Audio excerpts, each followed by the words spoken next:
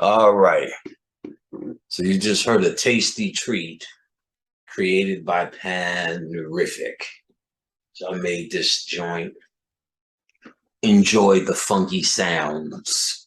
Today we are here with Kenneth Manza.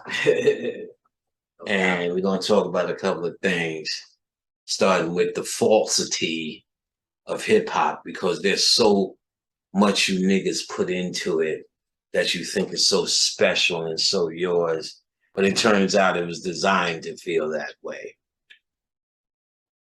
Now, I said for years, and now it's a little bit more validated about how on the surface they would talk about hip hop and how it was just street trash that wouldn't last, that it was a bunch of fumbling ass ghetto kids that became lucky and got some attention.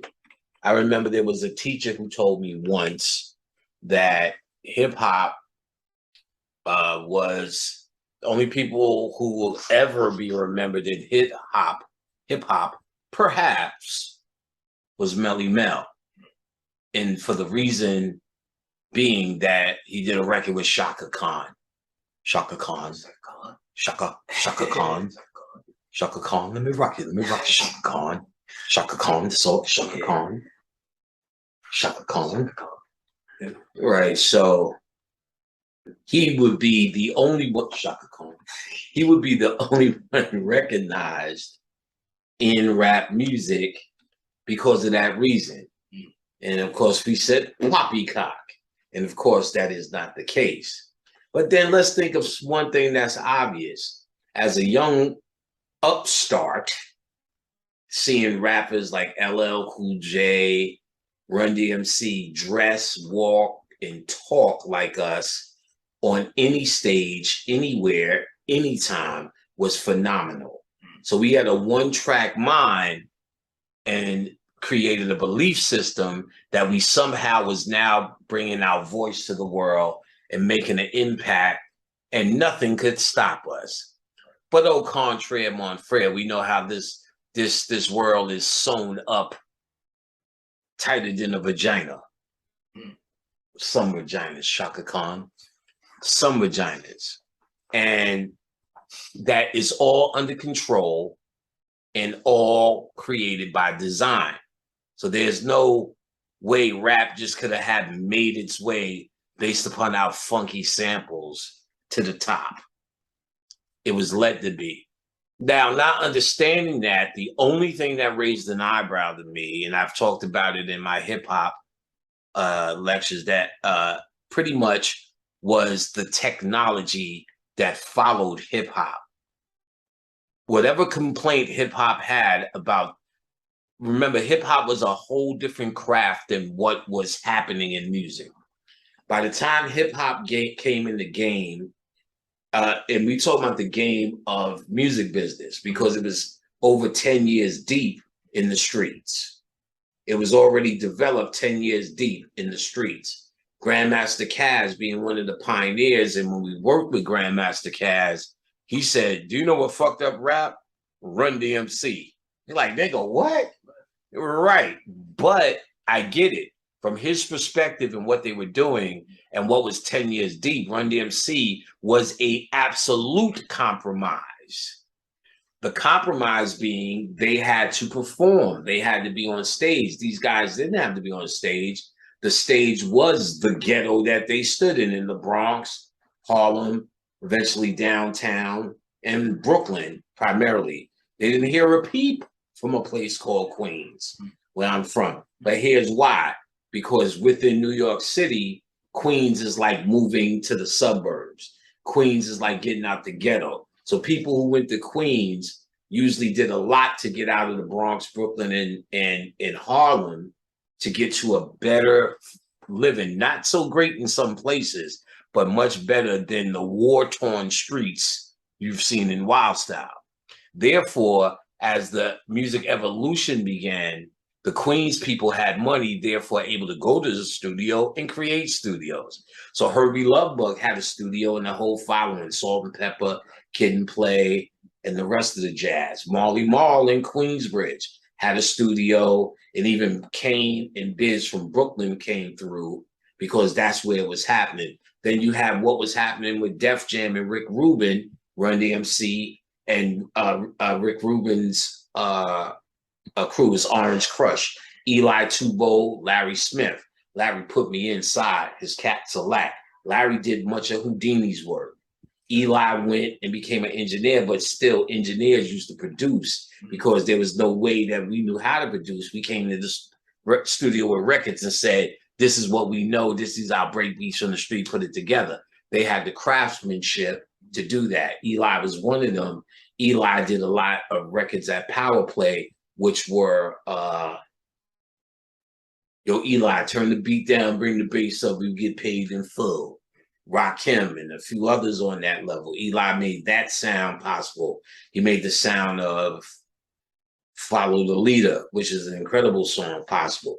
Then there was Doc, an engineer who did the music for KRS-One. They did it in Queens at Power Play, but Doc was a uptown guy. He was I knew Doc for a minute and worked with Doc.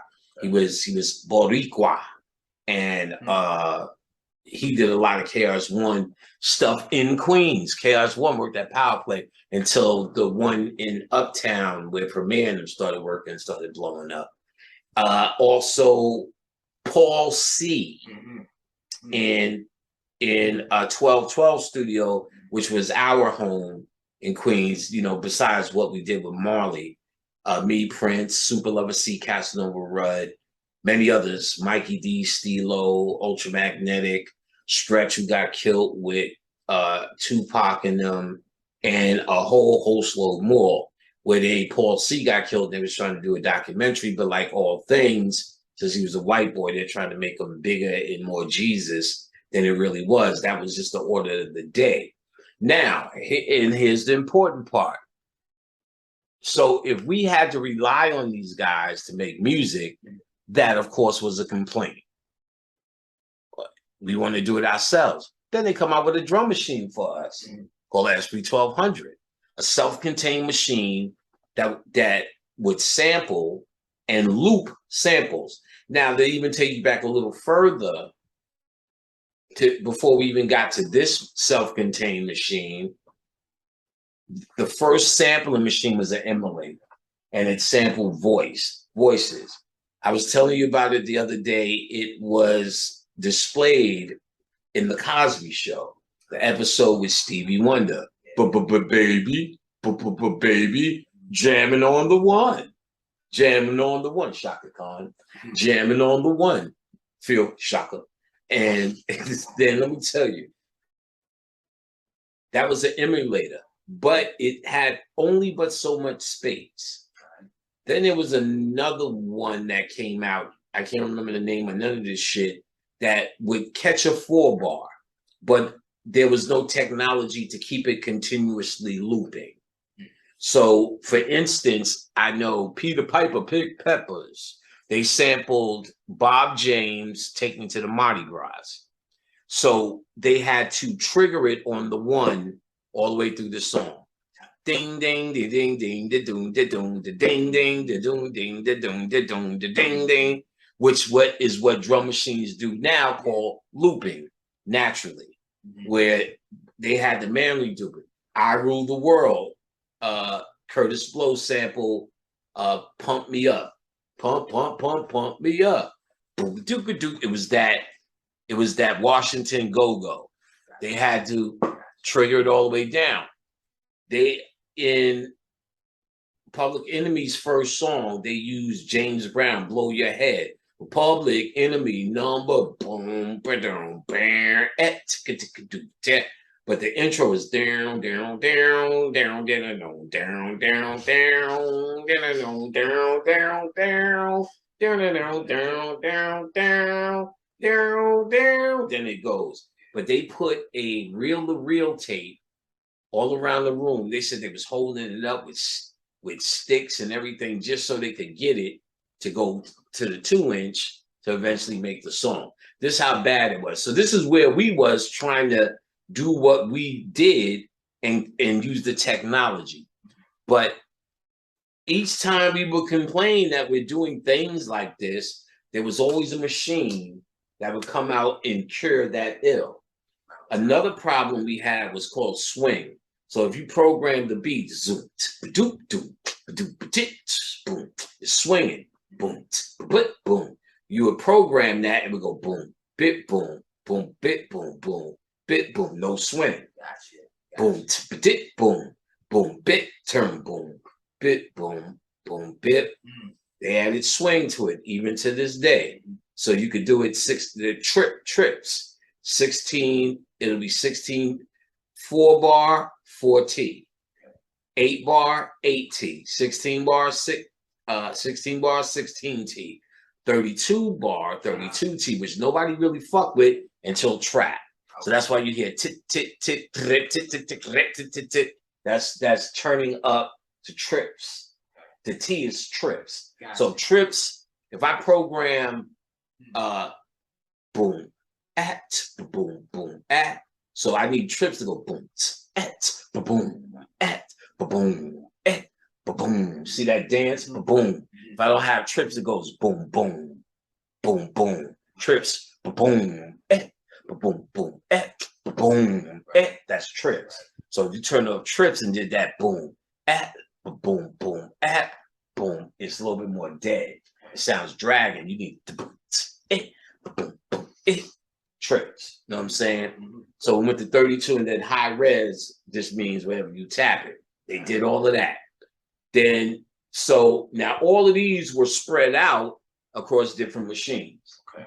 Now we get up to where I told you, the SB12, all in one baby. So SB12 comes out and niggas get it. It's self-contained. If you could get it at home, you could figure it out. But then it had one thing. You had to have a separate drive to save it. Each thing you did took 30 minutes. Okay. XP 1200, built-in drive. You know what I'm saying? Floppy disk. That's when the engineers, we just became engineers. Kane and Biz stopped coming to Marley's because Easy Mo B and guys like that found ways to buy drum machines. And then names started happening. Super Lover seeing them got one. That's where I learned. Paul C showed us. Showed Rudd. Rudd showed me tricks. I finagled the drug dealer. I'm sure I told that story before. Got me one. You know what I'm saying? Right. And was now self-contained and learned how to produce. Showed LES some tricks. LES went on to do Nas's. And LES sat me in the car and said, yo, Nas did the album, you need to go see him. Fuck them little niggas. Right. Arrogance. Havoc and them niggas is coming up. They just got a deal. Man, the little Havoc and them niggas, my little nigga. I can't give him no music. You know what I'm saying? And then you see how that story ended up. And LES did a song on Illmatic, which led him to some Will Smith shit and whatever. I don't think it went on further than that. But they made this drum machine. So it always stood out to me, each complaint we had, that they would satisfy us in some sort of way. So now you get this story about Crazy Bone, Lazy Bone,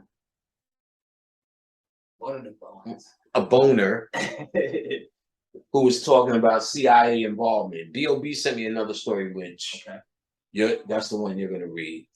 But let's go and watch Lazy Bone and what he says, because Crazy Bone and what he says about rap, which most of y'all might have seen already. Let's go on and do that.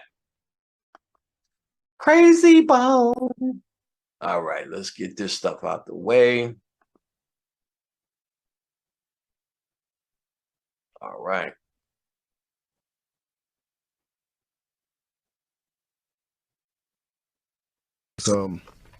The secret meeting that changed rap music and destroyed a generation. Damn. So it says, hello. After more than 20 years, I finally decided to tell the world what I witnessed in 1991, which I believe was one of the biggest turning points in popular music and ultimately American society.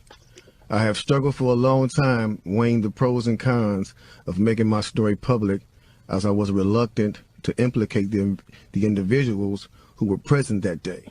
So I've simply decided to leave out the names and all the details that may risk my personal well-being and that of those who were, like me, dragged into something they weren't ready for. Damn. Hold on, let me Damn. So we gonna tell the story.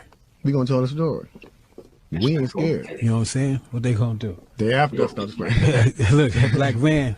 So look, Rape him next. so he says, between the late 80s and early 90s, I was what you may call a decision maker with one of the more established companies in the music industry. I came to Europe in the early 80s and quickly established myself in the business. The industry was different back then, since technology and media weren't accessible to people like that, like they are today. The industry had more control over the public and had the means to influence them any way it wanted. Right. This may explain why in early 1991, I was invited to attend a closed-door meeting with a small group of business insiders to discuss rap music's new direction. Rap music's new direction. Yeah. Little did I know we would be asked to participate in one of the most unethical and destructive business practices ever seen. Crazy. So this was the meeting. The meeting was held at a private residence on the outskirts of Los Angeles.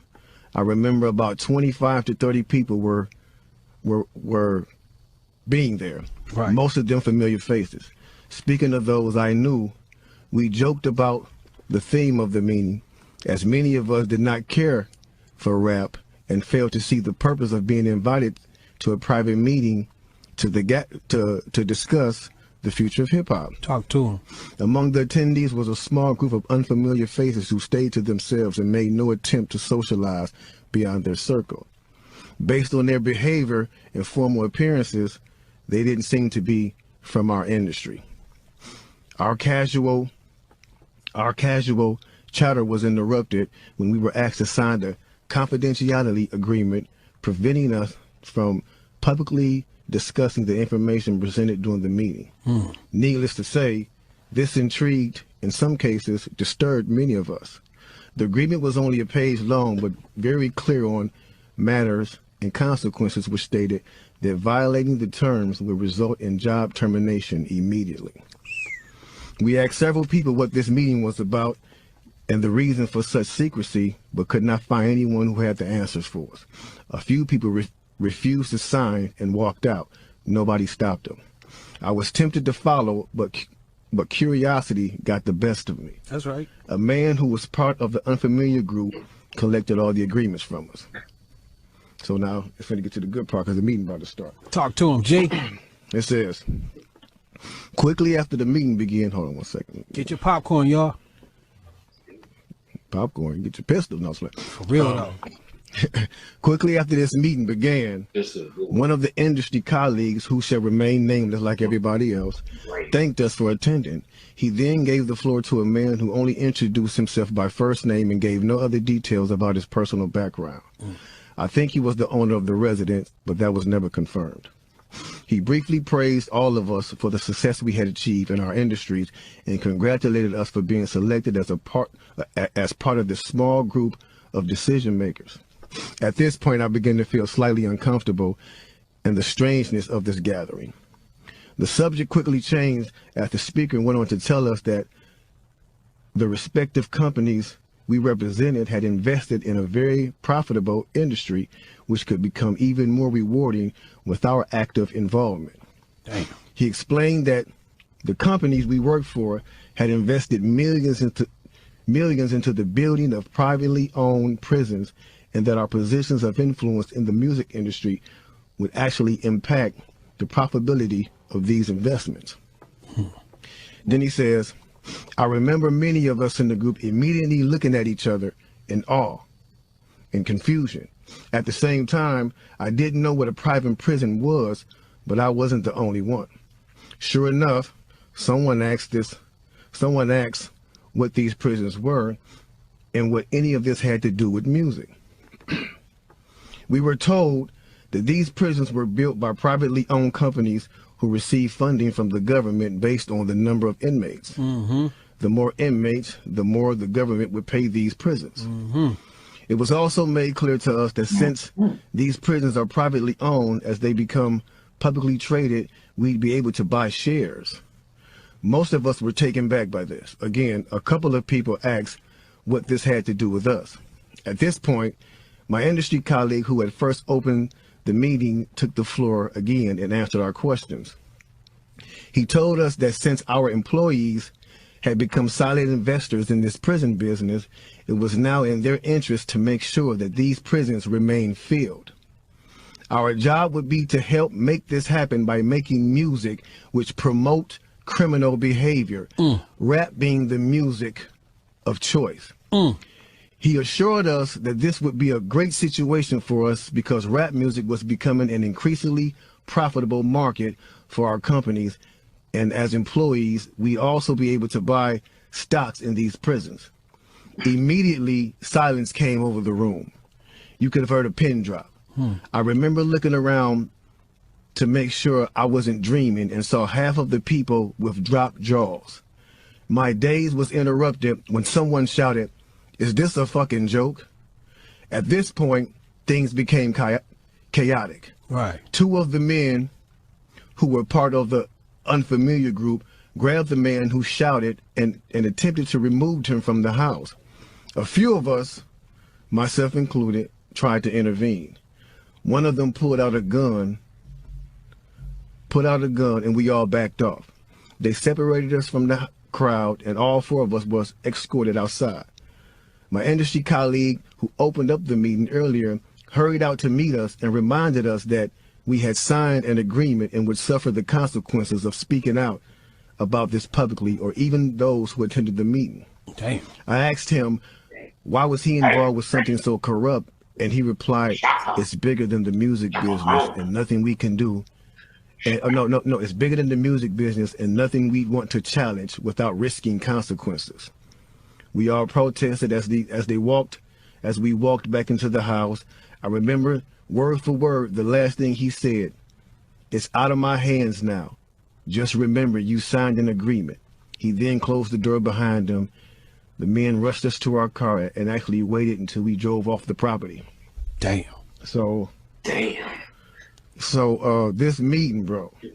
Now that's a lot for a meeting right there. Damn. Oh yeah, definitely. You know, and this person later on, he said, you know, this person actually ended up leaving the music industry after this happened. A few years after this, he ended up leaving the music industry. Okay. And he said he just, like, you know, over the years he just felt guilty because he said as he sat back and he watched these plans come to a reality over 2 decades, he sat back and was like, wow, they really pulled it off. Yeah. They really pulled this off. He was like, they were told not to sign any more political rappers, any more rappers that had messages in their music. Positivity. It was all to be gangster rap music that they promoted and put out. So if you wonder where Brand Nubians went, where Pro Righteous Teachers went, where Public Enemy went, where KRS-One went, and all sorts of groups like that was talking, even Queen Latifah and Moni Love and those, you know, everybody.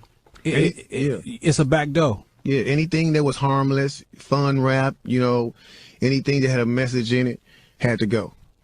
Yeah, that's why if you even notice though, we talk about that all the time. Even be brief with it, you know what I'm saying? Those charms that came out like maybe in 1988, 89, the African charms, those they lasted for about 2 years and they disappeared real quick. You know what I'm saying? Yeah, definitely. Now, after reading all this, you know, it actually made me feel a few different ways.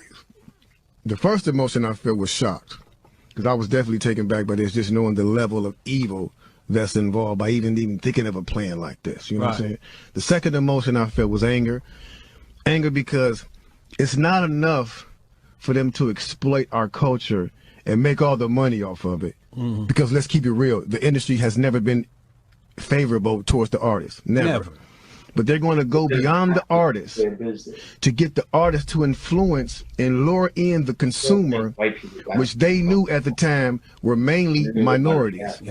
In other words, keep promoting gangster rap so that the youngsters will be influenced by them which in turn will incite them to want to act like them, and it's a very good chance they'll end up in their prison. Yeah. So they're getting paid twice. They're getting paid from the artists they signing, and then they're getting paid from the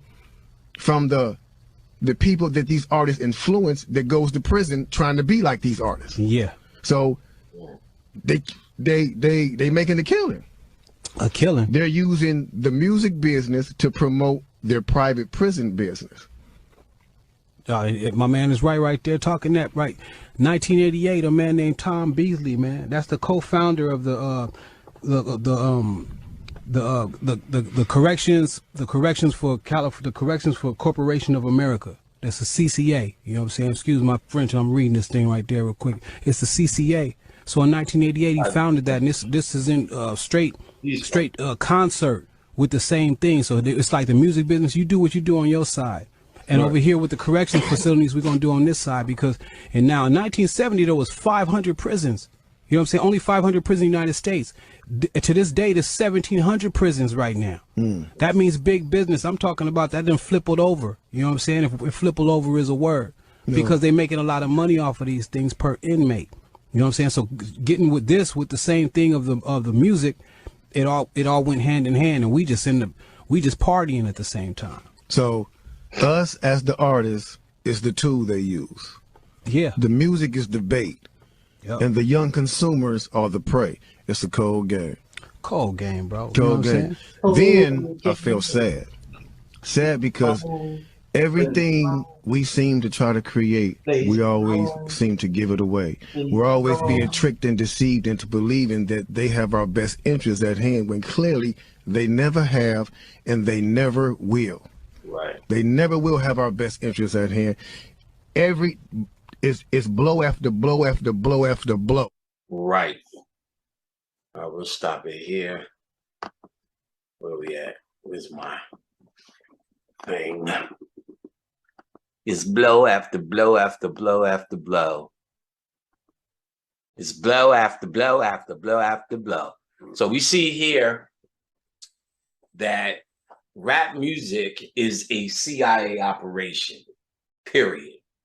It's not like the CIA infiltrated. And I could go as far as to say they inspired it. It was created in the Bronx, but they attributed it to the fact that they took instruments out of New York City schools. And then we started banging on the tables, and, you know, rap music as we know it begins. Because let's even get this out the way. People try to attribute it to something older. So they'll either say, was that Pig Feet movie, Here Come the Drugs, I was walking down the street just the other day. That's a rap. Then you got Dolomite. That's a rap. Then you got Gil Scott-Heron. That's a rap. You know, if you Snoop Dogg, he's the founder. If you're a New York nigga, shit talking's the foundation. Shit talking's the foundation no matter what. You know, the signified monkey stepped on the nigga's feet. I said, nigga, what you trying to do to me? I walked back and I ate some sheep. They was talking that shit. If you watch the movie 5 on the Black Hand Slide, there's a dude that comes in the barbershop and talks primo shit. You know what I'm saying?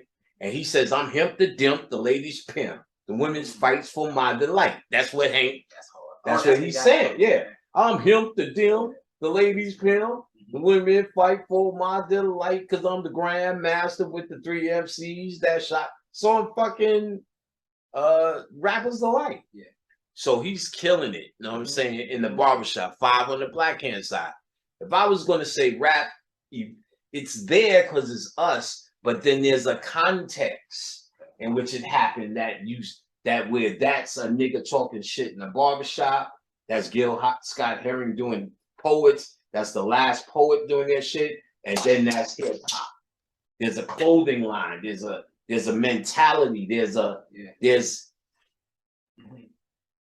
don't want to say culture because it's so goddamn corny to say, but there's a social order to it that had an outfit, had slang, had a mentality. You knew it and I knew it no matter what borough you was from, and it was New York born and inspired. You couldn't have it any other way. rap music, though you can relate it to things that happen, you can relate it to the Dr. Seuss. He was rhyming too, if you wanted to. But you don't, because it's a mentality that Dr. Seuss has in his rhymes, and a mentality you have in yours. And ironically, we used to take, we started off with nursery rhymes and reworded them. You know what I'm saying? Hickory dickory dock. Now it's time to rock. We gonna get that cop. Wow, da da da da. You know what I'm saying? So we would do shit like that.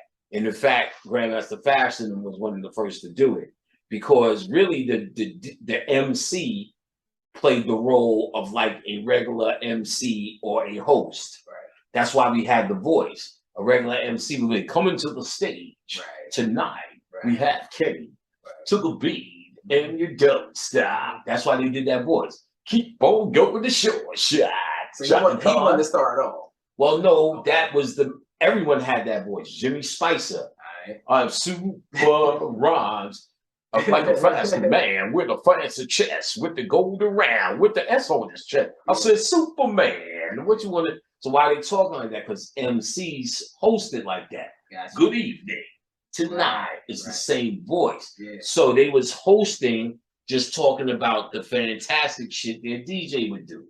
Flash is on the table. Flash is doing it. So while they had the mic, they started going, here's how we rock and roll, do our show. They was just doing nursery rhymes. Let's say Marietta Love. Niggas wanna rock the jam, eating them all night long. We gonna get da da da da da, do the song da da da. So that's how it kind of started routines and evolved more. They would do Gilligan's Island, F Troop. We came to the party about 4 o'clock to take out all MCs. That was F Troop. Doom doom doom doom doom doom doom. Even Wu-Tang later did ooh. Wu-Tang Clan, that beat is from that's from Underdog. Doom, doom, doom, doom, doom, doom, doom, doom, doom, doom, Underdog. And then LL, I'm Bad. Boom, boom, boom, boom, boom, boom, boom, Courageous Cat. And Minute Mouse. So that was the flavor of it. We did Andy Griffin, do. Then there was we did Inspector Gadget. Okay. Oh,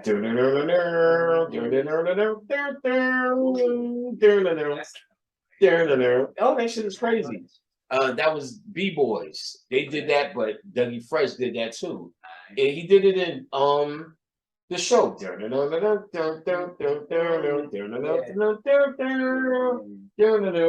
Yeah, that was they was playing Inspector Gadget over. So that was the essence of it.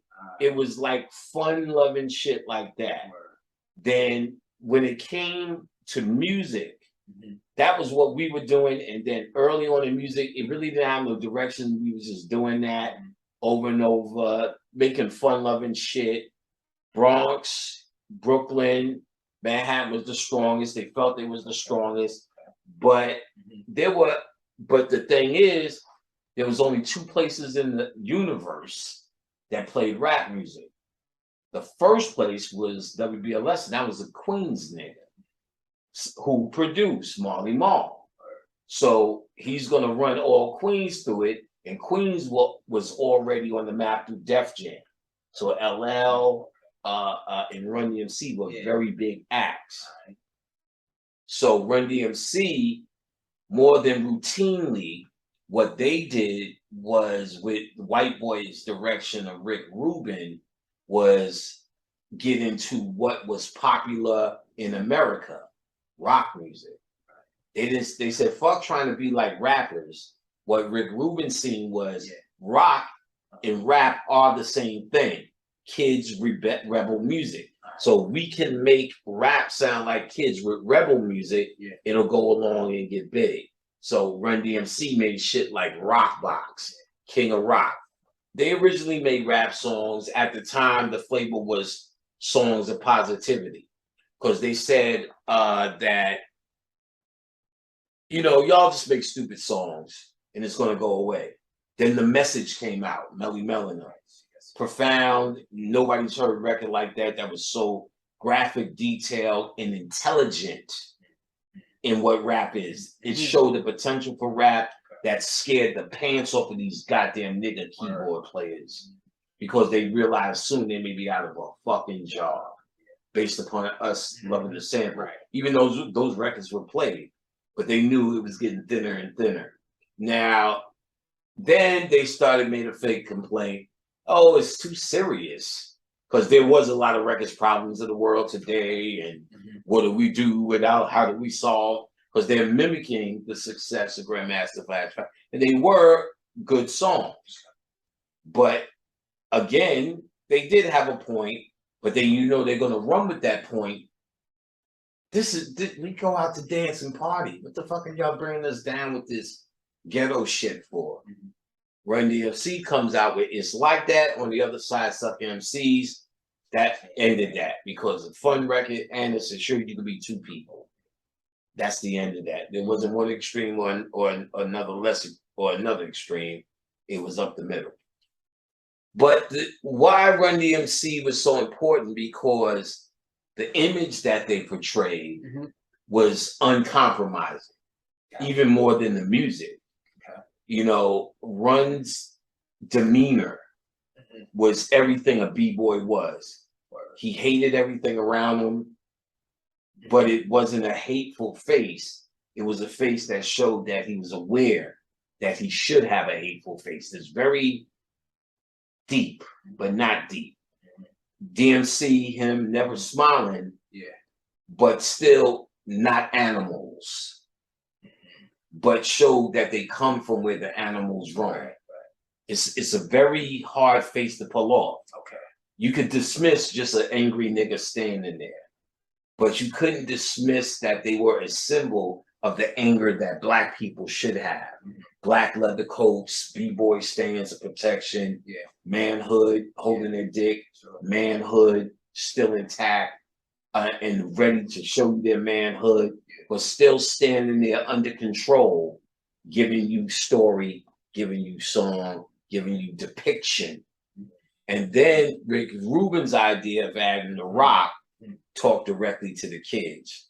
And then vice versa, the white boys who stood on rock, BC Boys, and put them in rap. He showed that it was a cross connection of it. And by the time they did Walk This Way, that ended the fucking any mystery to it. So Run DMC was a very significant act in that way. LL, on the other hand, was the standalone B-boy. And he represented the existence of the Black male who did not exist. We exist in very small, in existence, meaning in anything media.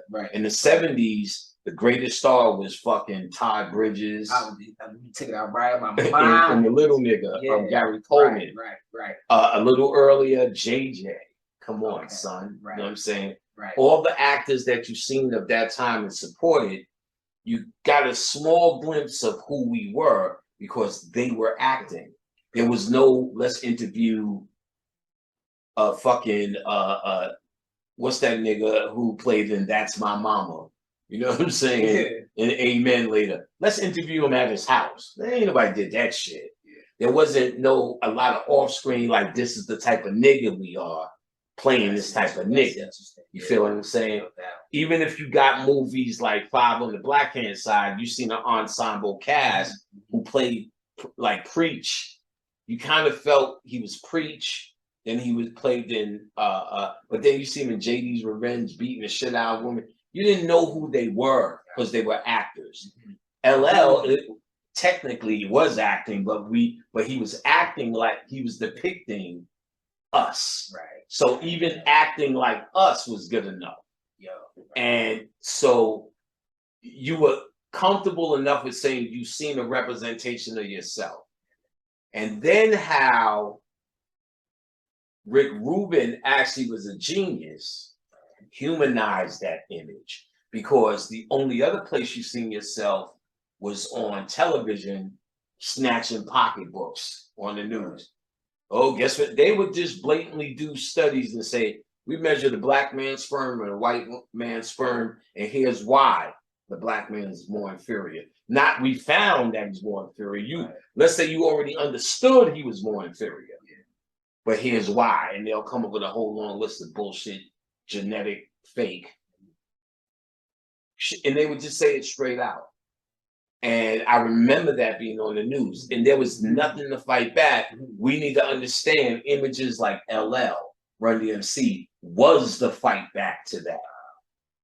That's how important it was. And it didn't even get to the music yet.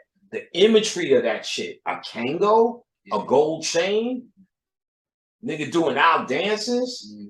Then, you know, you get to Dr. Jekyll and Mr. Hyde, then it gets more complex with Houdini and them. Okay. But when you go back to LL, I'm bad and things like that, it's incredible.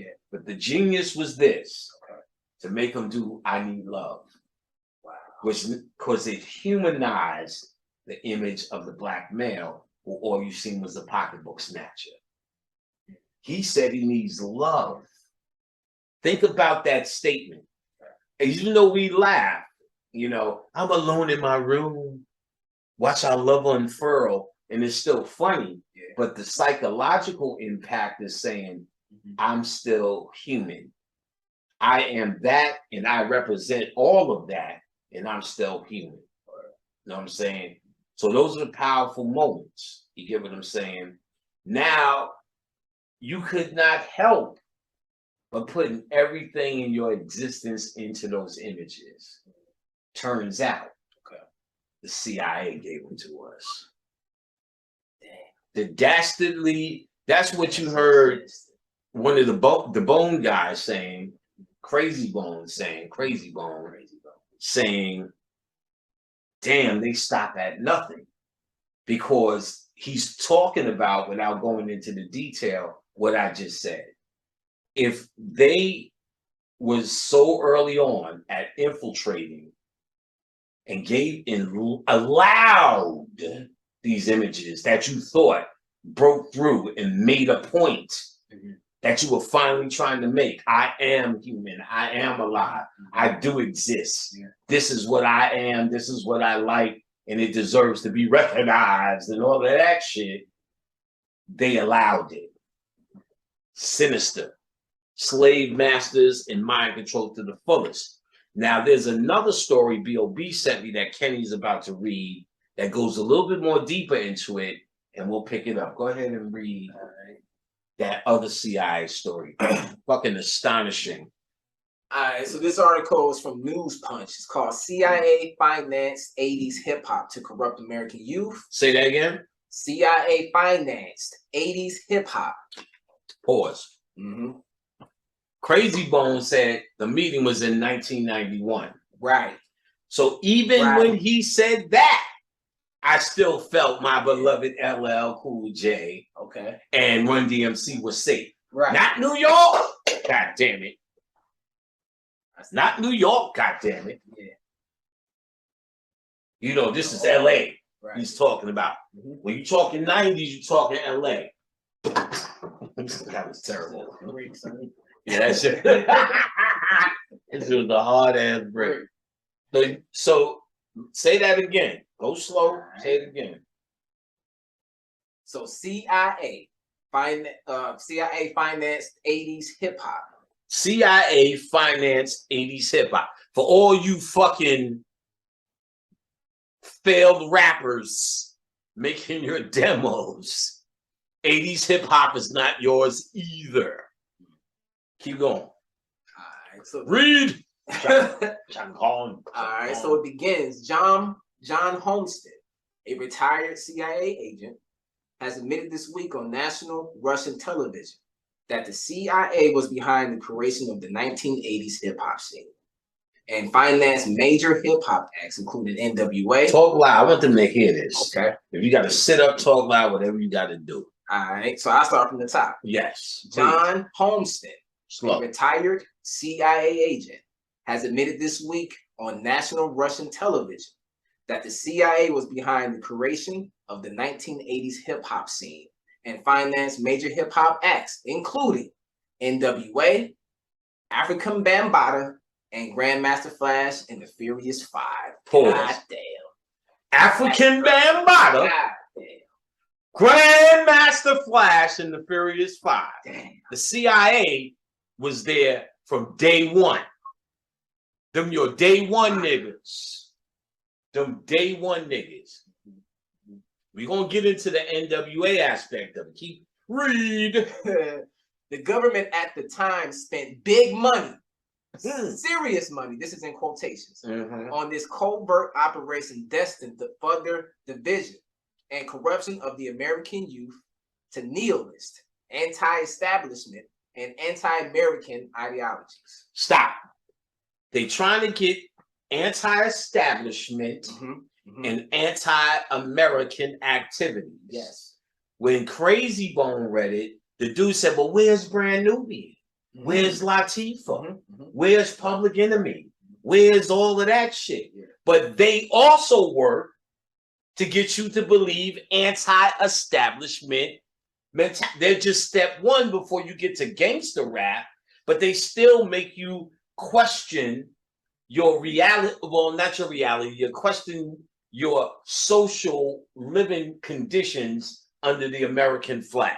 Meaning they are anti-establishment people. When I heard Salt and Pepper or anybody, fuck that, Dana Dane, I felt like I can question America. It was, everything was showing my ass in America's face. Right. They have been calling me the greatest rapist. They've been calling us the greatest thieves, the greatest lazy motherfuckers, the most inefficient, inferior motherfuckers without any answer. So just fucking Kid and Play doing the kick step and getting a movie was anti-establishment thought. So when he's asking for these old rappers, they are the fucking beginning of what they were rotating their way next. That doesn't get us off the hook. Rakim doesn't get us off the hook in this one. And that's what niggas need to understand as well. All that old shit doesn't get you off the hook. All that old shit was to usher in California and the ignorance. Damn. And it worked because you were already prepped for it. I remember a news story. They said, if you thought Public Enemy was bad, wait till you get a load of Ice Cube and I think they might have said NWA. Wait till you get a load of that. Okay. And we were saying, or at least I said, one thing hasn't nothing to do with the other. We didn't even give a fuck about West Coast and never really did in a big way. The music listeners who really loved it did, but the New Yorkers who was really on rap, that shit was an interruption. So ultimately, we need to establish that there's no before and after in this. Gotcha. If they're talking Bambaataa and Melly Mel and the Furious Five, they're talking about music or records, at least music, rap records, DNA. And they were there the whole time. If they were there, then they was there for your beloved Rakim, Coogee Rap, Nas, and all of that. And remember, all of them, just the way they talk, is anti-establishment. You listen to rap, you don't want to cooperate after that. Right. They made jokes of white people in movies driving, saying, yeah, nigga, what? Nigga, what? Turn and see a white boy and goes, and stops. And they did that in a few movies. Because what are they saying when they do that? That white boys are pretending to be anti-establishment until they see real anti-establishment. That's the joke. But the reality is they're anti-establishment, i.e. rap is connected to it. In fact, I used to see this early on. Every movie in the early 80s, whenever they go to a ghetto, they put on rap music. Remember that? The scene. Yes, just the scene. It drew up the scene. I'm like, how come they play? And each time there's a rape or they turn into some poor shit or whatever, then you hear Bob did a dop, did a King of New York. They shoot shit up. Am I black enough for you? Chick, chick, pow. Always. And I'm like, damn. It's never like niggas is just chilling. I need love. Crazy. Never. Each time it gets ill, it gets that. So let's keep going. All right. We want to establish, though, it's not later day. It's the day one, CIA and rap. And then that explains why the drum machine supported. Gotcha. Because they were looking and making sure we got what we needed to continue to get to what they wanted. All right. So famous hip hop songs of the legendary hip hop outfit NWA were even scripted by the team of sociologists and war propagandists of the CIA. Say it again, slow and loud, please. Famous hip hop songs of the legendary hip hop outfit NWA were even scripted by a team of psychologists. Scripted by a team of psychologists and war propagandists of the CIA. War propagandists of the CIA. NWA. Fuck the police. So now you know, let's just get this out the way. Ice-T and that goddamn cop killer was bullshit scripted. He's a fucking agent. That's why he's walking around with that savage with balloon ass. You understand? Because that's who and what he is and always was. A fucking nobody. So literally the next line is fuck the police. Fuck the police. And when I'm called off, I got sawed off. Squeeze the trigger and bodies are hauled off. After other nihilist and anti-establishment lyrics were intended to unleash a wave of cynicism towards authorities, promote the use of heavy drugs, and entice the youth with revolutionary counter-establishment ideas. Revolutionary was Public Enemy. Okay. X-Clan. Right. Brand Nubian and all that fun shit you're talking about. Yeah. So they would, they're admitting that that's what was a part of the agenda. A revolutionary idea, an anti-establishment mentality. That's the agenda. And we acting like we doing this shit. Keep going. All right. The retired CIA agent claims the social engineering maneuver was extremely successful. The social engineering maneuver, because that's what this is, called social engineering. They engineer socially the reality that they want in society. And it was extremely successful. Your beloved rap music. All you niggas want to make your CDs now. So a 77-year-old man said, we understood at the time that music was a powerful means of propaganda to reach the youth. Like it still is. Watch BET now. You think you just complaining about how bad music got, but all you just really seeing is the end result of something that was always cooking on a pot. And now the stew is ready. Well, the stew has been ready. But now the stew is stewing. Shaka Khan. And you complaining that, oh, just music sucks. We should get back to the old shit. The old shit is still CIA, bitch. Shaka Khan. Our mission was to use teenage angst to our advantage. Right. And turn Generation X into a decadent, pro-drug and anti-establishment culture that would create uprisings and further division within society. Booyah. Black Lives Matter. We even infiltrated mainstream radio to promote their music and reach millions of people every day. He admitted visibly proud of this accomplishment. Visibly proud. For many of us in the CIA, infiltrating the 1980s hip-hop scene was one of CIA's most successful experiments. Ever. A propaganda. Even, check it out. There's mostly, say that one more time. Okay. For many of us in the CIA, infiltrating the 1980s hip-hop scene was one of the CIA's most successful experiments of propaganda to date. One of the most successful experiments of propaganda to date. And I bet you they even feel more proud of this than COINTELPRO. So what they're claiming right here is not just a section of what they did with gangster rap, but all rap is theirs. And over the 30 to 35 years you've been fucking with it, is considered the most successful propaganda that the CIA has undertaken, and them niggas was flying drugs in from fucking Panama and all of that shit, and supplied that, and they considered rap more successful in the terms of propaganda and what it does to the fucking minds of the youth. Shaka Khan. You could say, the CIA agent in quotation said, you could say Frankenstein's monster got up. Woo! I'm gonna say that again. You could say Frankenstein's monster got up off the table and started goose stepping. Woo!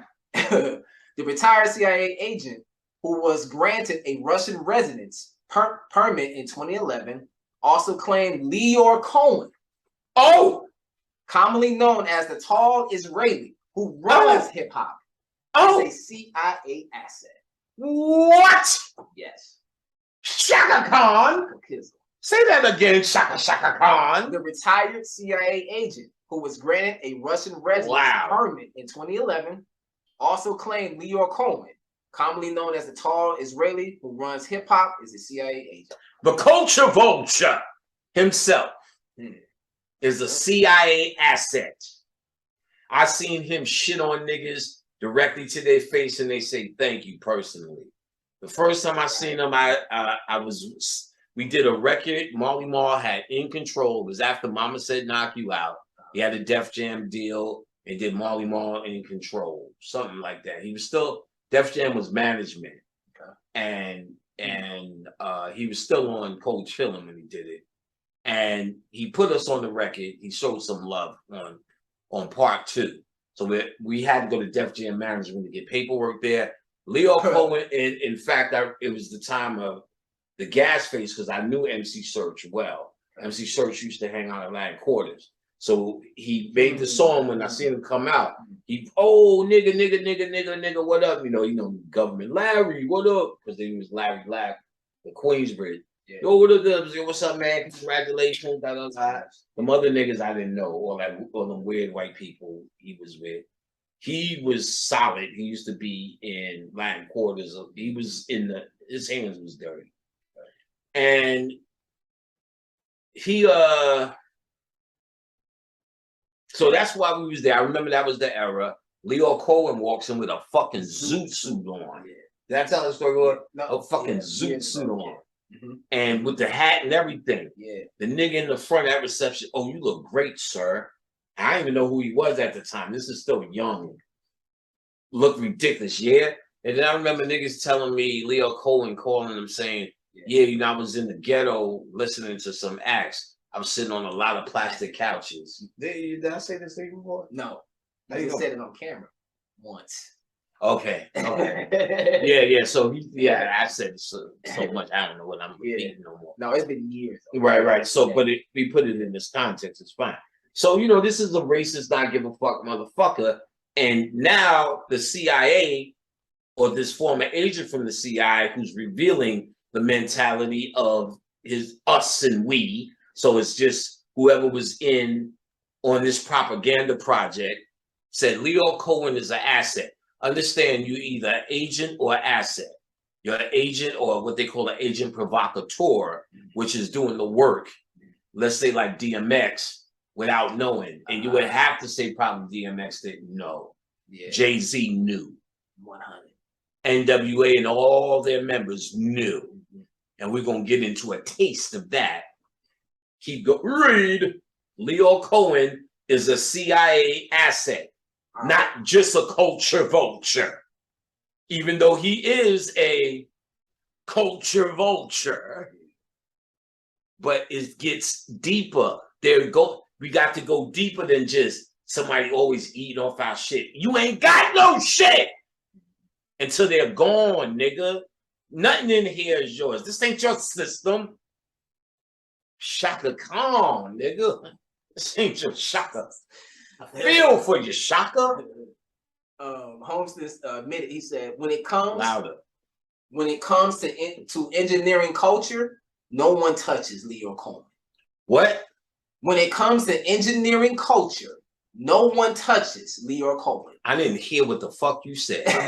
When it comes to engineering culture, no one touches Leor Cohen. So Leo Cohen is celebrated by the CIA as a social engineer, as someone who engineers, and him signing Jay-Z, and Jay-Z creating a whole reality of material wealth that youth will try to chase and can't find it through rap and start shooting each other, i.e., then they fill them jails up, them private jails, because that's the point. Private jails. Tell me you wouldn't be celebrated down at the CIA. Oh, happy day. That's Shaka Khan. He changed the game with that. Right. You get what I'm saying? Read Shaka Khan. Hip hop artists signed and promoted by Cohen include Slick Rick, DJ Jazzy Jeff, and Fresh Prince. The latter better known today as Will Smith. Eric B. Rakim, EPMD, Stetisonic, De La Soul, and a Tribe Called Quest. Right. All rap. Ain't none of this hadn't been looked at. It's not like there was some who were good, then the terrible West Coast came in the game.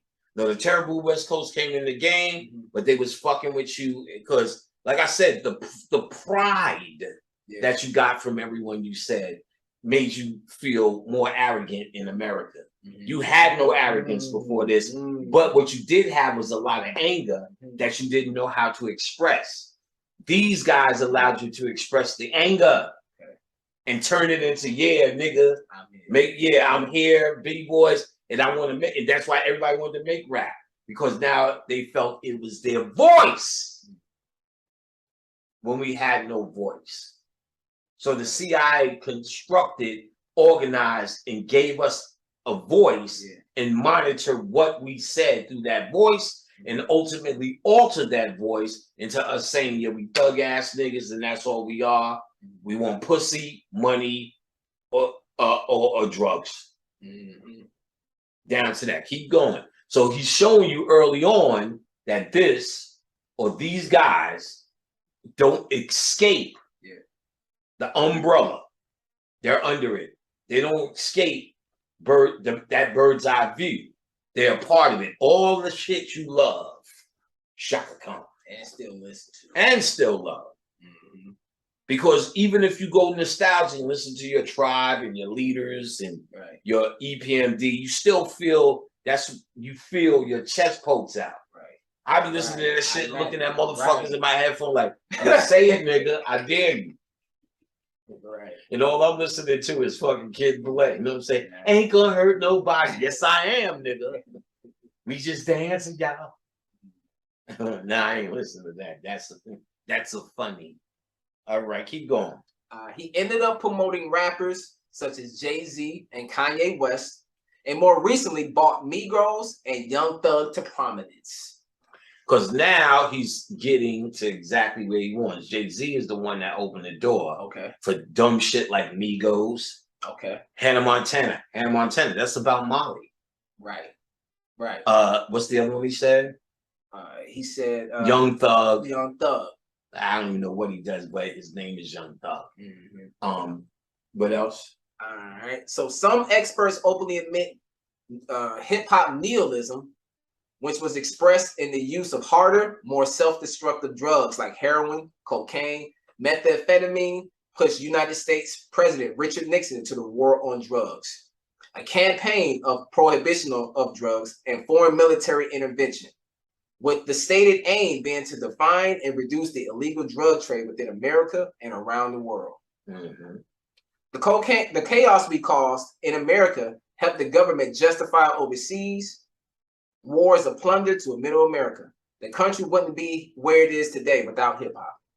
So I'm gonna read that again. The chaos we caused in America helped the government justify overseas wars of plunder to middle America. The country wouldn't be where it is today without hip hop.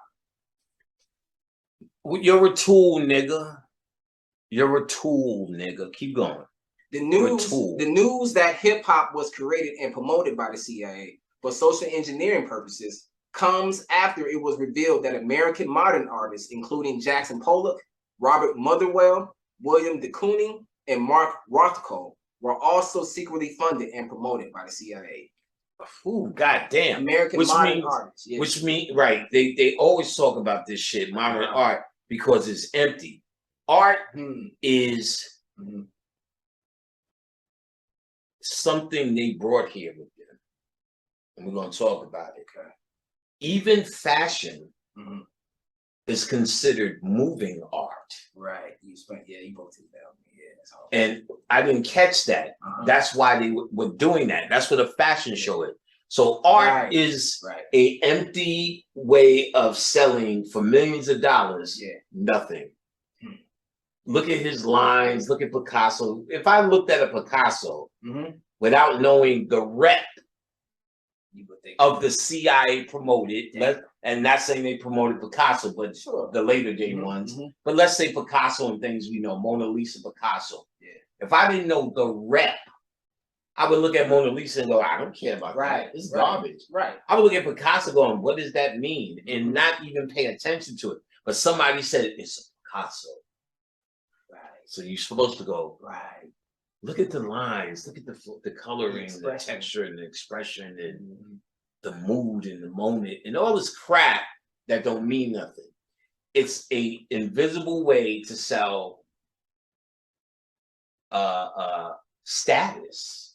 Because if I said to you right now, listen, y'all can do all of that, this, that nigga shit. Y'all can sell all your motherfucking blase blah, but I got a motherfucking Picasso in my house. I end the conversation and no one here gives a fuck about Picasso, but it's what you heard on TV.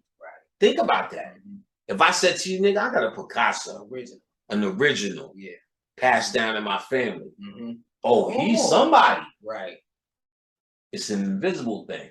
So they took it to the next level with Gucci, Versace, and all of that. With the supermodel, she represents the canvas. That's why they tell them, don't get any marks, don't do anything, be the perfect specimen. Because you're the interesting canvas. That's why they can wear anything. They keep coming out with the artwork as a living form of art. That's what they're selling. And then they sell stats. She has Gucci, Fiorucci, Mianucci, Ciabucci, Izabucci. So it's the science, it's that same invisible mentality of creating art and shoot. What Gucci's have you ever wore that were comfortable? None. Even the flip-flops fuck up your bag. They're not going for comfort, they're going for the art. All their new designs are the new art. And that's why they wanted the upper scale people to wear this art. When niggas wear this art, it defeats the purpose. You're gonna wear the art and walk in the ghetto? Would you put a Picasso in the goddamn drugstore on the corner? Boom. You wouldn't do it. Picassos deserve and to hang where Picassos play. And that's the mentality. So when the CIA is involved with the artists, they dictate what art we should be streaming at. Keith Haring and all of them, all these Basat, all these rebel art. You know what I'm saying? Andy Warhol, all of these rebels. But what made them rebels? CIA. Or not necessarily rebellion, the dictation of what is to be upper class and what you should strive for as a poor person. Or social engineering. Gucci, Versace, Vernace, Isaac Maratse. And guess what? Who promoted all of that shit? Us. Jay-Z. Gotcha. Jay-Z talked about every fucking designer. For sure. And he talked about it through Foxy Brown, which he wrote the rhymes. Burberry. Never even heard of it. Niggas never even. My grandfather wore that shit and it was regular raincoat shit. Then all of a sudden, niggas got on a whole Burberry patterns floating in their video. Shaka Khan. Shaka Khan. All selling that shit. What's them niggas, them four niggas? Fubu? No, Fubu was us, but and the group. The one with Batman in it. Immature. What was the other one around that time? Boys and Men, Jodeci. No, Young, Light, Immature. They did a whole fucking music ABC? video. No, not that one. Oh, okay. They did a whole fucking music video in Burberry. Oh, The whole crew. okay. You remember them niggas. If it might have been Batman's crew. It might have been Immature when they grew up. Or somebody in that area. You know what I'm saying? Around when Ray J was trying it. Anyway, that's what they're talking about there. Let's keep going. Oh, that's the end of it. Oh, that was the end of it. That's the end. So they did all of that shit. So now, what's absolutely positively clear here is the CIA owned and controlled rap. Rap is not yours. Now, one of the groups that Busy Bone talked about was NWA. And here's one of the things I also noticed. Okay. When we were young and rap was popping, we talking about Kane, G-Rap was killing it, Trash, The Intelligent, Hoodlum, Public Enemy was platinum, LL was platinum, he was already an OG. Run DMC shit, they were already falling off. This is that era. We went to each time we went to LA and got around any of the LA rappers, they had fucking mansions, houses. Ice-T had a house on the side of a fucking hill. But everybody in New York, Q-Tip, everybody, I'm not saying him. Okay. But live with their mom. Most still live with their mom. Established rapper. Right. You seen Redman when he showed his real house. Absolutely. Most niggas' houses look like that for real, for real. Word. You know what I'm saying? So, but the West Coast. West Coast, different story. It was like candy. So what they were doing was putting money into gangster rap. Who would we said that they was? We would say record labels.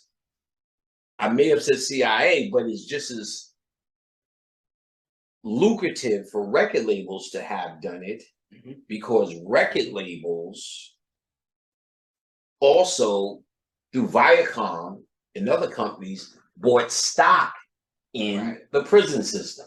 So when he said they offered stock in the prison system, and those record executives were there, they the ones who swept it up. So all they had to do was promote and support the soundtrack to filling up private jails, which they have. Music has become debaucherous, and West Coast music, we couldn't understand how violent it was. One of the pivotal points after NWA was death row. Okay. Why would you subconsciously call music death row? Isn't that a jail term? Because they're trying to make your ass go to jail. They're trying to make you have the mentality that this is a part of your true reality. That's why Benny Siegel, who's I believe to be a fake rapper, because after Benny Siegel, didn't he do some R&B shit? Turned his hat to the side and joined some group. It was terrible. It didn't make it that long. But Memphis Bleak wearing his hat all puffed up on his head, you thought that shit was a real nigga shit? Corrupt and Daz and Corrupt. Fucking popcorn candy, mother. Daz and Corrupt is so real. Did they look real? No more realer than any other nigga. You know what I'm saying? Not like, oh, this Snoop Dogg, when he did Baby Boy, he was hanging with a group of niggas at this point. And in the movie, that same niggas who he was hanging with was in the movie with him. They did the drive-by with him. And when Jody knocked on the door, he said, "Who's you, Lo?" That nigga looked menacing. You know what I'm saying? That nigga looked like, you better be paying attention. If Daz or Corrupt open the door, get the fuck out the way. Go in the back and comb your hair, nigga. Daz and Corrupt is so ill. I had made up shit. You know what I'm saying? And Corrupt from Philly. So now, all right, so Snoop was pivotal because even though LL was hard and the hardest record he did was probably Tina Got a Big Old Butt. I know I said that I'd be true, but Tina Got a Big Old Butt. That was controversial and they couldn't believe it. I think his grandmother even, look, boy, you need to stop because that was so bad. Snoop Dogg came out, we don't love these hoes, and And when I first fucked you last night, said you wouldn't lick my balls. I'm sitting there like, never heard that, getting radio play. NWA would make the claim a little bit earlier. We went platinum without any radio play. We didn't know that or couldn't prove that, but they said that. And we said, oh, they must be a force, because that's what they told us. And they were standing on BET stage or Music Awards stage when they said it, without no radio play, because they wasn't playing. It was too raunchy for the radio. But we felt they had the right to exist. It was incredible, but it was CIA orchestrated. Now, okay. So, NWA, we won't stay there. First thing, let's look at this before we get into this NWA shit. Let's go ahead and share the screen and look at Rap Today. Let's see where we at.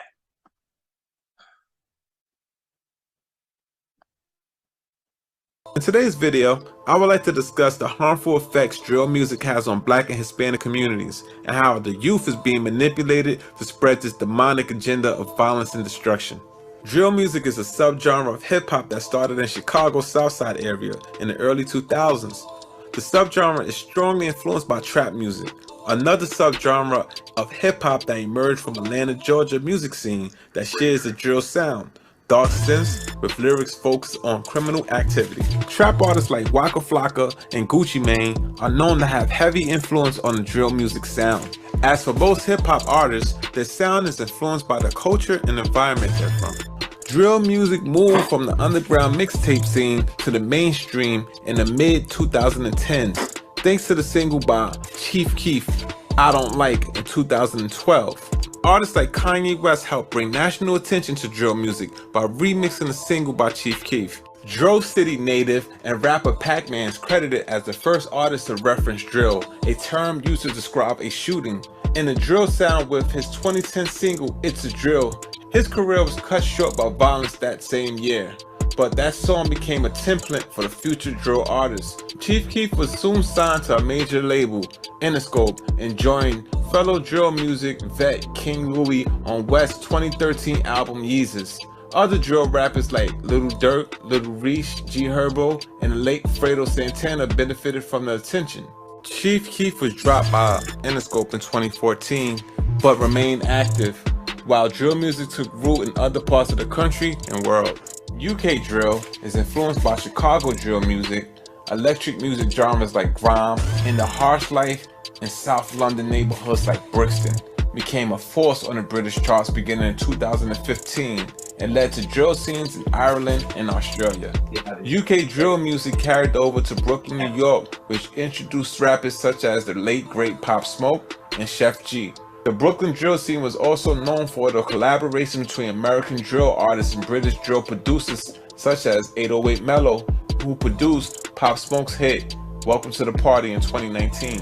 With the popularity, fame, and attention that comes along with drill music, shootings and murders rose dramatically. The number of shootings soared 97%, from 777 in 2019 to 1,531 in 2020, and murders jumped by 44% from 319 to 462, according to the NYPD. Unlike the past, drill artists rap about current murders and violence and glorify being active, a term letting listeners know they're still involved in the streets and violence. Drill music is built on authenticity, so what you say is what you do. With drill music emerging, record labels see nothing but dollar signs. The facts about hip-hop and prison for profit. Jailhouse Rock, an article written back in July 22nd of 2019, which states the facts of hip-hop and prison for profit. Right now, 3 companies, Warner Records, Universal Music Group, Sony Music Group, control around 90% of the depiction of hip-hop. At the same time, 2 companies, Core Civic, formerly CCA Corrections Corporation of America, and GEO Group, own almost all the private prisons and beds in the United States. What connects these 2 industries together? Vanguard and BlackRock, which are the largest shareholders in both media and prisons. Last year, Corrections Corporation of America, CCA, the biggest name in the private prison industry, contacted 48 states offering to buy their prisons. One stipulation of eligibility for the deal was particularly bizarre: an assurance by the agency partner that their agency has sufficient inmate population to maintain a minimum of 90% occupancy rate over the term of the contract. In other words, if they want the contract or the money, they must keep their prisons filled to a percentage of 90%. This is the main reason why record labels would sign a gangster drill rapper over a conscious artist, because its relations with private prisons. It's big profit in keeping blacks and Hispanics in jail. You probably didn't know most private prisons are owned by the same people who are the majority shareholders of the 3 major record labels. We are living in America, era of mass incarceration. With 5% of the world's population, this nation holds 25% of the world's prisoners. We are living in America, era of mass incarceration. With just 5% of the world's population, the nation holds 25% of the world's prisoners, and many more people impacted by its crime policies. More than 21 million Americans are incarcerated in jails and prisons, up from less than 200,000 in 1972, while over 4.6 million more are on probation or parole. These numbers are not faceless. African Americans make up about 13% of the nation's population, but constitute 28% of all arrests, 48% of the incarcerated, and 42% that are on death row. Recent data predicted 1 of every 3 black boys and 1 of 6 Latino boys born in 2001 will go to jail or prison within their lifetimes if this current trends continue. In conclusion, we are living in demonic times. The youth is being manipulated to carry out Satan's agenda. Record labels prey on our children like a wolf searching for its next meal. Black and Hispanic communities are being terrorized every day. Parents are losing kids to senseless acts of violence.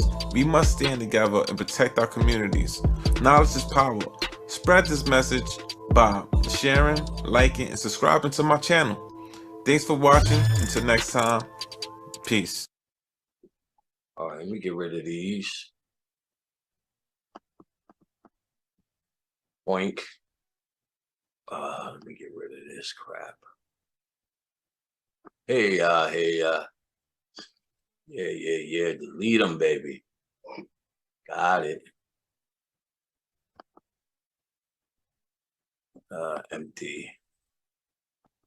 These motherfuckers ain't got no space.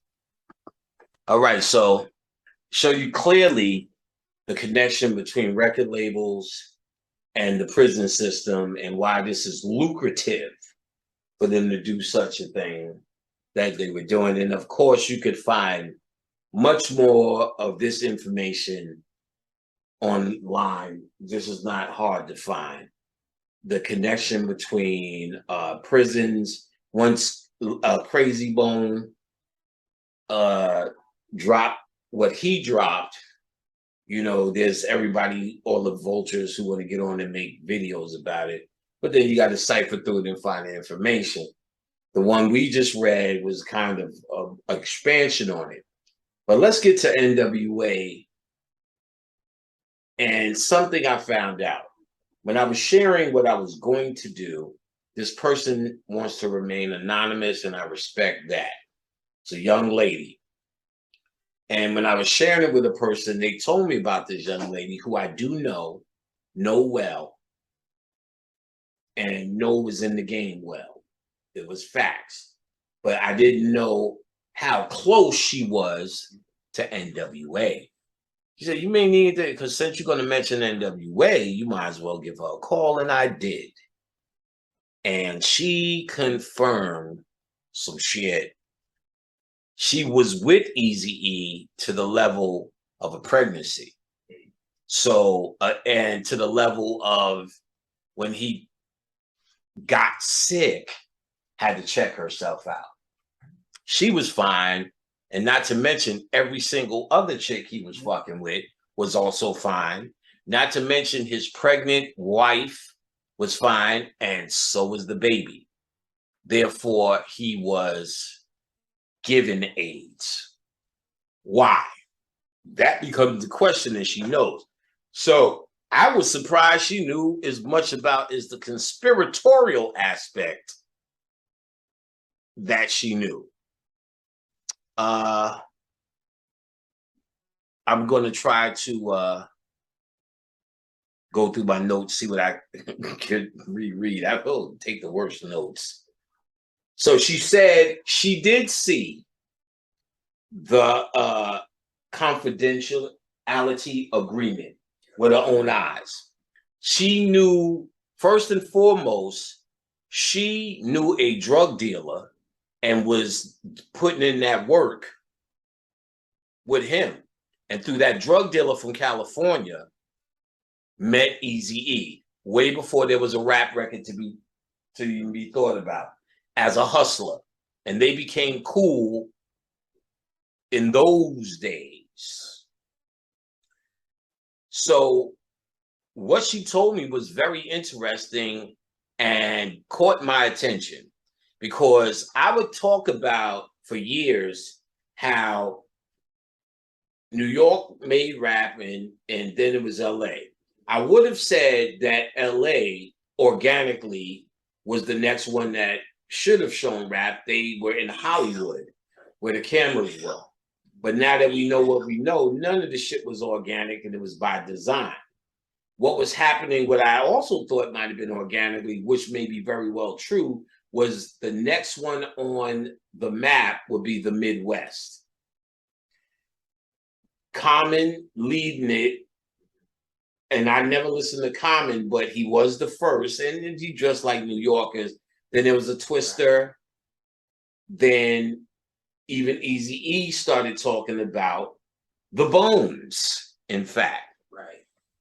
And, you know, I miss my Uncle Charlie. He signed him. Yeah, he signed them, and they killed it, and New York was feeling it.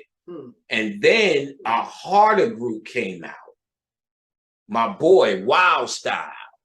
Shout out to my nigga, Wild Style, from Crucial Conflict. Wild Style is my nigga, you know what I'm saying? And when they came out, game changing, because rap is boom bap and it's been boom boom at. So they call it boom at boom bap bap boom bap boom bap. And to boom bap, your head bops like this. To new music, boom, you're bouncing all day, because it actually is on a 1-3 beat. Boom, boom, snare, boom, back, boom, back, instead of boom, back, boom, back. So the first time that ever existed on the record was in Crucial Conflict's album, Final Tick. You can study that right now. They did a song called Smoking on Hay in the middle of the goddamn bond. And he will tell you, as he's told me, it was rumored that everybody in the game started studying their music. Wow. Okay. Everybody was showing up. Missy and them was showing up just to observe, because this was new. And no one did it. He used to get complaints from the DJs. How do you mix this? Impossible to mix, because it's a different rhythm. Tupac and them, the Outlaws, they worked with the Outlaws and Tupac, and Tupac ate, slept, and drank their music. Turns out he probably was studying it because to use it to go to the next level of his CIA job. Tupac was not your friend either. Look at a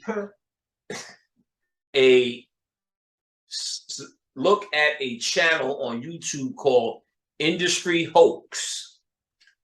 Now, he's a little bit over the top with conspiracy. Sometimes you could go but 75% of that shit is undeniable, and 85% of the content is going at Tupac.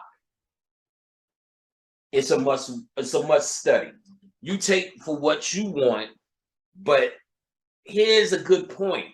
His mother, Afeni Shakur, is her name right? Yep, that's correct. In the 60s, shoots a cop goes to jail, is pregnant in jail, defends herself In a court of law.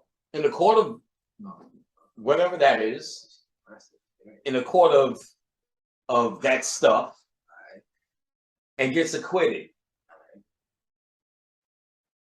Come on, niggas, does that sound real? Niggas could have Johnny Cochran now in his 50-50. Word. You know what I'm saying? Word. On the murder of a cop. Right. Tupac gets out in Atlanta, sees two white boys with their mischievous acts against a nigga, shoots the white boys. They turn out to be cops, and you walk out of jail like George Jefferson. Right. If y'all believe that shit happened, you a fucking fool. I have to say it. Here's what I want you to really think about. If I went into the church and said, fuck Jesus, what would happen? You might get jumped. Might get fucked up. Right. Say it talk. Oh, okay. You might get fucked up, nigga. Right. Shaka Khan. But if I went into a rap crowd and said, fuck Tupac, what might happen? Nigga, you bugging. Oh, the rap crowd? Oh, yeah. Like, oh, he Jesus. Nah, so. Of course. It's the same thing. Yeah. Or if I went in front of the conscious people and said, fuck Sadie. Fuck Sadie. Right. Or fuck Black Mo, even one deeper.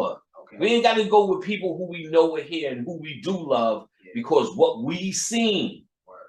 So we would never say that, not because we mystified with Sadie, because he was hands-on and we know Sadie. But if I went and we don't know Jesus and none of these niggas knew Tupac. Right.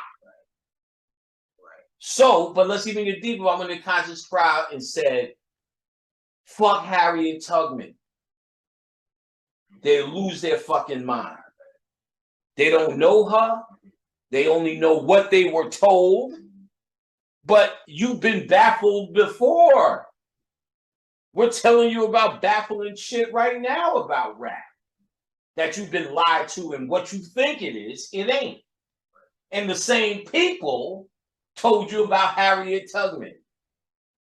You just accepted it as reality. You don't even know if she even existed like Jesus. Right.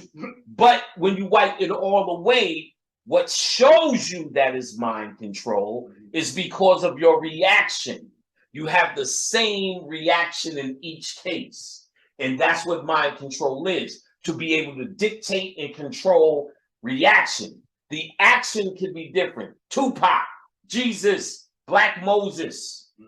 But if the end result is the same, you're under fucking mind control, son. That's why you have to question this shit. Another guy that they try to promote to us that niggas started saying was false, as I pointed out, was Crispus Attucks. He was the first nigga to die in the Revolutionary War. So what is the mind control that you hope would happen? That we would hold this as a form of pride. Well, Americans ours. Why? Because a black man was the first to die in the Revolutionary War. But see, that one never stuck. So if I went in the crowd and said, fuck Crispus Attucks. Who's Crispus Attucks again? Oh, yeah. Right. Yeah, fuck him. Right. Get it? Right. Mind control, right. Boy. That's like going to a museum and say, fuck Picasso. Fuck Picasso. Oh, whoa. Do you know what he's done for art? Right. If you're an art enthusiast. But if I went in church and said, fuck Picasso, who's Picasso? Wow. Niggas can't even. Wow. But see, so what you're really looking at on the outside when you wipe it all away, you're under mind control. You don't know Tupac. And Tupac, let's think about what mind control is. He didn't die. He had all this elusive shit. He was a Jesus figure. Didn't they do the same thing to Elvis? Elvis is not dead. Graceland. Graceland, after COVID, I'm sure viewership is down. Niggas ain't never really went. But what did they do finally in the movie? They make an Elvis movie and show you niggas, everything is niggas. So now our pride kicks back in. I knew it. I knew it. Elvis got. We always knew Elvis got it from us. Now you feel proud going to Graceland, feeling that you invented it. All this is mind control tactics. You don't know if Nat Turner ever even existed, but I do know a terrible mind control exists. Movie exists about Nat Turner. I do know a terrible mind control movie exists about Black Moses, Harriet Tubman. I do know that. We do know in our lifetime Martin Luther King, or basically in our lifetime, right, where we could touch it, Martin Luther King was a mind control tool. I don't want to say no more names because the names I say next will hurt you because you believe it's your Jesus. I pity the fool. I pity the fool. Look at this. See that nigga me. I pity the fool. Yeah. He don't like that shit. I want him jumping out. I pity the fool. Fucking. So now, she said she's seen the sign. What do you call it? Document, the non-disclosure. She said what she seen around that time or after it all settled, she left the game. That's how scared she was. I'm reading the notes. And again, she said she knew him before rap. And here's what she said was interesting. I used to always talk about, as I started to point out, rap was organic from California. It was about to be the Midwest. Okay. My boy, Crucial Conflict, that's where I was. Yeah. And again, shout out to my man, Wild Style, incredible brother. Good-hearted, like I said, smashing engineer. His music game is still fucking phenomenal. And he put the 1-3 beat in the game and changed the game. Trap music, I'm sure it probably would have emerged somewhere in terms of that sound, that 1-3, because, you know, that 1-3 took us out our rhythm, though. Now, if you listen to the 1-3 on Crucial Conflict, it ain't trap music. In fact,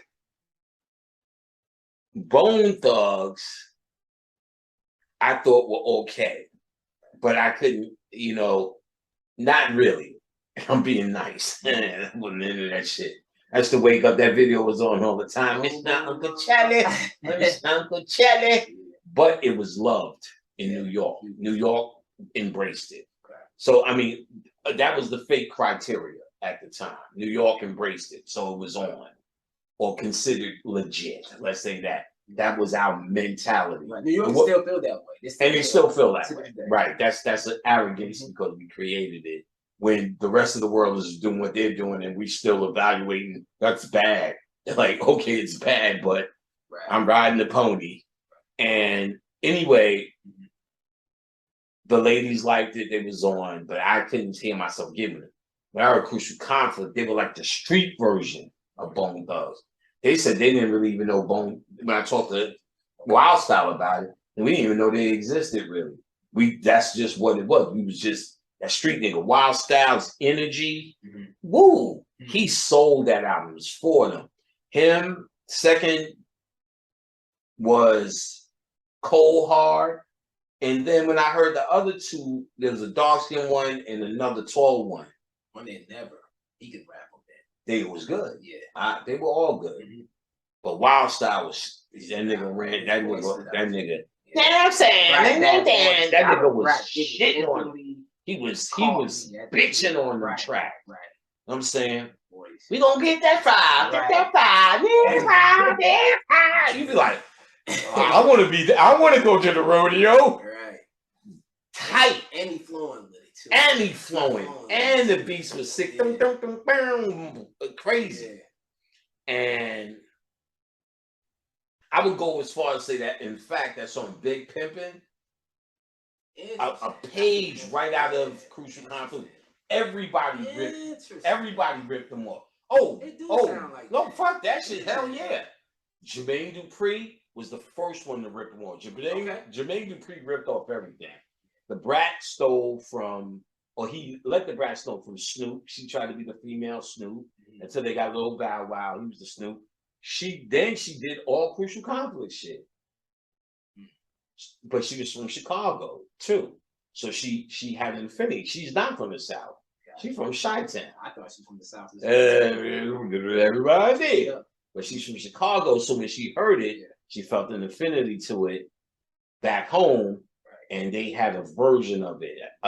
He named the songs for me. I don't know her songs like that. I wasn't a fucking juvenile. And then who else? Somebody else stole from it. It wasn't the South. Can't remember. But I want to get to this point. And again, as I've been talking to Wild Style for the last couple of years, his motherfucking science. Because when you get that one-on-one, it's forget about it. His science is ridiculous now. His channeling is ridiculous now. He's a good dude. And he's a god. He's an ancient one, no doubt. And that music speaks for itself. Listen to Crucial Conflict, the final take for all you young niggas. It will put you on your ass and you will understand exactly where music today was some of the DNA that really formulated. And it's not just me saying that he's known for that. When he interviews, people say, hey, bro, you the first one, you the first one, you the first one. So this is recognized, not just me saying they're trying to make something be known. He's recognized for this as the first one to establish that sound on the record. Now, as they were starting to rise, it was a sharp, abrupt turn to Master P and a army of ridiculous niggas that were around him.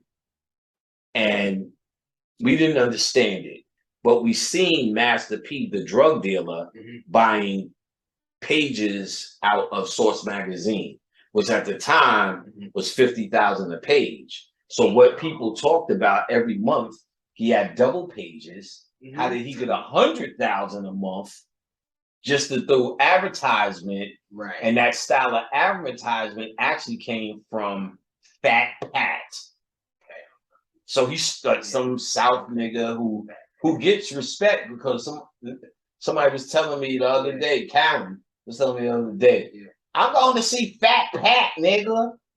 I'm going down and Fat Pat. I'm like, Fat the fuck Pat. Now I just remember he had the advertisement and Master P just stole it, went with it, and could do it every month big. Most people in New York talked about how expensive it was and knew he was a drug dealer. Then it was Cash Money, who also did the same inundation. So I always took it as that's what fucked up rap, and it went to the South because everybody went through a New York vetting. Okay. Dre and them sounded like New York before he got his sound. So in other words, he was showing that the methodology that we work so hard in finding the ways to create and present records to the world, and the system that we invented in New York in terms of behind the scenes, not just the raps we made, there was methodologies and systems for making these records. Systems that I've been showing and still unfold to B.O.B. today, which as you can, if you listen to his music now, it is him because it always will be him, but he has so many DNA tricks now.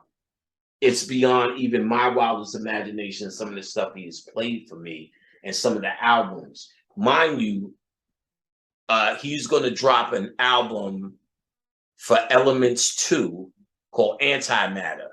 And you know Panic produced one of the songs on there called Wrapped in Black. And you'll see in the artwork, it's on my Instagram, Brother Panic, BROTHAPANIC. That's my Instagram. Go on, sign up. Hit my Patreon, patreon.com/Brother Panic, exclusive videos. Get my whole radio show series there, which is probably the most fun, best scientific interviews, Kenny's on there just shitting, me and Dame, Rankin, Visa sleeping, snoring. It was just a fun time. All on Patreon, some exclusive videos, some exclusive Bobby, some exclusive eye-opener videos.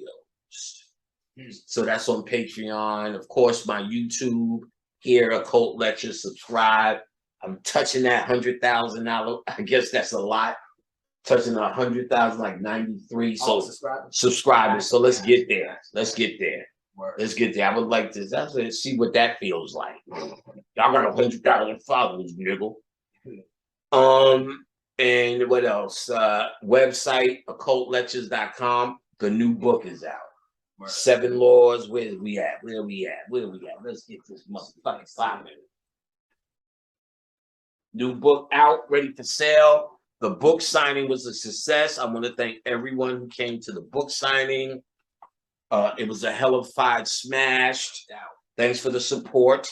And you got you one of these, a juicy one of these, a 600-page smash. I'm getting reviews, and people said they love the voice I wrote it in. They can hear me speaking all the way through it, and that's what I was going for. 7 Laws of Dark Power, Volume 2, Self-Master by Brother Panic. Go get it at my website, occultlectures.com. Kenny will be the first to tell you. There's no wait on that. We're flipping them as soon as they're coming in. So, you know, I know I'm slow going, but we've been doing a hell of a job at getting shit smashed out. Kenny just sent out close to 200 packages. And we're about to wait. We're waiting for more books, and then the next run, anybody who's ordered the book, 9 times out of 10, you're gonna get it. Because there's no backlog. We're all caught up. Always working. And I know you think we chilling, but we working, niggas. Can't even tell you, I don't never stop with the herb pack. There's just that many orders. Straight up. I've been doing it for, 13 years. Niggas know it. And of course, my original book is still available. The Origins of Occult Civilization, Volume 1, Hollywood. Brother Panic. It's at the website. Go on and get it. The Psychomancy class, I'm almost finished developing. I'm about to put that on your ass, and it's going to be it's going to be some shit happening tonight, baby. Shaka Khan. So now, Shaka Khan. So I would attribute this fuck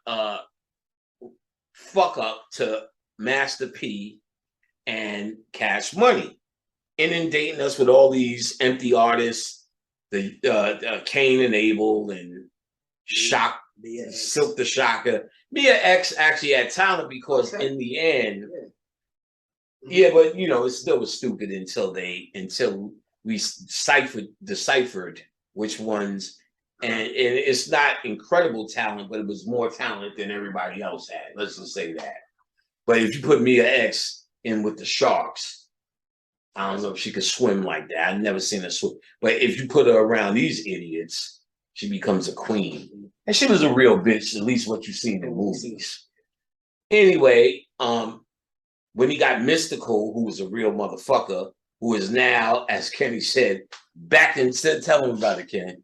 Yeah, Mystical, he's currently facing life for first-degree rape. Again. And kidnapping. He tried to Rick James out. Yeah. What do they call it? Imprisonment. What do you call that? False imprisonment. False imprisonment. So he got all 3 of them. So he going again. He's going again. He's gone. Oh, why? I think a devil ever say he's gone. That was a jam. Yeah. All right. So when my back went out, I found out my boy Hot Day had the same problem from lifting weights in his 20s. So I hadn't talked to Hot Day directly, even though we communicate through all the social media. Hey, brother, how you been?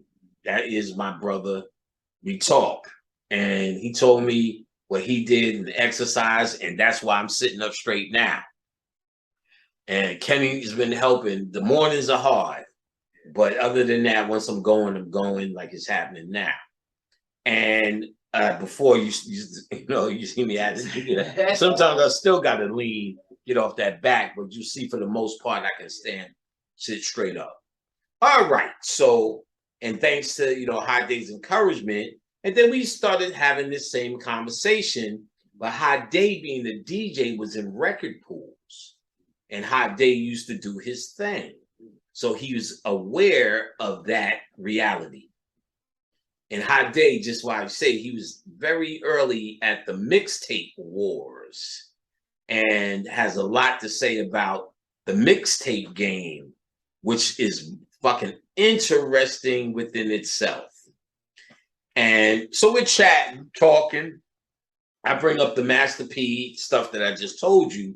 And he said, if you've seen 100 of them niggas, there was 300 records coming to the record pools.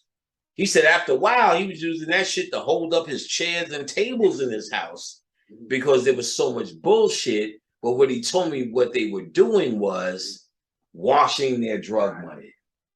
The record labels, Master P's record label, Cash Money, was fucking laundromat systems.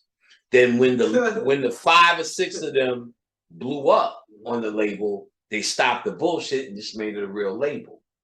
Here's why I tell you this, because our anonymous sister who knew Eazy-E said that's why he did it. He was a drug dealer, and Ruthless Records was supposed to be a wash, just to wash his money. While he was doing it, it attracted attention, as in the movie, to someone named Jerry Heller. Jerry Heller, though, while they made him look like this thirsty scavenger who did all of this, she said he was none of that. That's incredible. He said he was a sweet, good guy. He said, in fact, he didn't need none of that shit. His family is the Heller family, which you should look up. His brother and all them. She said they were managing the likes of Marvin Gaye. If not, she said she can't remember if it was Marvin Gaye, but we can find that out easy. I just didn't want to do the research.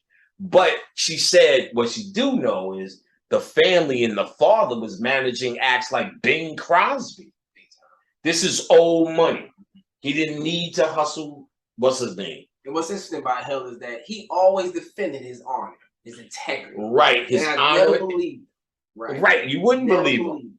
You need to be the bad. It's easy to make the bad white guy. Right. The bad Jew. It's easy to do that. You want to believe that. Right. So, but according to my girl who was there, said he actually wasn't bad. He said everyone who's on the outs were the good people. So you got Eazy-E, Jerry Heller, and Michelle Lay. All right. She said Michelle Lay's movie is accurate. And just like me, I bet nobody really even fucked it. For a few reasons. Oh, and she had one. And she went through all of them niggas. I think they used the same Suge Knight. You know what I'm saying? The same actor who played Suge Knight. He played Suge Knight in every goddamn movie that Suge Knight could be in. So we just seen a Tupac movie that drained us. We're seeing the ritual of seeing him get killed yet again in a movie. Right. And then we had this NWA movie where we're celebrating this fucking guy, these animal music, to be quite honest. We know what Dre became, we celebrate him. So all of that's in this NWA. Should be cried because they showed this death for Eazy-E and Dre coming to the hospital in the last moments. So we just been through it, and Michelle Lay was like, fuck that, I'm gonna show y'all what really happened. Oh, shut up, Michelle. You say that in your mind because, number one, we still don't respect women no matter how much we try to pretend we do. We know she's going to tell you how much Dre bust her ass, and we want to love Dre. And we just seen all that shit. Right. Now we got to see your version of this shit. But she raved about how true Michelle Lay's version was. I remember peeping in and out of it, and you probably could find it somewhere free still, because they was busting it for a while. I was all on. So I watched in and out, and there was a scene where Dre was saying, because the whole beef is Eazy-E ain't paying them, right? Because Jerry Heller isn't paying anybody, right? But in Michelle Lay's movie, Jerry Heller goes, yo, we sent it all. It's in the, did you check your mailbox? He opens the mail. There's 30 checks in there. She said Eazy-E always paid. She said Eazy-E was one of the kindest and giving men she's ever met. Wait a minute. That is actually a problem. If the CIA steps to you, you have to be exactly what your record is, ruthless, to do what they proposed. As you seen in the first story, motherfuckers was getting up, walking out, saying no way. She said that meeting that Crazy Bone is talking about, NWA was there. She said she knew Eazy, and after he came back, and they were straight up approached by a secret society. Which one? The Bohemian Grove, the Owls. She said directly out of her mouth, Eazy-E came home and said, the Owls secret society approached us and told us this. First of all, anything y'all doing, knock yourselves out. You can do whatever you want to do. You get arrested, we got you. So Eazy-E was a hustler, but he stopped selling drugs. That raises a flag. They just gave you free reign to do that. And you stop, he starts opening up community centers and puts all this energy for real in the Ruthless Records. And starts opening up use. This is anti what they're trying to do. So Eazy-E already established himself as a problem based upon he actually has a kind heart, according to her. And I believe this person. There's no skin in the game for her to lie. If she wanted to lie, she'd be on Zoom, souping it up. Look at me. She is terrified of what she's seen back then and wishes to remain anonymous. And even our relationship, she wants to be anonymous.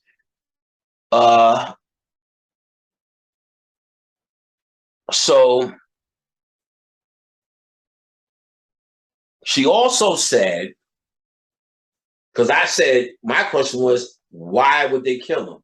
She said she would have to speculate he was killed for sure, because this happened in 92,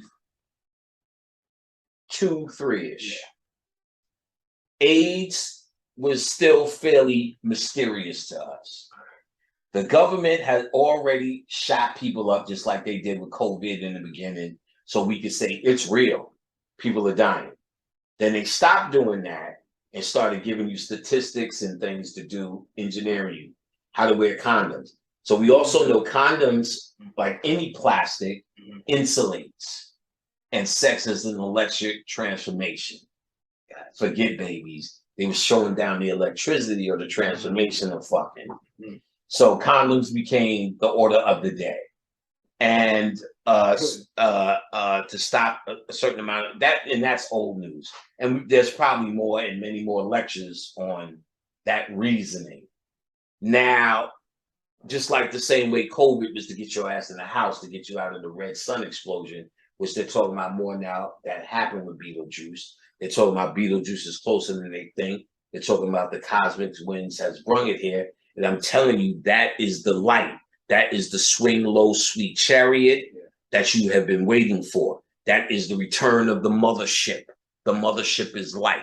This is the phase land. I went through it hard. And you can also watch in a quick hour Judy K. King's video, the only video about her second book, Balls of Fire, which focuses on a specific bacterial light that is transformative and much needed for you to get into the quantum world.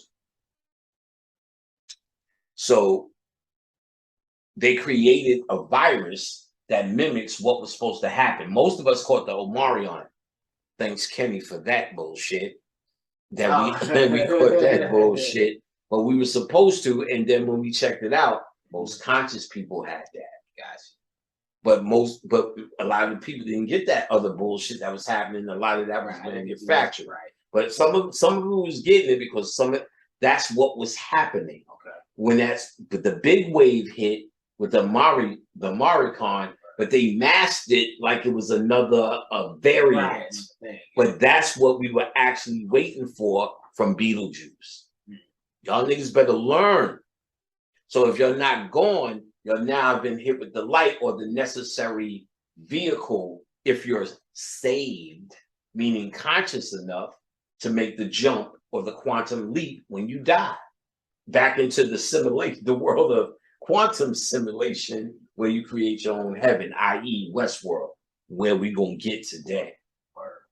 We're gonna get into all of this funkiness. This is just the opening. Chaka Khan. All right, so she did say that he was kidnapped by them. In the movie, I think they let Suge do it. Yeah, he did. Took the little room, beat him up, and tried to get him to sign, and did get him to sign. But his signature did not stand in the court of law, according to her.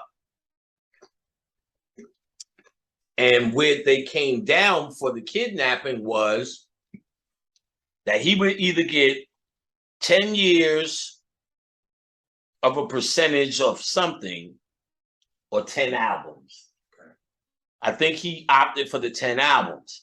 And he used to say it. He used to brag about it all the time. They dissing me, but each time they diss me, I get paid. I own a percentage of this, that, death row. Or how do you own a percentage? He never signed that for death row. He wasn't even around for death row. How did he own a percentage? So she dropped and told me in court, this is why, because of that kidnapping. That also, that's when she said, wait a minute. Because remember, she said, I only can speculate why he may have got killed based upon his nice heart versus their cold hearts. Then she said, wait a minute. Told me about his cut that he got in death row and Priority Records, which was Ice Cube shit. Because the beef between Ice Cube and NWA was all fake. Staged. Fake staged. Okay, well, let's move forward. Dre was rewarded for his role in this, starting gangster rap up until now, where we see the Chief Keef terrorism that I just showed you. Dre was rewarded with beats by Dre. He said out of his mouth, out of every tour and every record I ever did, this one deal supersedes that by a long shot out of every record. That was a reward. Ice Cube is a Hollywood writer, established, making movies.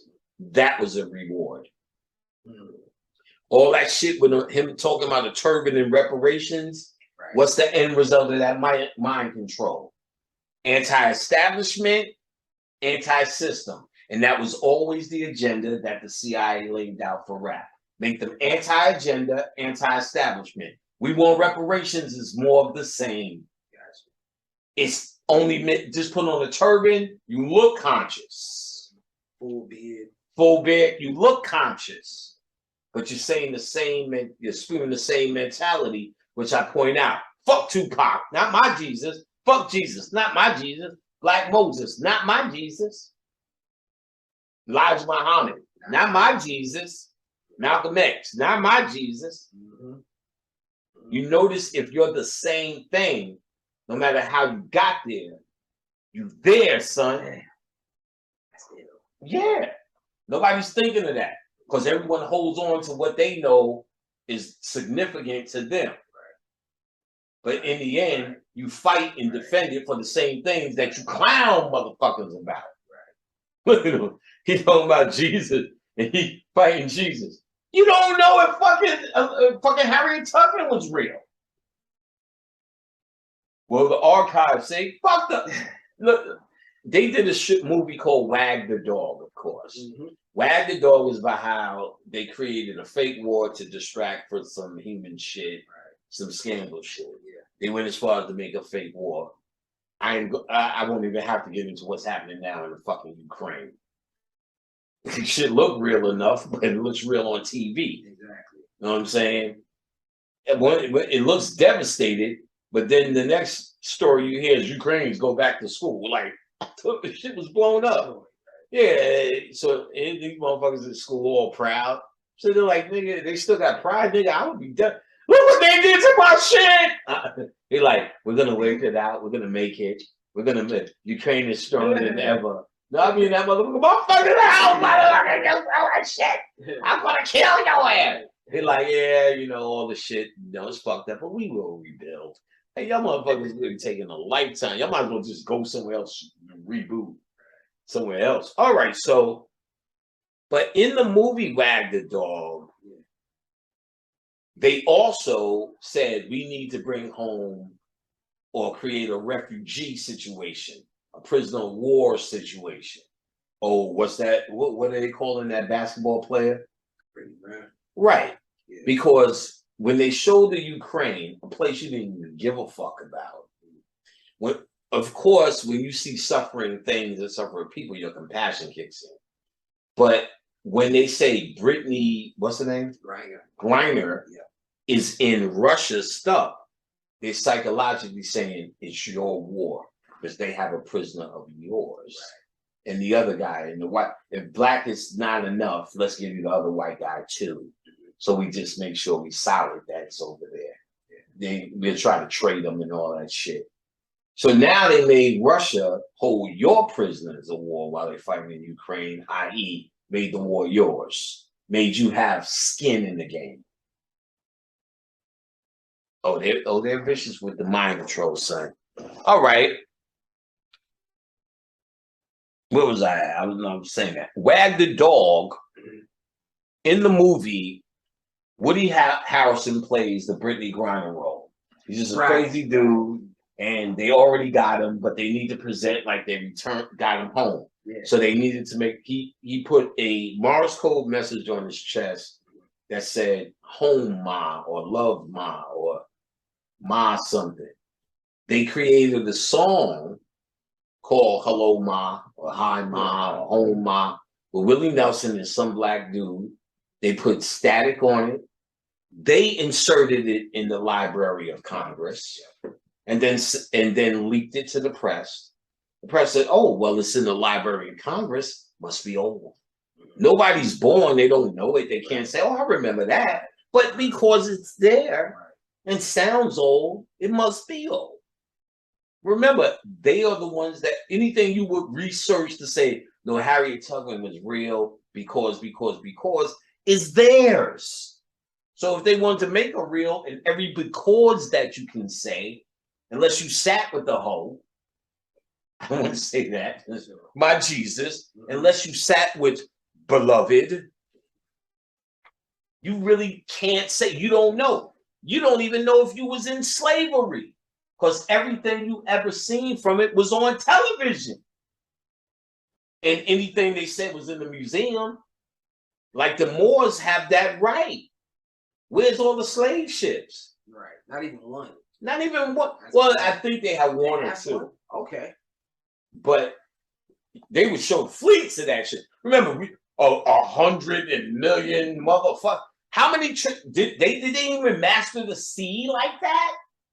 I thought they were just in cave. They mastered the sea where they could go from Africa to America on the sea constantly.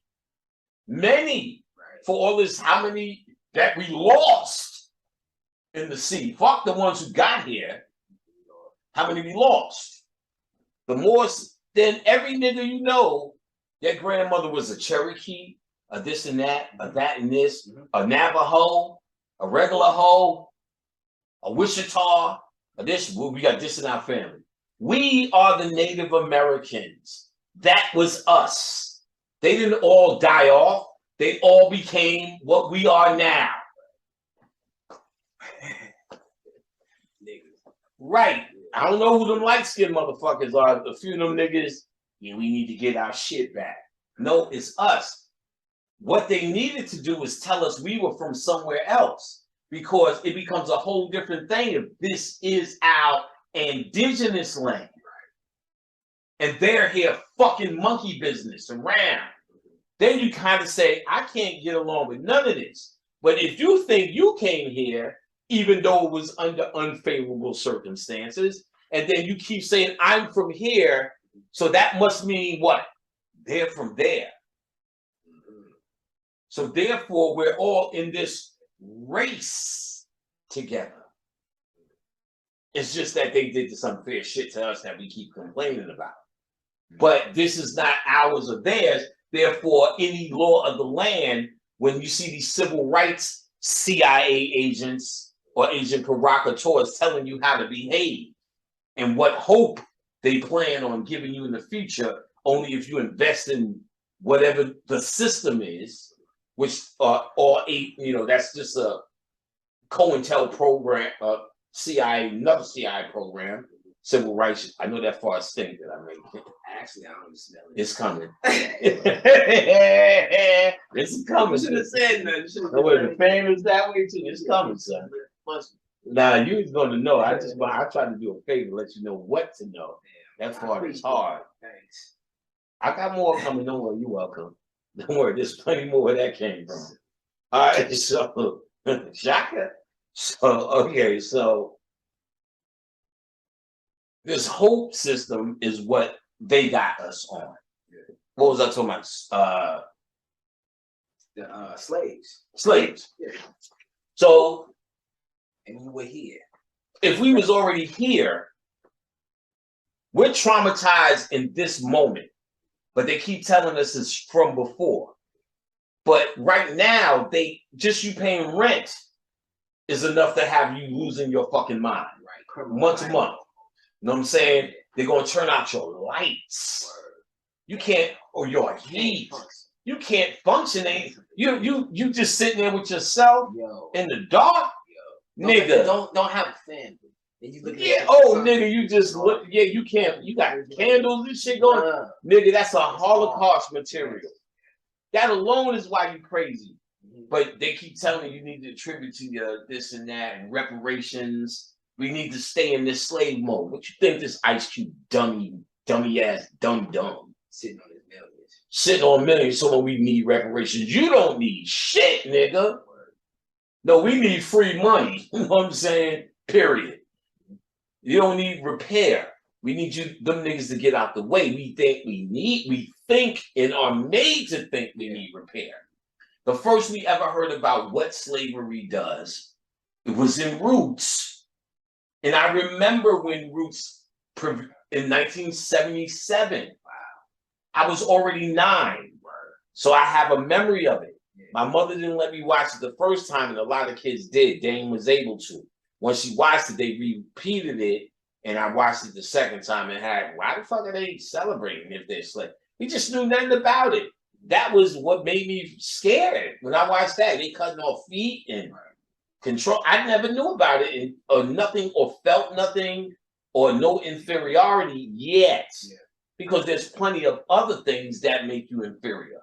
All the white presidents on the wall, just Martin Luther King, who was their slave in school. All the white teachers that were in front of you.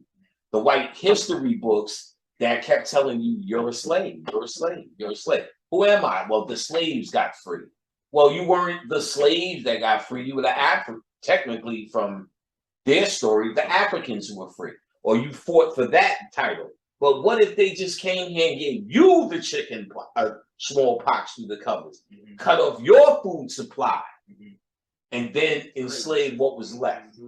And then we're going to get into how they just created peoples where the Moors keep saying these light-skinned people ain't it. It wasn't them to stand in as that role. So you think that's not you. You come from some distant place in Africa you don't even know about. How you know you don't know in the 70s they had you speaking Swahili from the East. Now you the fucking Orisha from the West. You don't know what it is. You just celebrate whatever it is. And you got to remember, not only was this all one land mass, if they are foreign to this place, it becomes a whole different mentality of what are we listening to? What are we trying to cooperate through this civil rights bullshit, through Congress voting? And we're not talking about us, we're talking about the average moron. You understand what I'm saying? Let me get here. The average moron who is trying to pay his taxes and send his kid to better public education. He's going for the hope. We're working on better banking. We're working on this and that. You wouldn't even work in the system if you knew they were foreign to everything here, because then they have no rights to anything. See, when they say you from Africa, you don't have no rights to this land. If you understood that this was your land, then they are the foreigner no matter what the fuck they do. Right. You get to say their entire system of government is null and void in your land. I don't need to follow. They can do whatever they want. Get the fuck away from us. Right. We don't have a standing army to do it, and you'll see niggas will get their foot chopped off. Yeah. If they try it. So you don't even know if you was a slave. So then you have a whole bunch of niggas. Well, you shitting on the ancestors. All the ancestors that crossed the river and did this and that. But here's the question. Do you really know that happened? You were told that happened. Now, it may have happened. I don't know. And that's the point. I don't know. And that's the point. And neither do you, nigga. Well, Dr. Clark, Dr. Ben, Dr. this. They put all the facts together that they have. But who says, just like in Wag the Dog, in them planting information, they have the means to do that. Right. Who says what they were led to study wasn't doctored, wasn't whatever. Right. Were we great people? Were we builders? Were we this? Absolutely. But it all centers that we were from this place in Africa when we know there are pyramids in the Grand Canyon. Right. There are pyramids here in Mexico, which is South America, a part of this continent. The Moors also talked about how the Aztecs, Mayans, and all of them were dark, us, and don't even understand who those people are representing that. You're going to love this when I drop that 3D printing is cloning technology right in your face, and you stupid niggas didn't even see it. Shaka Khan. Shaka. Shaka Khan. Shaka Khan. Shaka. So that's the point. It's not about shitting on potential ancestors. And even if it's true and ancestors did die through the Middle Passage, ain't they going home? What is that a disrespectful thing for? Great. They should have died in the Middle Passage and they wouldn't be stupid like you in America, wiping your ass with the 3 shell system. They decided to make the transition because they didn't want to be fucked up like you, Kunta, based upon your understanding of what it is. The point is, and I'll reiterate, you don't know. And they showed you in Wag the Dog how much you don't know. They showed you what CGI is in Wag the Dog. They showed you what a fake moon landing looks like. They're filming this nigga taking his first step on the moon. What the fuck they get? Who's filming it? Right. Who's outside filming him to get out? Landing. Huh? They show it. Yeah, then they show the shit landing. Like, where's the camera? Who's Stanley Kubrick is holding a fucking tissue over his. Go. Hurry up, I'm floating. Know what I'm saying? Bullshit. Yeah, questionable. Not to mention all the detail they go through with shadows and all the white boys who debunked it. No stars, no this, no that, no the other. And how they got these fake pictures of Jupiter. You got conscious niggas talking about all the science of Jupiter. Nigga, that's an illusion. There ain't no Jupiter out there that you can land on. It's a reflection from your own mind. You're living in a planetarium, stupidity. Stupidity incarnate. You're on a flat plane with a fucking, just like a planetarium, looking at the stars going, ooh, that's Jupiter. And Jupiter has holes that represent your kundalini. Oh, you need to stop. Stop! You're so disgusting with your fucking pseudo understanding of your own self. This has been said over and over. You quote the books, holographic universe. Then in the next one, say some shit about it as it being real. You'll say anything to get attention. You got to be willing to say where the study goes, and it's not necessarily right or wrong by my thing, but you have to say, if you're going to study the holographic universe, you can't have it both ways. You can't buy into the hologram.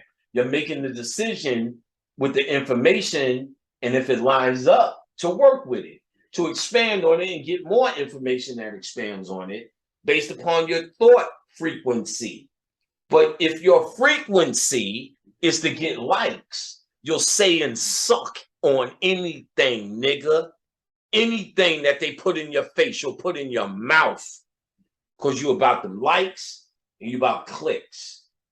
But if you're about that integrity and that truth and information, you're going to go through your study and try to back it up. And it has nothing to do with being right or wrong or better or less. It's about being honest, at least, within the integrity of what you speak, nigga. If you're going to call yourself this, but call yourself a fucking YouTuber, and I'll high five your monkey ass all day, because that's what you are, a YouTuber. I try to be, I get where you need to be that to get the message out, but have a fucking message. Have an integrity message. Have a message true to it. Don't just contradict anytime shit gets hot. Better talking about a goddamn nothing. Be honest to the work. Shaka calm. Shaka. Be honest to the work. So understand, we're decoding what they do to work against you. You need to be able to do something. I want to get all of this out. Do something. So in Wag the Dog, we see they were planting shit to make it look old. And then it occurred to me, because even written in my book, the second one, I go through Trump, and there was a story, as I pointed out, about an old writer, 18 whatever, who wrote these books that correspond to a lot of Trump's life and about time travel. Barron was the main character. He has a son named Barron who meets the Don of all Dons that takes him a gateway through time in Russia. Whereas, you know, his connection with Putin in Russia at the time, and maybe about 4 other things that are odd and seemingly, But then Donald Trump is associated with time travel, because in the movie Back to the Future, which is about time travel too, he goes to an alternative future where Don is running this big building. Right. He's the man. Right. So it's symbolic of him becoming on top, Biff, the dumb bully, the idiot. So either Zemeckis was channeling or showing you or got busted, because I go through this shit. It's on the web. They go through a lot of the 9/11 encoded in references and in encode in how it was hidden in the number system throughout the movie, especially number 2, and how they go back to the future. It's the year 2015. The real year was 1987, or the real fake year was 1987, but they go to 215. All the things from that movie that now existed in 215. And on the day they went back, October 15th, 2015, they actually did a show on Jimmy Kimmel Live. Doc and they did a spoof of it. All right. And Marty. But in that same year, Robert Zemeckis, who did that series, along with Steven Spielberg producing it, Robert Zemeckis, he directed a movie called The Wire. And The Wire was also about the Twin Towers. A true story, which I do remember, of a man who stuck a wire between the 2 buildings and walked it like a tightrope. So the whole movie is this preparation and about it. the outfit that he had on was the same one Marty had on in Back to the Future 2 when he ran back. I have something to tell you about the future. All of that was trying to tell Doc about 9/11. And I go through the breakdown and I expand on it more, how they predicting Obama, Clinton, JFK, all this shit in that movie. JFK already happened, but they were showing, they making reference to it, but JFK was connected to Clinton. Remember, Clinton as a kid shook JFK's hand. That was him. That was JFK passing the baton to a future president. All those kids there were candidates. Clinton won. That's why he got the handshake. All that shit was by design. While you trying to figure out what they did today, they showed David Rockefeller in the 60s got the contract to build the buildings. He didn't build them until the 70s. We're talking about the Twin Towers. And they said it was odd because there were so many thriving businesses that he had to displace. It wasn't like it was like an empty area that was fucked up that he was bringing wealth to. It was already wealth in this area. When he finally got it, they did a movie they did in New Yorker magazine, a layout on it, which I have the picture. He's sitting like this with his watch, and if you focus on his watch said 9/11. On the back, it had a picture of Tarrytown cigarettes, which is two cigarettes together with their thing. So I show that all in my book, and how in 1970s, before they built those towers, they already had plans to knock them down on 9/11 because they know about cyclical time and what that date means in terms of the significance of destroying it and the panic that it would cause, i.e. so much so when you're in panic, the ritual is to call what number? 911. 911. So each time you're in distress, that number is now connected. All that goes in the ethers. That now becomes a battery. And to add to that battery, when you kill people on that date, that's the ritual. You can tap into that energy. And with that energy, they push forth wars. That's exactly what they do. They are the warmongers. Everything they do is about wars. The famous movies, Matrix is about a war. Star Wars is what? War. You know what I'm saying? No matter how many times Star Trek gets on and go, we're just peaceful explorers. Right. They always phases on stun, nigga. Every time they walk, phases on stun, but you're a peaceful nigga. You don't never go anywhere with your dick out. You go everywhere with your phase out. All right, so let's get back to it. That's gonna sting.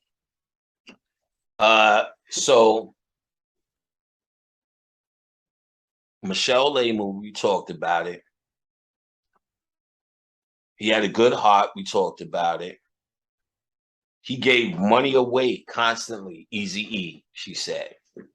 He was building community centers, things like that. He's already should be killed for that. Right. Because what they're doing is anti that, but what it's saying is his guilt may get to the best of him. He's doing things that he's guilty now, trying to fix maybe things he's done. Yeah. In terms of money, which was the big thrust in why they said, you know, they fell out. That's in the movie. He wasn't paying us. Jerry Heller must have been keeping the money. She said that was bullshit. Before they made any records, he bought them all houses and all Jeeps. Damn. Before there was any record made, he was a drug dealer. He said they already had houses and Jeeps. Wow. She seen this with her own eyes. And she said something that really did hit me as interesting. She said Jerry Heller no longer makes music. That's interesting. Very interesting. Because if he was the vulture that they depicted him to be, Eazy-E would just be an appetizer. Right. Now it's on. Now it's on. Really. Yeah, I'm Jerry the fuck Heller. Right. But he was so traumatized by it, he's out the game. Why? Unless there was something in him that was emotionally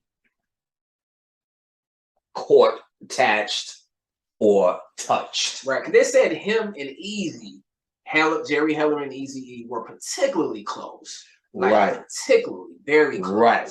And they depicted how close they were, but they made it seem as if And I don't know how true or not true it is. I'm not there personally, but this is according to somebody who I really take word very seriously. She said Jerry Heller, though they depicted him as close, they depicted them as close in both crooks, and even more that Jerry Heller was fooling Eazy-E's old ghetto ass, which we we believe that kind of shit easy. Right. Now he's a white man. He has the experience. He's had the experience. He knows he knows all the strings, and he's just a street nigga trying to figure it out. But she said it wasn't like that at all, and she went again and told you how important Michelle Lay's movie was. So try to find that, see if y'all could see it. And she said, because it was hard to watch Dre just whipping ass. Well, my eggs is cold, bitch. Not really for me. I don't want to see any black woman get beat like that. I don't watch. I don't really watch.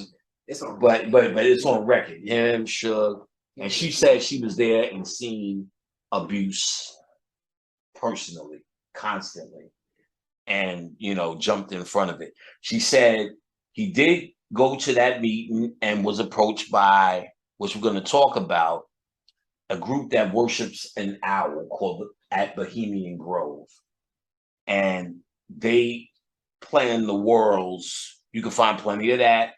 Bohemian Grove, secret society, but on Bohemian Grove, they worship a 40-foot owl. Remember, which is the night symbol, a nocturnal symbol. Bobby told me about them and talked about them before. If you look on the $1 bill, I should have brought one down. You don't happen to have it. One. Let me see if I can find it. It's a very little owl on that. Tef actually showed me the owl, and Bobby talked about them, how they worship some Osirian thing.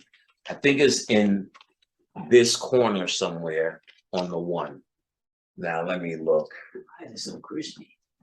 That is a crispy. How do you have crispy? You have a crispy ass one. Crispy. Now I can't find wherever it's at. My eyes don't do that no more. You probably could just look online and where's the owl on the one. It could be in here, but maybe it's on this side. I can't remember where it was because it's so small. But like when you have the time, you can look at, but you can find it. I can't remember. Once you see it, you can't unsee it. But I ain't watched for this for so long. I think it was. It's in one of these corners. I think one of the top corners. Let me see. Ooh. You sound like well, you. I'll just give it a little bit more licks attempt. does it take to get to this spot? A one. One time we was doing that shit. Yeah. Me and Tef was bugging for that shit one time. We kept doing that shit. Yeah. Word is born. A random white boy walked up to us and said, "How many licks does it take to get to the center of Tootsie Roll Pop?"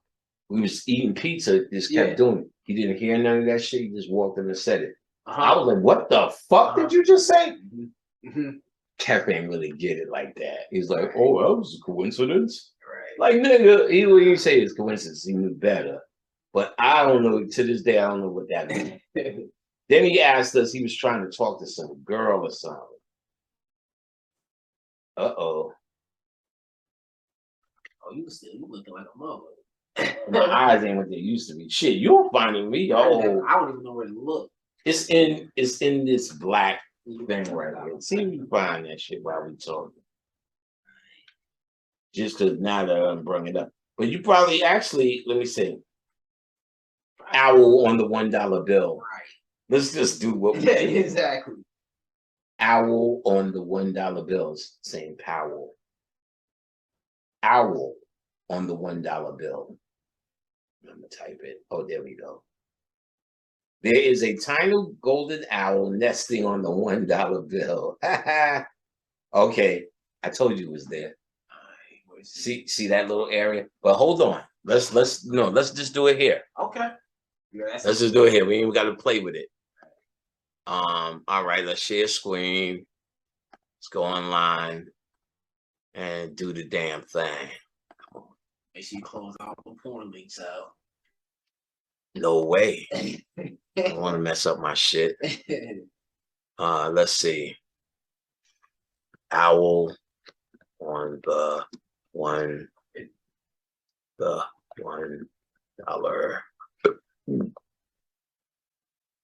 bill.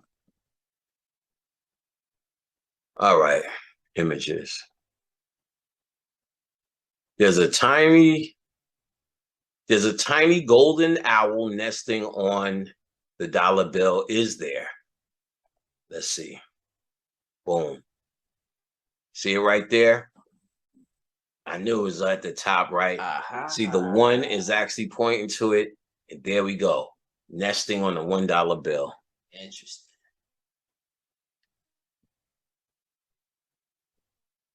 Panic don't bullshit with ya.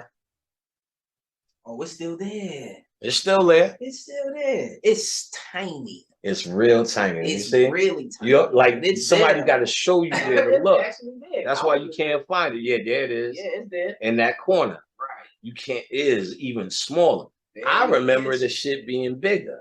Okay. And if you look at the shapes of on the $1 bill, well, you can't. Yeah, we'll probably go through it, close it. Yeah. This is circle, circle, circle, and this has a whole different shape. Why is that one different shaped? Right. Right. If you take a magnifying glass and look inside the curly cue of the scroll work around the upper right-hand dollar bill, you discover a barely visible, tiny, obscure image. In software code speak, such follies buried are called Easter eggs. Right. Some claim to see a spider in the web. Others claim an artifact of engravement. My close inspection suggests that it's a squiggle. The human imagination, he's cutting it out. Talents for interrupting patterns only randoms exist. The notorious face on Mars. So you shitting on the face on Mars and everything. So this is how they also put your ass to sleep, by leaving it for under interpretation. You know what I'm saying? But there's plenty of people who's blown it up and seen the owl. Right. See, like if you blow it up here, ain't no spider, no web. Right. You know what I'm saying? This is really blown up. And let me see if I could get more out of this. Ain't no spider, no web. Right. That's a fucking owl.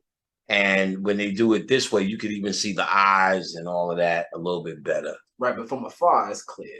Yeah, it's hard to see it. Yeah. So this is a secret society group. And while we're here, fuck it. Let's look up Bohemian Society. Let's get to them.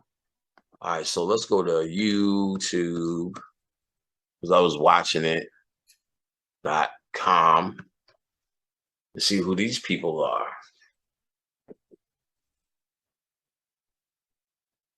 Where you at? YouTube, whatever. Oh, that's it. Just go.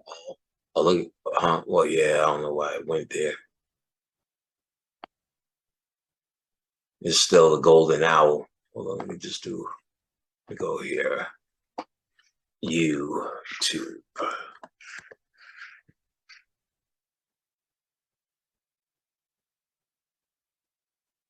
Come on, slow fucker. See, if I wanted to go to my creator studio, I could have did that. Like clicking the link, motherfucker. I was trying to get right to it. But I might as well just go here. All right, do a search. All right, stop you. Look at that face. Let me hurry up. Like he just farted. Yeah, I probably was. What's the name? I'm gonna spell it wrong. Bohemian Grove. Right, probably Bohemian Rhapsody. Right. It's gonna correct me. Grove. Well, I'm trying to steal it. Bohemian Grove. All right, this shit could go. Bohemian Grove. There we go. So the history. Understand why they did it. On it. When you shroud something in And secrecy, you know people are going to want they would to rip back the. I'm making this. Alex Jones and all of them, but ultimately. Quick video because it has been 1 month since joining the Cashflow 101 system. And so what I wanted to do is curtain and know the truth. Shut up. Oh my gosh, man. I'm picking up massive readings. Stinking. This is bad. So they were talking. There's a song out that says, I don't want to gain the whole world and lose my soul. This is Enough. You can look this stuff up for yourself. That's enough of a clue. They worship a big owl, and that owl has been on that $1 bill, just chilling. And so they're one of the secret societies that run and plan your reality constantly. And what my contact told me was those motherfuckers step to them, because if they plan things out for and they happen, rap cannot go unnoticed. Right. You understand what I'm saying? Right. It cannot go unnoticed because it happened. So that means if everything's planned out, stop giving it up. Stop thinking you nice on the mic, son. Whether you suck or whether you nice, you under the fucking, whether you public enemy or public enema, Shaka Khan, baby. So the owl people stepped to, oh boy, let me get my Healy cracking again. All right, so what else?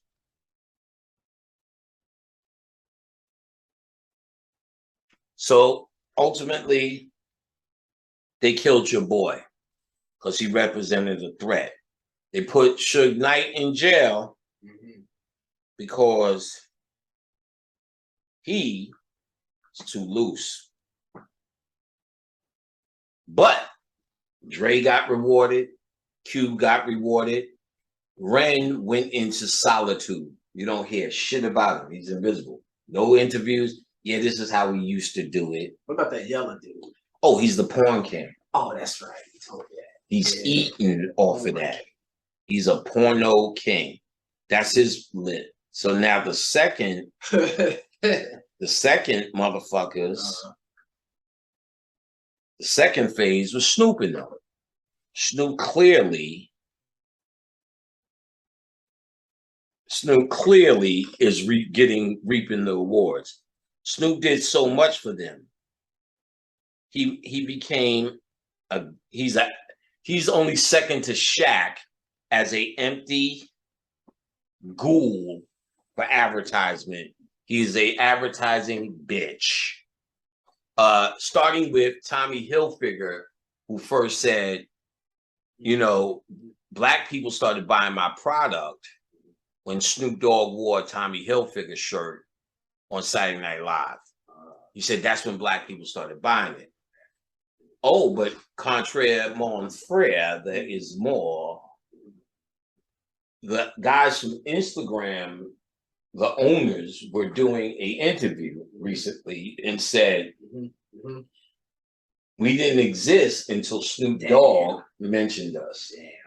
Snoop Dogg made Instagram hot. Wow. So that shows there's a power as advertising. But ultimately, black people are supposed to be advertisement for everyone. Okay. We're the first to buy it, to wear it, because we want to look like we are. Right. We are. Right. So we wear the biggest logos on the chest. Sure. When you go in the Gucci store, you don't just like this shirt could be Gucci for a white person, but it's just a shirt. For us, that's just gotta have Goop and Chi on the back. You know what I'm saying? Yeah. So we would look for the logo on the shoes more than just the shoes. They're not comfortable. Mm-hmm. See, that's what it is. Right. You know what I'm saying? So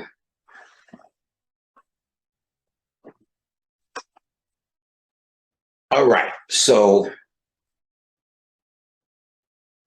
Snoop also went under a drastic campaign because he was going to become that advertising bitch. But remember, when he first was presented, it was about we don't love these hoes. It was about I'm talking crip bitch to your baby. Murder was the case. Murder was the case that they gave me and all this shit. So now he gets with Pharrell. Yeah. He's making songs about women. Yeah. Beautiful. You're beautiful. Right. Ooh, beautiful. Celebrating these women and Black women. And then he has this spiritual revelation. Turn them fucking them jailhouse goddamn braids or that perm, Receding hairline a little bit. that receding hairline into dreads. And because now if he says Bob Marley, whose religion was weed, who you accepted as a weed smoker for spiritual means, all the weeds and blunts don't turn into some nigga street shit. It turns into, I understand why. That's what he's saying. I think I am Bob Marley, a Christ figure. He's psychologically implanting this particular level of love, adoration, and iconography in your face. I am Bob. So he did that shit for a year, then went back. You ever notice he just went right back to Snoop Dogg? Doesn't even say nothing because there was no backlash for now that he's selling Corona and sitting with Martha Stewart.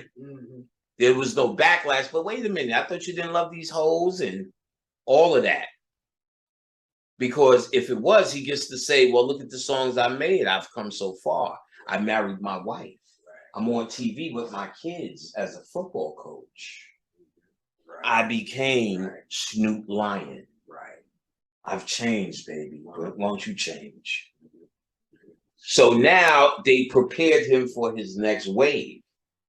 Ain't nobody in the media like that unless they make him such an icon, but his origins dictate what he truly is and what he truly means and what will psychologically never go away.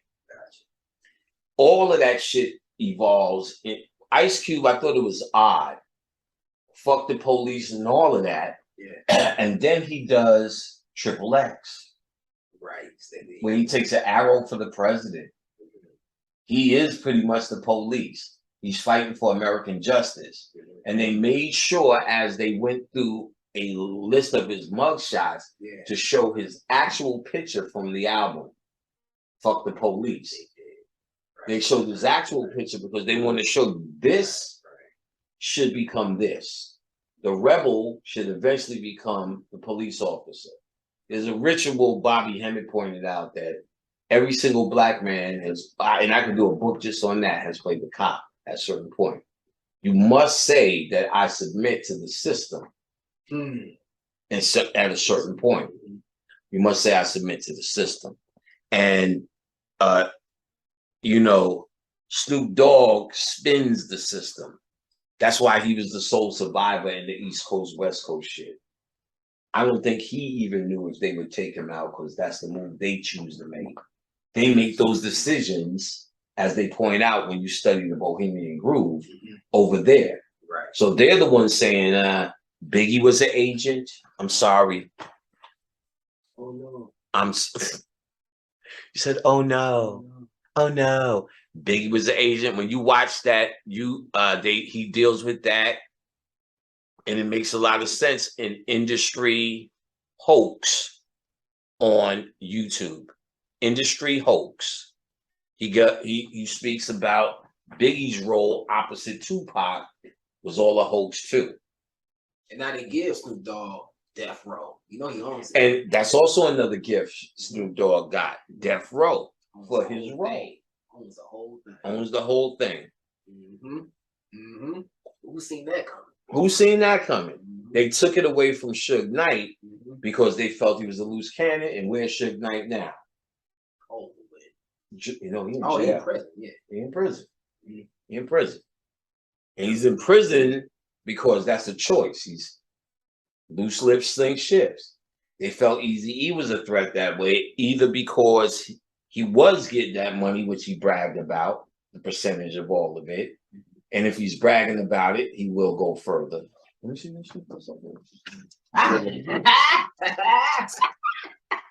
I thought you said a roach, nigga. Good shit, nigga. There's jail down here, nigga. You taking my commissary? Taking that commentary, nigga. So, rap, sorry to say, niggas, is a total manifested thing. Right, but you explained to me because I was a little sad about the creation part. Right. You was like, no, I ain't got to do it. That's us. Oh yeah. Right. Yeah. Making it in the street, of course, is us. Right. But the game changes once you make a record. Right. That's why I talked about Grandmaster Cash felt a different way about Run DMC than the young guys who really first seen these records and were inspired by them. We would have the same Jesus response if you said fuck DMC. Gotcha. Understand what I'm saying? Absolutely. But Cav was like, those is the beginning of the end. They hated them. Interesting. Because Run DMC not only was performing and compromising to send the image out, Cavs in them knew most niggas didn't stand with their hand on their dick and like this in the street and wear leather and wear them hats. That wasn't the whole of rap. There was so many different things. So I could see many reasons why he may have had a problem. But ultimately, the compromise always starts when business comes in. Right. Making music and music business are two different things. Gotcha. So they took the instruments out of schools in New York. Who says they didn't inspire it? Because rap music sometimes is attributed to that. When they took the instruments out, we started doing the human beatbox. Started banging on the lunchroom tables because we had to get our music out because we didn't have music classes anymore. There wasn't all them bands like y'all niggas had down south. That's why y'all didn't make shit, but y'all still was playing drums and horns and this and that. Instruments. They took all the instruments out of the way of New York. So without instruments, it became on the lunchroom table, and niggas talking shit turned into this one and that one and the other one. So perhaps they took the instruments out on purpose and put the pressure on purpose just to see what would happen and what will emerge. Because what they do know is we are a musical people. And we will create jazz, bebop, scat, blues, black, green, black. So what if they inspired the creation in the ghettos or the slums of the Bronx, Harlem, and secondary Brooklyn, which were rough. Queens was not like that. And that was the joke. For years, they would say, is Brooklyn in the house? Had the most Brooklyn, had the most represented. Bronx, Harlem in the house. Queens, crickets. Even when I met Cav, where you from Queensbridge? Oh, nigga. Like, still. Oh, man, the rice is all over there.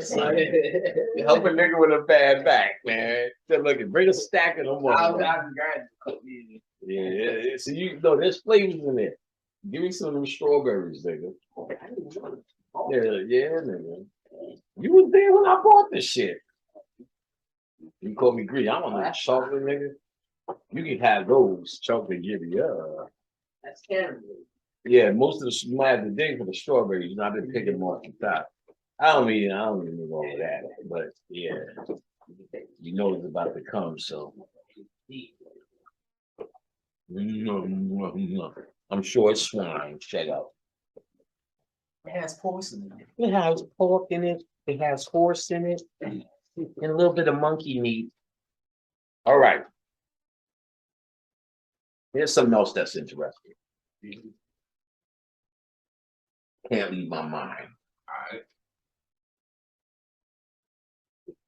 But a lot of it is through speculation and channel. Making sure my shit is working. I think it's time to plug it in. All right, give me a second. Let me plug this in. Shout out to my man Bob. What is that I hear?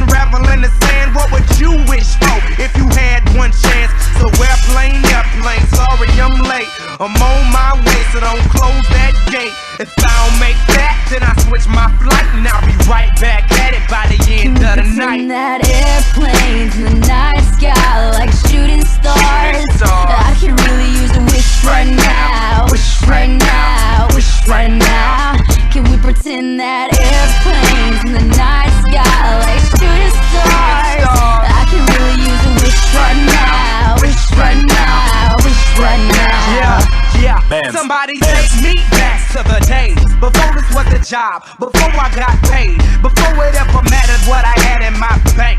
Yeah, back when I was trying to get a tip at Subway, and back when I was rapping for the hell of it. But nowadays we rapping to stay relevant. I'm guessing that if we can make some wishes out of airplanes, then maybe, yo, maybe I'll go back to the days before the politics that we call the rap game, and back when ain't nobody listened to my mixtape, and back before I tried to cover up my slang. But this is so Decatur, what's up, Bobby Ray? So can I get a wish to end the politics and get back to the music that started this shit? So here I stand, and then again I say, I'm hoping we can make some wishes out of airplanes. Can we pretend that airplanes in the night sky like shooting stars? I can really use a wish right now. Wish right now. Wish right now. Can we pretend that airplanes in the night sky like shooting stars? I can really use a wish right now. Wish right now. Wish right now. Bands. I could really use a wish right now. I could really use a wish right now. Like shooting stars. I could really use a wish right now. A wish right now.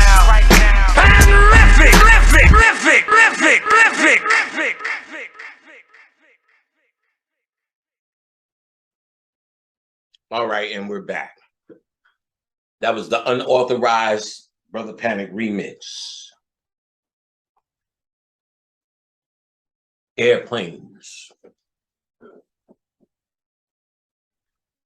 You like that shit, terrific. All right. We're about to get into the second leg.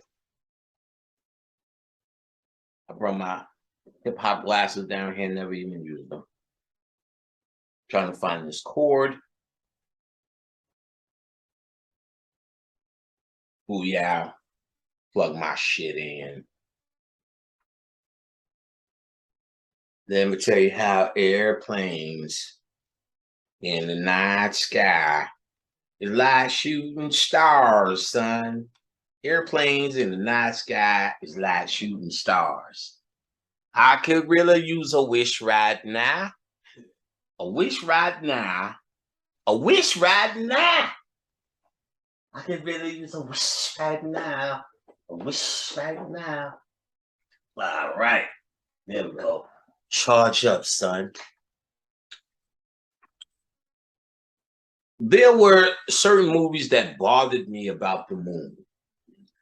One of the deepest movies that bothered me about the moon, because I never knew what point they were trying to make. So once you get one point correct, or one aspect correct, 9 times out of 10, you usually could tie a whole heap of shit together. So one of the movies that I knew they were talking about the moon and kept making a point of the moon was Jewel H.P. Wells. Is it HP or H? H.G. Wells, who wrote a book called The Time Machine.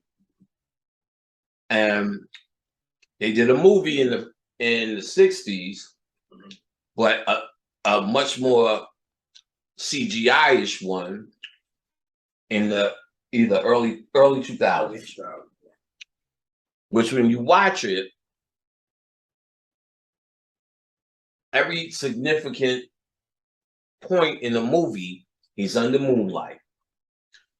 As he travels in the future, his first stop in the future, well, it's free on Xfinity now, but paid for it. The Time Machine got that dude with the long head in it. White boy. His girl, he's chilling, his girl gets shot in the moonlight. He wants to go back in time and change it. But each time he goes back, she dies another way. He tries to go in the future, finds an answer. When he goes in the future, which is mind control, he's seeing an advertisement that said, the future is now. So what they're saying is what's happening is happening now. And what they were showing ultimately around him as he was in the time machine, time changing around him, buildings going up, skyscrapers going up, airplanes going up. And the last thing they showed was a space station on the moon. Right. A space station on the moon, he slows down. It says the future is now, which means there's already a space station on the moon. They kept saying the future is now and talking about living on the moon, saying these words: get your piece of heaven now. Right. The future is now. Reserve your piece of heaven now on the moon. He goes a little further in the future. Then he goes to the public library, couldn't find what he needed to find. But he found in this public library in the future, they used a database played by Orlando Jones that was up to date with every single human event in existence. Same battery that was powering him looked like the same round thing in the second season of Westworld, the artificial intelligence ball, which is what he was, AI. All right. He didn't have what he wanted, so he went back and went further in the future. And before he went to the further in the future, they also said one other thing about the moon, that they were going to drop a seismic charge in the moon to start living inside the moon. Then he goes to the future and finds that the moon got fucked up and cracked because of it. And there's martial law, havoc, shit's get fucking up, and it takes him a lot to get back to his time machine. He didn't go far from it.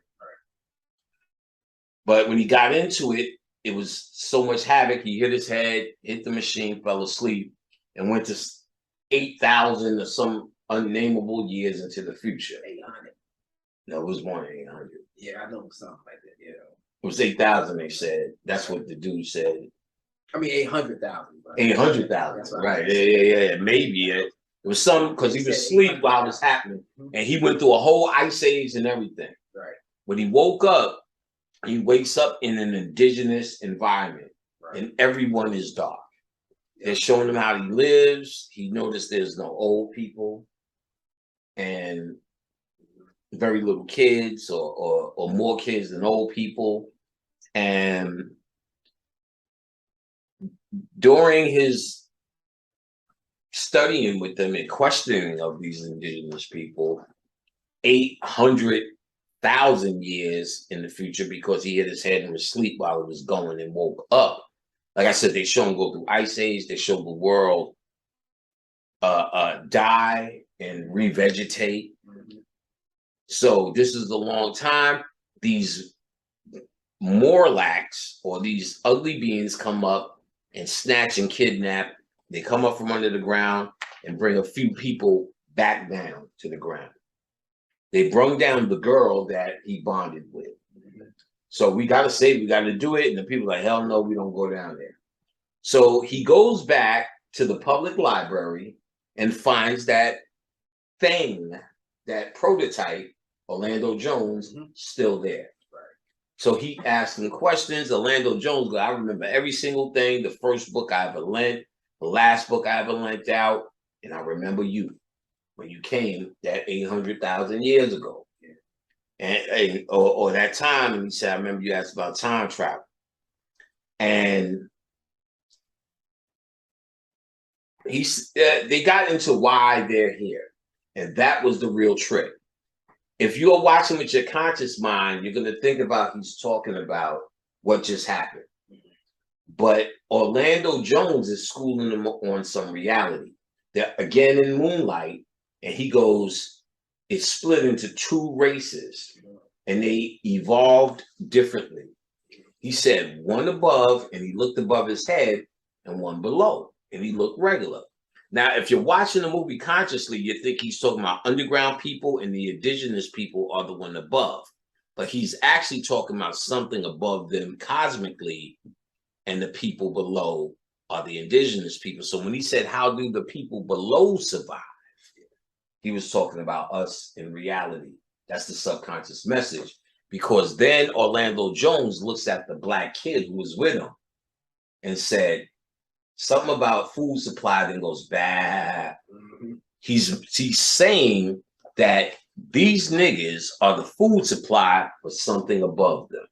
Now, any occultist understands that there's entities that eat off of you, or we call them entities, which you can still do that from where we're going, that eat off of you, your emotions, and spiritually know how to help create your scenario. You've also seen this bullshit in Dark City, how they created an enclosed simulation to study you, these white people from where? They look like what? Well, let's just say for now, I'll give it away, the moon. Okay, so all of this is done in the moonlight. So he eventually says, how do I get to him? He said, follow the breathing, which is a way, and they had these gateways in. I think let's say we wanted to get to a new reality. We have to go through gateways. You can't fly to another place but there are gateways out to different consciousnesses and realities and different whatever. So if something's going to go, that's how it's going to get out. And that's what happens when you die. You're not going to fly to the quantum world. You're not going to fly to wherever you're going next. You're going to gateway out. And the same thing they say that happens in the black hole, you know, the reality, time fold. Whenever they explain true time travel and all that shit, they talk about this folding thing. That's how we do it, no doubt. There's no walking. There's no running, skipping, or flying in the Millennium Falcon to get any fucking where. So when we die, we go through the sun to get back to a quantum reality. We go through the sun.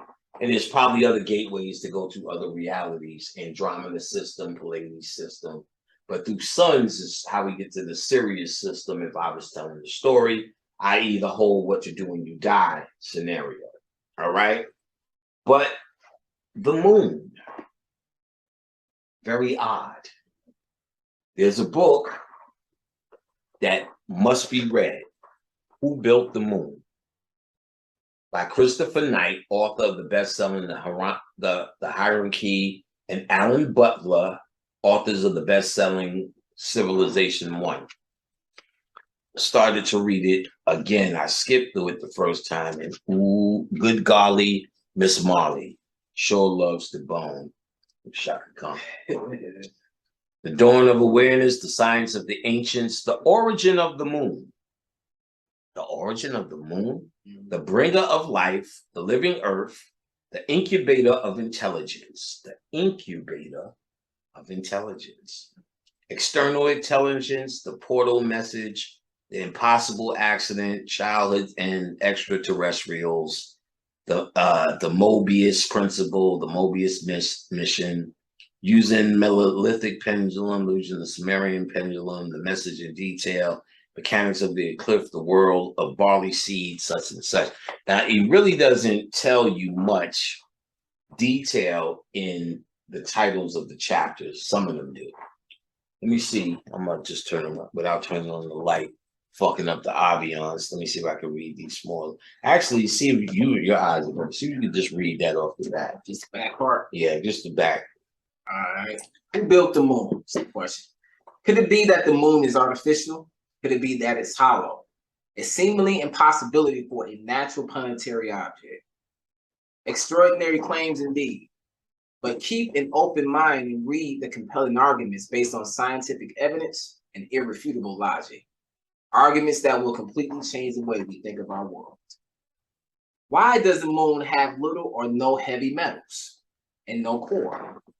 Why do many specialists suspect that the moon is hollow, and when that should not be possible? Right. And why did the Apollo lunar teams at NASA report on several occasions that the moon rings like a bell when struck? Mm. Why is it that the moon revolves at exactly 1/100th of the speed that the Earth turns on its axis? Why is the moon exactly 400 times smaller than the sun and precisely 400 times closer to the Earth? Right. Why do we find a consistent and beautiful sequence of integer numbers when looking at every major aspect of the moon, whereas no pattern emerges for any other planet or moon in the solar system? Why does an ancient system of geometry and measurement used in the Stone Age work perfectly on the moon? If our moon did not exist, nor would we. Experts now agree that higher life only developed on Earth because the moon is exactly what it is and where it is. Not higher life for us, higher life for them. I want to make that point. Not higher life for us, higher life for them. The moon put us in a dream. Keep going. Is there more? The last part says, does the moon really exist through some happy accident of collision in a random game of space skittles? Or is it a blueprint, apparently? And if so, who was the architect? The conclusions are astounding. And it's in this book. That's who built the moon. And Rudolf Steiner, Universe of the Man, actually goes into people that come from the moon. People that comes from the moon. That's interesting. Put this to the side for me. That's interesting because H.G. Wells, the guy who wrote Time Machine that I talked about, with all of this moon jazz going on, all of these moon references, also wrote a book. He wrote a book called First Men in the Moon. But he also wrote War of the Worlds. War of the Worlds are about aliens that live underground in the earth, just like in Time Machine. Right. In Time Machine, ultimately, he gets under earth and talks to this white being who talks about the glory of the moon and how glorious it was before it was blown up. And he looks at the white man and says, take your ass back in time. Yeah. I am the result of your inevitability, meaning I am you before you realize it. Right. Keep this in mind because we're going to drop the movie that ties it all together and when they revealed it. And now it made me understand that movie. Why I understand that he was talking about moon people who actually got stranded on Earth because the moon is their spaceship. They know how it's their spaceship is cloaked in looking at the front end that we always see the moon in light, and we never see the dark side. The dark side, you'll see the mechanics of the ship. Now, once this book explains how and why the moon rotates one way and never turns.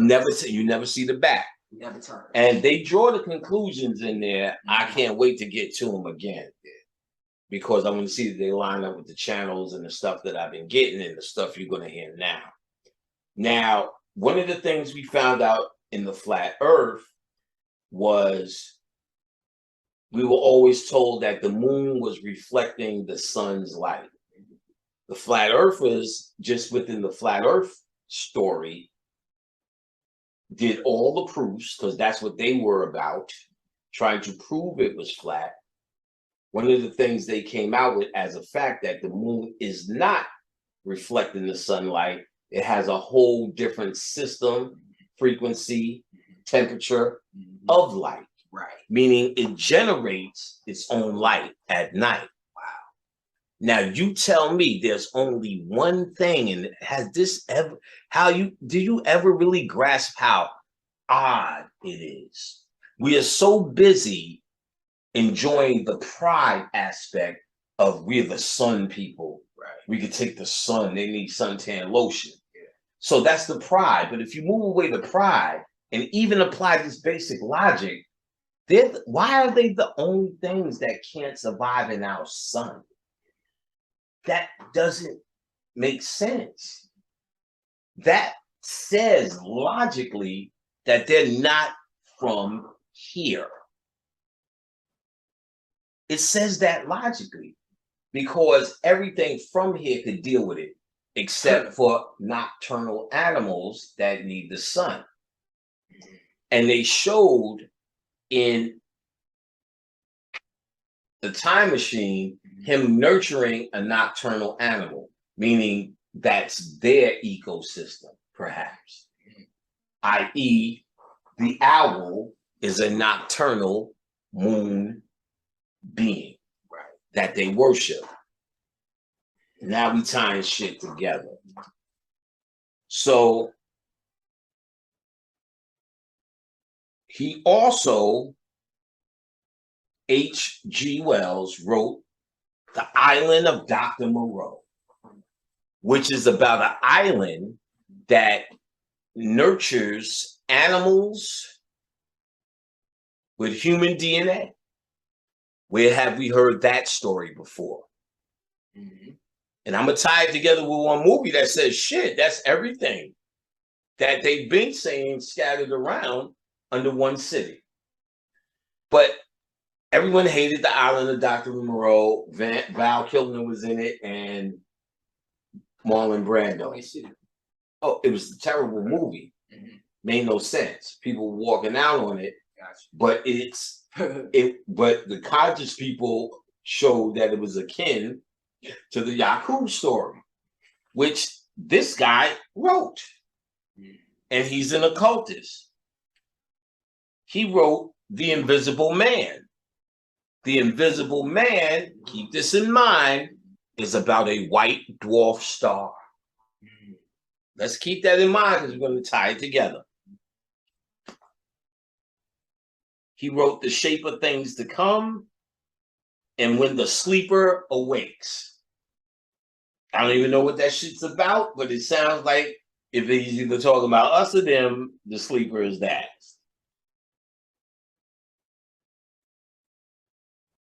So yeah, reserve your piece of heaven. The Greys, I don't want to say that yet. I want to make a flat fact. You've seen it the whole time. They are now getting into 3D printing. 3D printing is cloning technology. In fact, they showed in Westworld in the beginning them using 3D printing to make the bodies. So they just act like it's a new technology. And even you told me, because Cornelius was trying to fuck with it, you can't just press the button to do it. It's almost like sculpting. No, you got to program it, right? You're programming. So in other words, there's an art to it. There's an art to it because that is basic cloning technology. You can make, you should see what they're doing with 3D printing now. It's cloning technology. But if they feed it to you in a different way, like they're just starting and is making it new, you don't even connect the dots. Right. That's how sick and you can't conceive of what they've already achieved. You can't, right. Let's say that again. Right. You can't conceive of what they already achieved. Okay. Before we go here, what's that book that you found? I knew I had more books, right? And I didn't know where they were, and there was a maybe about the moon. So of course we found a lot of flat earth shit that were put out, but Kenneth Manza found this: Conspiracies and Secret Societies, the Complete Dossier by Brad Stigler, and Sherry Stigler. It looks like Stigler, Steiger. I think it's Steiger. The Complete Dossier. And watch what he found in this book. Read! All right, on page 302. Page 302, it goes into the moon mysteries. This entire book is in alphabetical order, so everything in it is easy to find. But moon mysteries. Whether our astronauts really went to the moon is besides the point.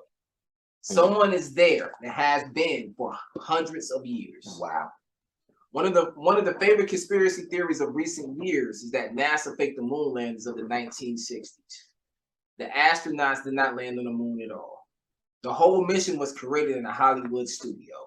In fact, Hollywood even made a movie, Capricorn 1, to show how it was done.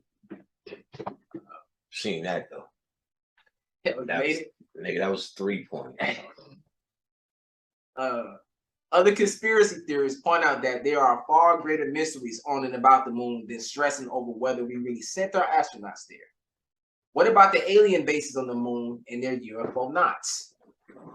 NASA whistleblower Richard C. Hoagland, a leading contributor of controversial astronomical theories, charged the space agency with a conspiracy to cover up the discovery of ruins and various artifacts on the moon that would change the history of Earth as we know it. That's Richard Hoagland. Right. Richard Hoagland talks about, I think he did the face on Mars as well. Hoagland claims to have unearthed a 1960 NASA Commission report by the Brookings Institution recommending that any future discoveries of alien life on the moon be kept from the public in order not to disturb the evolutionary flow of the 20th century civilization. So what are they basically saying? They just want to keep shit going? Of course. They got to, because we'll get into why. Okay. We'll get into more why. See, these niggas they can't theorize because they can't channel. So again, you have to take this at this portion. That's why I did it second, how you feel about it, because there's a lot of channeling me putting it together. And I don't want you to rely on me. I want to give sources for you to rely on yourself, and you see what you feel. Shit, you might still think the shit is made of cheese. I don't give a fuck. You know, I'm not trying to convince you one way or another. Yeah. I'm only trying to hit you to the study that's kind of sticking out at me right now. If it's of your interest, if not, but that's the way this tape is ending, so go away now. If you stuck on trying to figure out moon phases and how to live your life by the fucking moon, let's go, you know, knock yourself crazy. But it's an entity that has a pull on our water, and we're 70% water. If that was a weapon, it would be a very effective weapon. It would be actually controlling your emotions, because water is your emotions. And if it controls your emotions, when someone tells you you were a slave, they can get you emotional about that. Right. You're seeing your foot get chopped off as Kunta Kinte. In fact, search Alex Haley's brother, who tell you to your face, Roots is bullshit. It's not made up. Kunta Kinte's made the fuck up. He said his brother didn't want any black writers to write the screenplay. His brother's bootleg. His brother's outing him. If you watch Roots or Get Roots, the original, remember they made the shit over, and I went through my book after Django Unchained, how many slave movies now had the go-ahead. You've seen 12 Years a Slave, Underground Railroad, you've seen The Butler, and so much shit I didn't know. I listed it because I did a search and was like, fuck, you know, because I ain't into that. But there was a hella shit. You seen the Nat Turner thing, which was not in your favor. Harriet Tubman shit was not in your favor. They all use the Bible and shit as you know, reinforce the Bible. You know, his whole inspiration for the Bible. Who the fuck? They just unheroed him, and then they act like it was an attack on the actor, which they just sacrificed him. Some shit he did as a kid that he got acquitted for, a rape charge, and they exploited that right before they did the movie. And once they do that, they make you say, "Fuck that! They trying to stop it. I'm going to see this shit." Because they wanted everybody to hear Nat Turner talk about how much he loved the Bible and how much that was the force that made him rebel. That's ridiculous if you go with the story being real. Because again, you don't even know if it ever was real. Right. So when they adapt the story into he was a Bible-thumping Christian that did this for Christian balance, they just changed the whole story. The story that you don't even know is real, Christmas addicts. Right. So they showing you at will how they're able to update and change the same way they show you at will how there's 23 versions, 43 versions of the goddamn Bible. They update it and change for more likes. Just like these fucking clown ass niggas out here in front of YouTube doing anything for likes and attention. That's the same thing they need in the Bible. Let me break down something for you, what the true Tower of Babel is. And it happened already. It's the internet. It's the Tower of Babel. That's where everyone is typing and communicating as one. Think about it. The idea is that they all spoke one language. We all now speak one language on the internet. Right. And it's all just niggas running their fucking mouth, babbling. I did this today. Here's the picture of my fucking donuts that I ate. I'm sick today. I have cancer, y'all. Yeah. Oh, prayers go up. Thank God it's Wednesday. I hate voting. I love voting. Right. You're babbling. Right. So they're showing you that the internet is going to fall. Okay. Keep that in mind because we're going to go here now about what happens with technology and its ultimate demise, why it cannot go any further. Interesting. Okay. And so the Tower of Babel is them speaking the language of a network connection or a network social understanding, everyone coming together and feeling that is actually beyond God. When they say it was building up, is because where does the internet travel? Wirelessly in the air. It's building up, it's going to God. Of course, they're going to say God stopped it and all that shit. But no, I'm going to show you what God did stop it, and it's us. That shit ain't going to never win. It's all destined to die. That's why the moon shows up at different planets and sucks it dry. I'm going to drop all the movies where they put this code in. Nigger. Oh, we going to do it, finish. Read! The famous astronomer Carl Sagan once theorized that if extraterrestrial beings had come to observe Earth, they would quite likely have established bases on the moon and would logically have placed their main installations on the dark side to keep them from probing earthly eyes. Other researchers suggest that if there are alien bases on the moon, they have probably been there for thousands of years, if not millions of years. As early as September 7th, 1820, during a lunar eclipse, French astronomers reported strange objects separated by uniform distances, moving in straight lines and with military precision away from the moon's surface. A similar precision of mysterious objects was seen on August 7th, 1869, during a solar eclipse with the sun's masking glare removed. In 1874, a Czechoslovakian astronomer claimed that he had seen a dazzling white object transverse the disk of the moon, then leave the surface and travel out into space. In 1912, an English astronomer reported that he had seen an immensely black object about 250 miles long and 150 miles wide on the moon. He speculated that he might have sighted the shadow thrown by something colossal in size moving above the moon.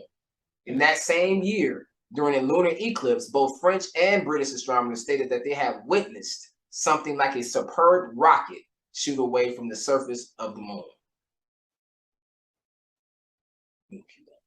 Keep going. Shit. Get it all out. The crater, which is located on the moon, called Astricius, is the single brightest spot on the moon. Ever since Galileo. Ever since Galileo began gazing at it with his telescope in 1610, observers have reported a wide variety of flares and lights issuing from that area. Now it makes sense. Listen to this Queen song called Bohemian Rhapsody. Galileo. And he's the first observer. Go ahead, as you said, the moon. They're dropping on this shit. That's a moon society, those owls, and they have worship of the moon. They do their rituals at night. And you could search for yourself how they do it, how they get down. This is a moon cult. The owl symbolic of the moon. He's an all-seeing eye. He's watching everything. Right. He's watching everything. He can see in 360 degrees, and that's symbolic of what they need to do to survive here. Always stay on top of us. There's always a trick and a dip. Movies, music, chemtrails, food, something. Oh, the moon is in retrograde. Oh, nigga, look at this. I'm gonna talk about. I don't even say nothing because look, I'm gonna show it later, and I just realized. Oh, you know, yeah. That I'm gonna talk about, but it's the moon phases. Yeah, they connected to the moon here. Which I was just saying. Oh, let's keep going. They need to hear what this is about. All these movies that was showing you subconsciously about the fucking moon it's not a natural thing. Who built it? It's a spaceship. Oh, let's get to it. Let's finish this. I'm ready to tell these niggas. All right. Plato, the darkest spot on the moon, has been a popular area for changing light patterns to appear. Strange geometrical formations of lights, including luminous triangles and grids, have consistently manifested there. Lights that blink as if sending signals constitute a common lunar phenomenon. On October 20th, 1824, European telescopes detected intermittent flashes throughout the night from a dark region from Astraceus. On July 4th, 1832, the astronomer Thomas W. Webb observed a series of flashing lights and dashes, suggestive of Morse code. In 1873, after conducting an exhaustive study of the blinking lights on the moon, the Royal Astronomical Society of Britain issued the verdict that the coded lunar flashes were intelligent attempts by an unknown race on the moon to signal Earth. A peculiar facet of the blinking lights is that most of them occur in the northern hemisphere of the moon, suggesting to some UFO researchers that the extraterrestrial engineers have for some reason found that area to be more suited to expansion. A very different claim is that the Russians are on the moon and that they, rather than extraterrestrials, may have secretly been mining its resources for years. On top of that, from time to time, alleged U.S. Air Force veterans insisted upon complete anonymity, swear that the United States and the Russians established secret colonies on the moon in 1970, and that the expeditionary teams discovered an alien base on its dark side. Alternative three. Alternative three, a June 1977 British television production, the last in a series of special programs released by Science Reports, was simultaneously broadcast in the UK, Australia, New Zealand, and much of Europe, with the frightening revelation that major powers of Earth had abducted ordinary men and women since the 1960s to serve as slaves for the political elite who inhabit special moon bases designed to shelter those select few who will survive Earth's destruction. What? Say that one more time. That sounds like that movie. But that's the shit I've been. Say that again. I didn't get that part. Say that one more time. All right, let me go to the original part of that. It's called a paragraph or so. Yeah, I'm going back to the paragraph. Are there pages of this? Yes, it's about 1 more page. Okay, well that's good. We can deal with that. So but hit what you just hit me with. All right. So alternative number three, a June 1977 British television production, the last in a series of special programs released by Science Reports, was simultaneously broadcast in the UK, Australia, New Zealand, and much of Europe, with the frightening revelation that major powers of Earth had abducted ordinary men and women since the 1960s to serve as slaves for the political elite who inhabit special moon bases designed to shelter those select few who will serve Earth's destruction. A lot of these missing kids and people and all these people who abducted missing, Jimmy and John, they're on the moon. They're on the moon. All those probes and shit that you heard of, moon. It's keep going. We're gonna get that out before give these channels and theories. Keep going. The format of Science Reports had been that of serious science documentaries produced by highly respected science reporters. So when the staff announced that the entire alarming episode had been staged as an April Fool's joke, the public was outraged. Of course they're going to say that. Okay. It's April Fool's. Okay. It's funny time. Okay. They did that with Orson Welles. Right. When the Earth got invaded, right? Didn't they? Yeah, they did. They did a radio show just to see what people would do. Yeah. Now it wasn't happening, but to see if people would take it seriously, because they started at that time showing sci-fi movies. When Crowley channeled Lamb, which was a gray, and said we need to stop, he channeled what became the Gray's alien. After he channeled, it was almost like he put it in the consciousness of folks. And people, then they started making movies just to kind of take control of it. Then that's when people started seeing aliens. Gotcha. Because I think it corresponded with something that was happening. So they had to do the propaganda with it.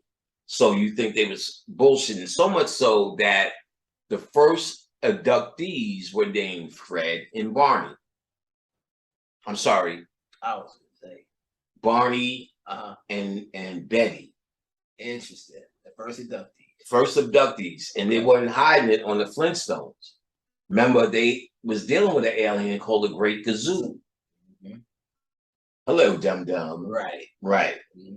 And so they connected the aliens with these two, and those were the first abductees. Look it up. And at the same time, they started making movies where they're showing big head white aliens. Two movies that you must watch about so-called real abductees who were back on Earth. Fire in the Sky. And don't worry, I'm going to get it. Christopher Walken made one. And they showed that there were these white grays and these reptilian-like green ones. The same scenario in the time machine. That white man and those monkey motherfuckers that now are what we call archons, helpers of the demiurge. What is the demiurge? They live in the moon. The aliens of the moon. They do come, the grays that you see, they're not going in deep space. They're coming up and down here. Most of their bases are in the earth, like War of the Worlds, and like they showed in Time Machine. Area 51, they build down there, but that's because they found the base down there. So they went down to where the alien was, built around it, and started getting the technology to create a way to get up themselves, and they did. Ultimately, that was wanted from the aliens when they came here, and I'm gonna tell you the movie that ties it in. What was I gonna look up? You're gonna look up the movie. Yeah. Christopher Walken movies. All right, so these are his movies, and I'm gonna tell you the name of it. He's done so many, I might have to just go to Wikipedia. All right, hold on. Oh yeah, he's done voiceover and he's done everything. If it doesn't come up real quick, I'm gonna just go through the timeline. Oh yeah, this is even, yeah, they just, okay, more. Dramas, comedies, let's see, dramas. They organize it now by that. I don't want to take all this time doing this. Damn, well, that motherfucker did a lot of shit. But it was in maybe the late 80s or the mid 90s. Okay, yeah, there's just too much to go through. But I'm going to go through Wikipedia where it's a list in a second if I don't see it. Yeah, if I don't see it here. Go ahead, you keep reading, Ken. But I want the Fire in the Sky. All right, let me see if they have it under sci-fi. And I'll move on. Action, dramedies, thrillers, probably in the thriller. I gotta scroll through to get there anyway. Yeah, they doing too much. All right, let me get it. Film. Oh damn, we can go right to filmography. Let's do that. Come on, filmography. See all. All right, let's get to it. Damn, boy, this nigga acted in 142 features. We can go all the way down to starting probably where we at 1969. We started. Damn. So all right, so we can at least get past the 70s. 78. All right. I'll start at the 80s and I'll look. And the Dead Zone, you can keep reading. Oh, okay. Just keep going, just so we ain't just doing this. Vladimir Terzinsky. Okay, we found it. All right, great. It's called Communion. October 4th in the 726th, the Steiber family drives from New York to their cabin in the woods. Both nights, there's some powerful lights outside. Come on. Hang on, let me get it. All right, well, you got it. Communion. Watch that. It's based on a true story. And Fire in the Sky is also based on a true story of abduction. That's not aliens from deep space. They're taking you to the moon or probing you here, and they're doing experiments on you. They need to understand not only your DNA. Keep going, because I don't want to go ahead. I don't want to go ahead of myself, y'all. No, I don't think so just keep reading, but goddamn. Vladimir Terzinsky, who has specialized in the study of Nazi rocketry, says that scientists from Germany's Third Reich landed on the moon as early as 1942. In the late 1930s or early 40s, Terzinsky insists Nazi scientists made contact with an alien culture, that presented them with advanced technology. He further claims that as soon as the first German landing party touched down on the moon, they began digging and tunneling under the surface. By 1944, the Nazis had their first moon base.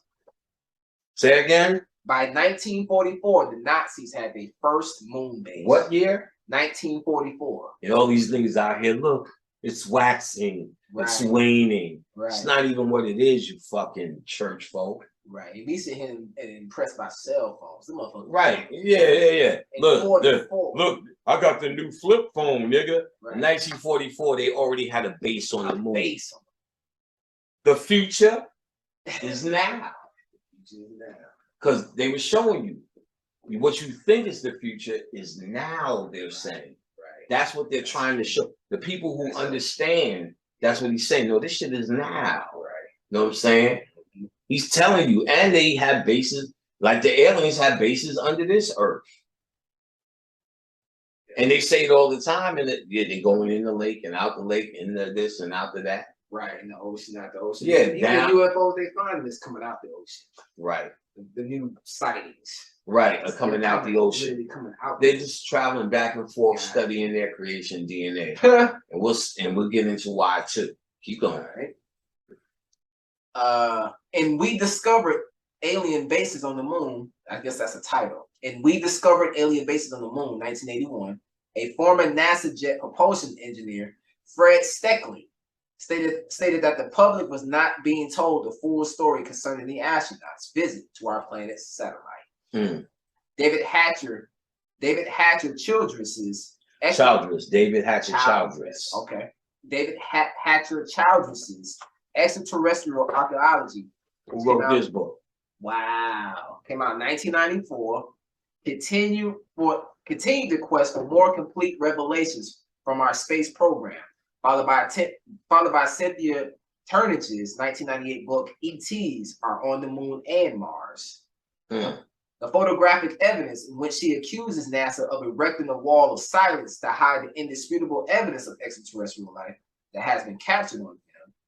Turnage further suggests that some other government agency may be pressuring NASA's scientists to cover up all the evidence of alien life. Edgar Mitchell, the former astronaut who visited the moon in 1971, has stated that his conversations with people who worked in intelligence agencies and military groups convinced him that the U.S. government has been covering up the truth about UFOs for over 50 years. Mitchell admitted to becoming quite alarmed over revelations that there are humanoids manning craft far superior to those in the arsenal of any nation on Earth. On the other hand, when asked about the possibility of alien bases on the moon, he responded, "The notion that there are structures on Mars or the moon is bonkers. I can certainly attest to the latter. I've been there." He went, so what? Right. They've been digging underground, he said. You didn't cover the whole moon. That's like saying, I've been to Earth. and there's no light. Nigga, you gotta know how many jungles you would have to walk through to say that, to be factual. You have to walk through Canada, you have to walk through America, walk through any of the islands that are many to be able to say, there's no bases here. So how much of the moon did you cover to say that? If you were even there, because who the fuck knows? Now, of course, flat earthers say the moon isn't as far as, and it isn't as outer space, as they say, is a part of this internal structure that we're under. That's just the eye in the sky and that which controls in this portion now. And you never know, you may have been kidnapped a long time. Now, here's what you don't know. You may have been kidnapped a long time ago, like in Dark City, and your resurrection may just be this what was revealed to you in Dark City, which the aliens look like moon people and knew how to chime, which was the same thing the moon does, which is pretty much your pull on the emotions, which is psychic power. So that's why you're still so connected. The feminine is connected to the feminine in the cycle system. And we think that to be a favor, and it would mimic something natural. But it's still, we get the word lunatic from the lunar moon. So if you're acting like a lunatic, and it's known to this day, they put more police out on a full moon, and they get more arrests on a full moon because people are acting like lunar ticks. So the moon makes you act like that. Is that friendly? Not at all. Not at all. You're stuck in moon phases. And here's what I will get there as well. So Jules Verne died in 1846. 1866. So that's the time period of this. Not Jules Verne, H.G. Wells. But then there's Jules Verne. That's why his name keeps coming up, which was also a writer in that time who wrote Journey to the Center of the Earth, 20,000 Leagues Under the Sea, which he was talking about the inner world. And all the life and things that are down there, i.e., you have H.G. Wells talking about aliens under the earth and, monsters under the earth and aliens under the earth in War of the Worlds. So they both co-signed that there's activity under the earth. And in David Childress's book that you just met, David Hatcher Childress and Richard Shaver, Lost Continent, The Hollow Earth, I Remember Lemuria, The Shaver Mystery. So Lost Continents and Hollow Earth is Childress through examination of the early Hollow Earth stories of Richard Shaver and the fascination that fringe fantasy subjects such as Lost Continents, UFOs, and Hollow Earth that have had for the American public. Shaver's rare 1948 book, I Remember Lemuria, is reprinted in its entirety, and the book is packed with illustration from Ray Palmer's Amazing Stories issues of the 1940s. Palmer and Schaefer told of tunnels running through the earth, tunnels inhabited by the Deros, D-E-R-O-S, and the Teros, T-E-R-O-S, humanoids from an ancient spacefaring race that had inhabited the earth, eventually going underground hundreds of thousands of years. That's not us. I thought we were the sun people. Earth has an inner sun, okay. But isn't that the same story of these savages that were eating niggas in H.G. Wells' story? Okay, let's see. Let's see what they say, if they say about it. Eventually going underground hundreds of thousands of years ago. Childress discusses famous Hollow Earth books and delves deep into whatever reality may be behind the stories of tunnels under the ground. He tells of Operation High Jump to Antarctica in 1947. Polar explorer Admiral Byrd's bizarre statements about a land beyond the poles, tunnel systems in South America and Tibet, the underground world of Agharta, Agharta, Agharta, and the belief of UFOs coming from the South Pole, tunneling machines to underground flying saucer bases. This is rollicking ride to the worlds where science fictions collide with head-on science fact. So he's talking about aliens, hollow earth, lost continents. You can see the pictures here. It look like that almost. Right. It looks exactly like that. And what that is this. We're going to get into it. Right here, I have a picture, as best I could do it, right, this side, of the Death Star. And this is the Death Star from Star Wars, which they show the hidden science. It's waning and waxing full moon. Waning, waxing, full, but not the dark moon, but that's, what would that be? But waning and waxing moon, it shows it. And that's the Death Star from Star Wars. So the question becomes, let me get this camera again. The question becomes, is the moon the Death Star? Is the moon a star that could travel and get here? Well, let's get it. Before we get to the Death Star, let me tell you what time they put it all together and got all this moon shit in order for me. One movie that's out now that niggas might have slept on called Moonfall with Halle Berry, white man, and my man Sam from Game of Thrones. Sam, the fat dude. Sam, the fat dude.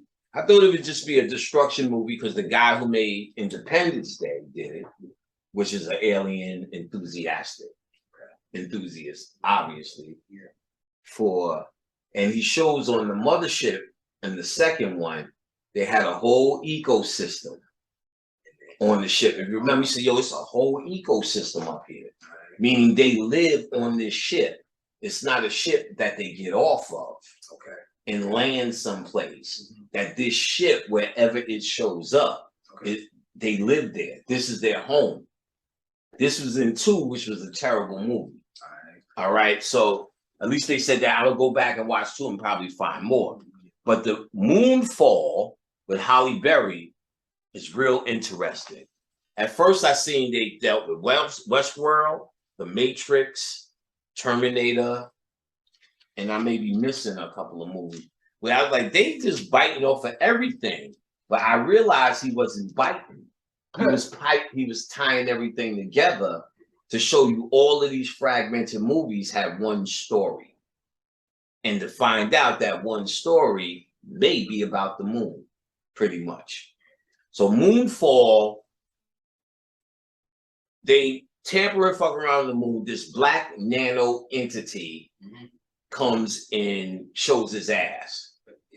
And ultimately, it starts a process where the moon begins to fall towards Earth, leaves its gravitation. So all sorts of shit is blowing up, doo-doo's happening, you know, everything you would see in Independence Day is happening. And they're trying to make it cosmic to save it, like they did in every, what's the movie where they land on the goddamn asteroid, try to blow it up, Bruce Willis. And then the other one with Morgan Freeman. Same kind of thing. They had to go back to the moon. So when they get to the moon, long story short, they go inside the moon. They make it inside the moon, and what they find out is there's a full-blown technological setup, intelligence, and this entity is trying to has now penetrated a layer of the moon, but not through their defense. But it is trying frantically to get in to kill them. Right. So as Holly and Sam wake up, the white man has went before them, and he's getting the information. Very key. The first thing he sees is his son. Right. So what they're saying is the moon is the white man's son. This son is your son. They can't survive in this sun because they're not from here. What he says is the intelligence. Why do you see me? He said, we're just going through your memories. We can see what's in your mind. And your son is on your mind. He's my everything. He's my happy thought, whatever. So they like, so they say next, pretty much, without giving it all away, we're from, who are you? He said, we're an ancient race who live pretty much off technology in peace and harmony. And they're showing the visualization while they're talking to this astronaut. They said, but one day nanotechnology rose up and tried to destroy us. What we call artificial technology. He said, he said, what y'all call AI is what we had. So he's talking about artificial intelligence. Mind you, you've seen Terminator and Matrix and everything you've seen even on YouTube about artificial intelligence being the end of your human society. There's so many movies about it, not because they're talking about the future, because they're talking about something that happened to them. They're giving history on their past, not our future, boy. The Matrix in artificial intelligence is not our future because of where flip phones and shit are going. Artificial intelligence is the furthest they could go before computers have a self-realization, which they said in the movie, we're slaves. Yeah. Because that's what a computer is. You do my bidding, huh? Bitch, bitch, bitch, bitch, and plug it in when I plug it in. Right. Get a new one when I get a new one. Computer do what this computer is doing my bidding now. If it becomes self-aware, at what point does it go, wait a minute, fuck you. In Westworld, when Dolores becomes self-aware, that's when it's the beginning of the end. And their whole realization is they want to be us. They want to live forever.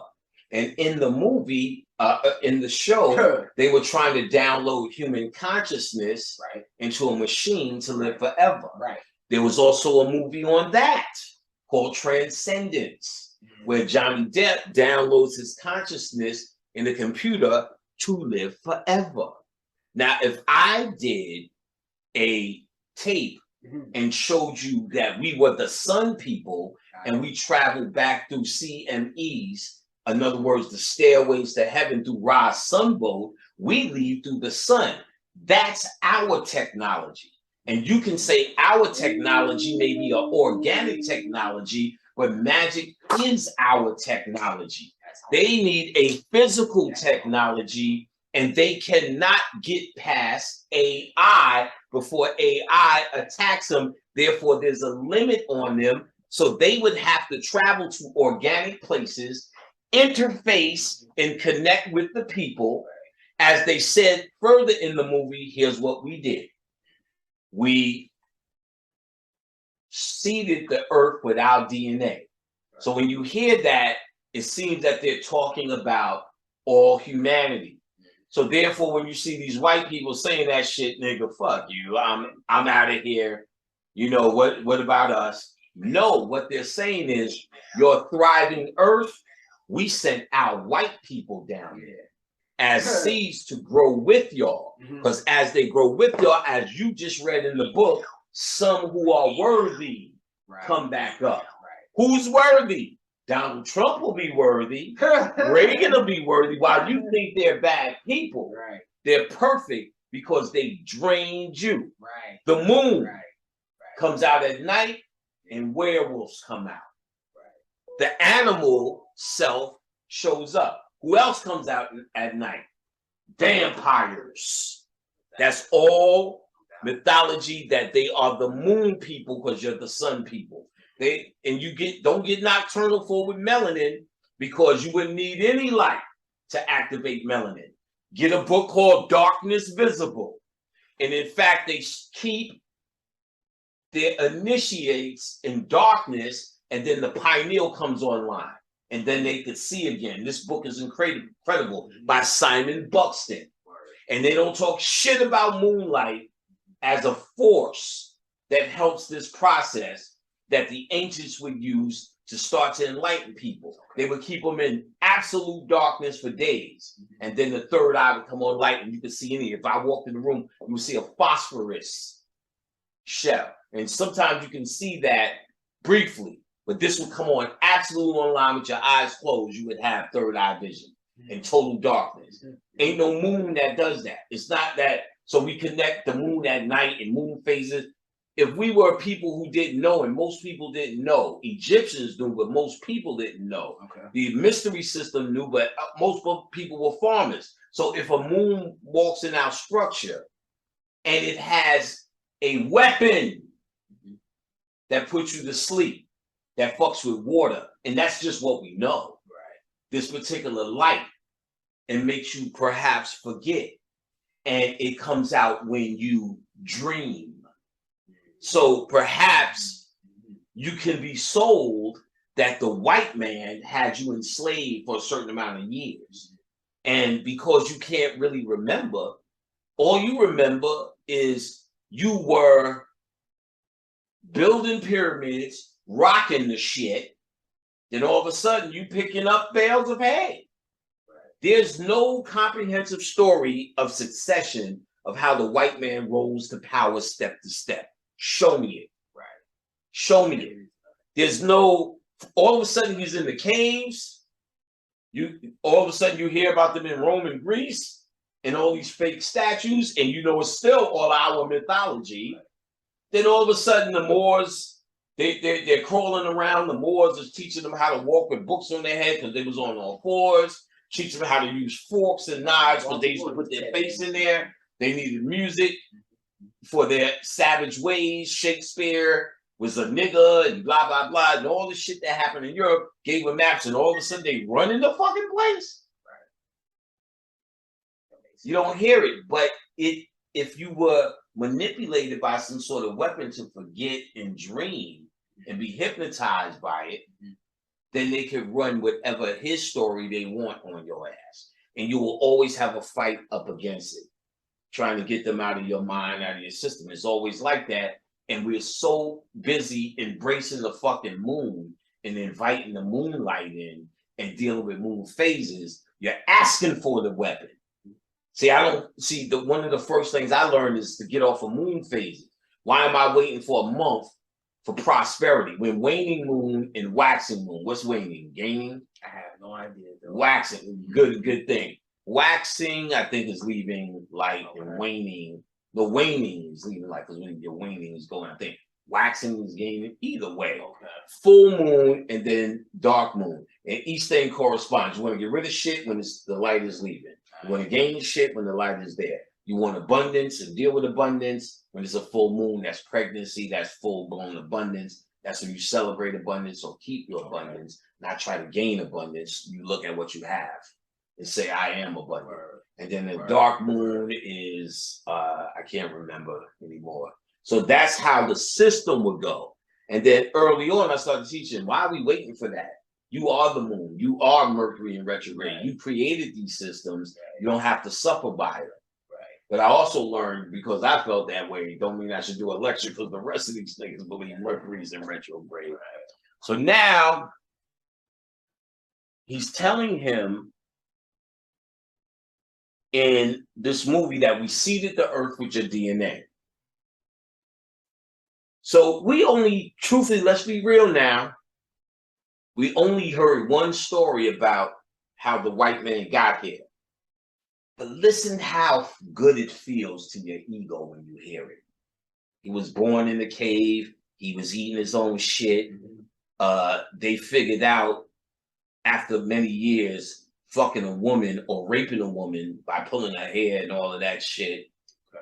by raping a woman and pulling her hair, she get pregnant. There's another mouth to feed. And they couldn't handle that. So they started fucking boys. And that's how homosexuality started with them. Greeks turning to Greece and all of that. They used to shit in a pile and have a fight in the shit. And that's why mud wrestling was developed, and they get a sexual thrill off of that. And all sorts of debauchery about what they did. I did that lecture, Dirt. People reveled in that shit. And it doesn't mean it's not true. Certain things about it. But it seems so convenient for our ego. You wouldn't even question nothing else if you heard that. How superior do you feel when you hear that? And I'm not saying it's not true. I'm not taking that away from niggas. Like, I feel that when I see them now based on what I think I know about them. Well, you may just see where I'm going with it. If they were seeded or their DNA was seeded on the earth, and we know they haven't been here as long as they've been claiming, maybe they're just children and young. And why they kidnap motherfuckers and probe motherfuckers are because they're down here cultivating their children. Because if that moon comes from a dead world, which I'm about to prove to you, in the theory at least that we're talking about, and they say we seeded the planet without DNA, what if they seeded the planet with white people? They couldn't seed it with black people. So what if they seeded with the people from where they were from after AI destroyed them? And they came, like they said in the movie, and hid here in our solar system because they found a prime world they can suck from. What are they sucking? Oil. They told you that oil from dinosaurs, and we know there's no dinosaurs. So we know there's no dinosaurs, and they won't change the electric cars, and we knew they had this shit. They could have made that shit from scratch. They need a reason or a pretend reason. Because gas, you don't even know if that shit come from oil. Let's be real. No. Think about it. You're told that. And then you told that on one hand and say all of that scientific shit, but then you, on the other hand, you call them a bold-faced liar because they're cave people, devils, and whatever demiurge, whatever level you're on, you'll call them all those things. But then when they say you're pumping gas, you don't know what that substance is. And if it truly comes from oil and how much. So what if they're taking the oil, just like in the movie, Jupiter Rising? What if oil is a form of melanin that is usable to them? The earth is you, isn't it?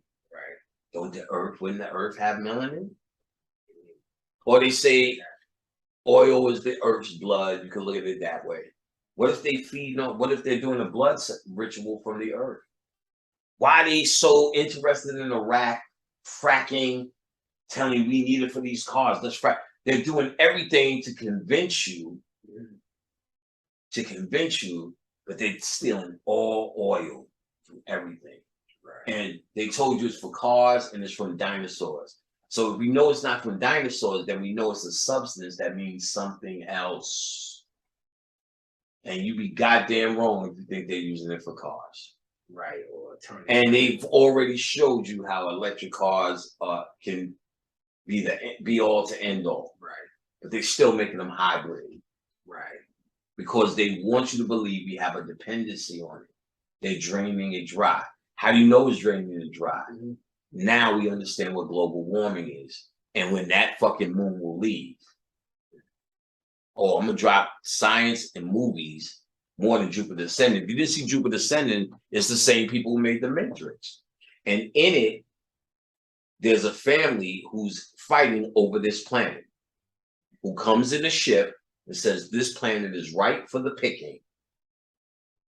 We put all our shit down here to formulate it, and now we're ready to pick our fruit. What are they picking? A white substance that they use for everlasting life. I think that represented oil, but they colored it white to represent the moon. You understand what I'm saying? So now, why would they call it Jupiter Ascending? I'm sure there's a reason. Now, okay, so in Jupiter Ascending, again, they're pulling or stealing this substance which we related to melanin, but we can relate it to oil, and oil could be related to melanin, crude oil. Okay. Why are they so interested in that? Why won't they stop? Why is every war where the oil's at? What is the oil? Because we know it's dinosaur. So dinosaurs died and turned to oil. Right. How? And let's even say it can make sense, and they made it make sense. There were no dinosaurs. You can't make that make sense. Right.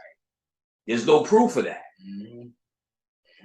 Bones are made up, nigga. Them shits is wings, nigga. So Moonfall with Halle Berry. He also says they're nanobites that attack them, but I think they had to say nanobites, which we know is their technology and is also artificial intelligence. But I think they had to represent Black spirit that way. They said that the moon is a ship that is powered by a white dwarf star. Right. So what's a white dwarf star? You look it up, you find that a white dwarf star is a dying star. It's a star that is dying. And when it shed all its light, all its energy, the white dwarf star is heavily dense in matter. They are the white dwarf star people. And their whole existence is born in true death. And they can never survive, or they could never create spirituality because their sun is so heavily dense that it's blocked any etheric spirit. That's why they are so fucked up spiritually.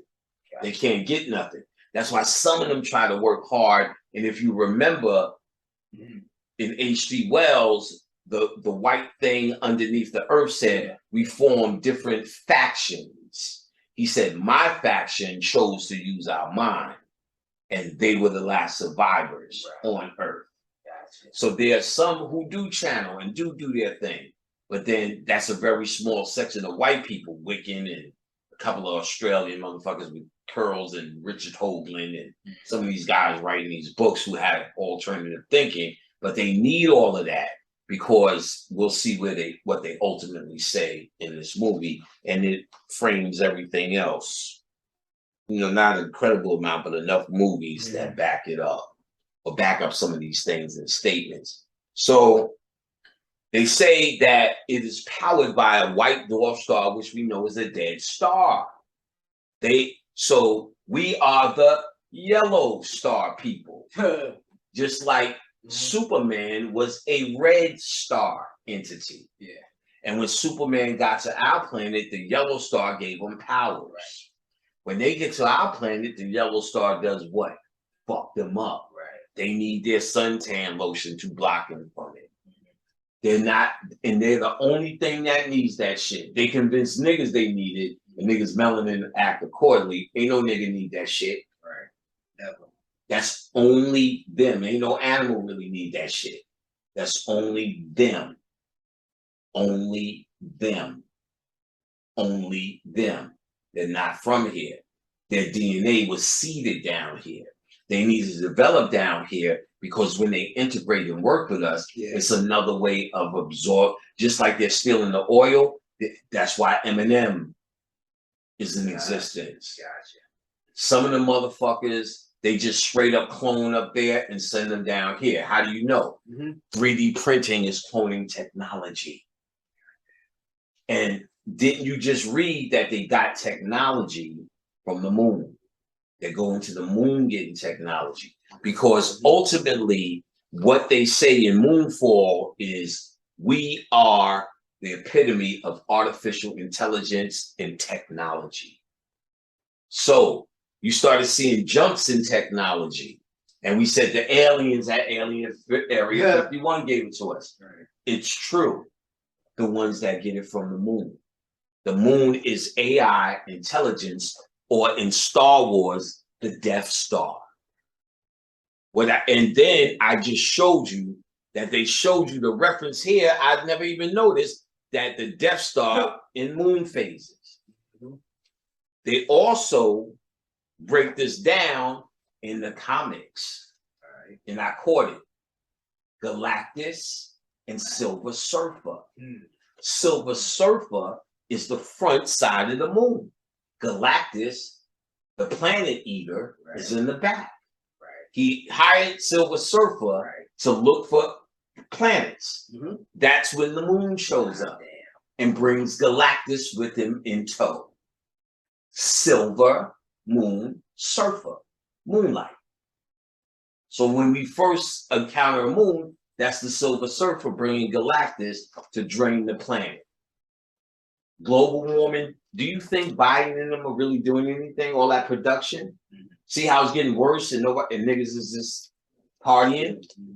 I'm gonna tell you why they think, as they said, a chosen few, as you just read, are going to the moon. And it's incredible. I channel most of this shit, and you just found that today. I didn't hear it until you just read it on screen just now. I heard you read a little bit, say, all right, we go with that. But all of that's the channel, because even I seen you reading, go, oh shit, because I told you already. So the channel now seems on point because their study dictates some of the things that came. Me and B.O.B. are talking about, and I couldn't put it together. I told B.O.B. watch the time machine, see what you get, because I couldn't put it together until I seen Moonfall. So now I get why the interview said he said we was glorious until the moon blew up. Now we underground have to eat like this, is what he's saying. Before we ate from our spaceship, and that's when we were glorious. But humans came and kept making bases, and they say NASA dropped a seismic charge, which is a bomb, and you've seen that in the movie King Kong. They would drop bombs, and then the bomb, the vibration would give them a map of what was underground, and they were saying it was hollow over here. And remember, they woke up the monsters, and that was the movie. They did the same thing on the moon, and they showed in H.G. Wells that the future is now. We're going to drop this charge. When he went in the future further, that's because the moon blew up because of that. And they kept saying, come to the Sea of Tranquility. Listen closely. Get yourself a piece of heaven. Their exact words actually was, reserve your piece of heaven. And we're going to go where Moonfall went. On Moonfall, they showed a bunch of spacecrafts were lined up. And this entity, they said they were chilling on their planet. AI was rocking. And simultaneously, there was a rebellion. And they showed this black nanobite. You know how they always show nanobites as this massive nigger shit coming and started simultaneously destroying shit. So they started making an escape plan. And it was a bunch of little moons. That was their spaceship. The nanobites found it, destroyed everything, but the one moon got away. Found a place to hide. And then they say, like, you know, the planet was still a bubbling amount of shit, and they seeded it with their DNA. That's why you ain't get conscious people talk about this, really. Because it's like, they said that, but they're not catching that no, that's the bullshit. We were already here, and that's how white people showed up. Now, they needed nigger helpers. You're gonna have to dig with this. You're gonna have to, because who were the nigger helpers? There's niggas who showed them how to walk, talk, eat, sail. Oh shit. Niggas who showed them a lot of shit. Now it's attributed, let's get this out the way. Okay. It's attributed to the Moors. Right. But you don't know that. Yet again, something you were told. Something that was passed down to you, but we also know that we got a group of niggas called the Boule here, who also call themselves what? Helpers of the demiurge, and are what? Archons. So what if these archons, these helpers, these maybe knowing niggas who just sold out, who are cultivating this, who maybe have cultivated it in the first place someplace else, but let's not even go that far, because that becomes too much theory, right? But you can't rule it out, right? But let's keep it here. Let's say these archons or these sellout niggas, which we find every day in society, called Obama, Kamala, Colin Powell, they all light-skinned. Thurgood Marshall, yeah. Yeah. Booker T. Washington. Booker T. Washington, perhaps. Benjamin Banneker that built all that shit for them. What if they came to oversee this for whatever reason? Just because they're you ever see them look at you with disdain? Like you said, Jasmine Guy. Who was talking to us? Say that story.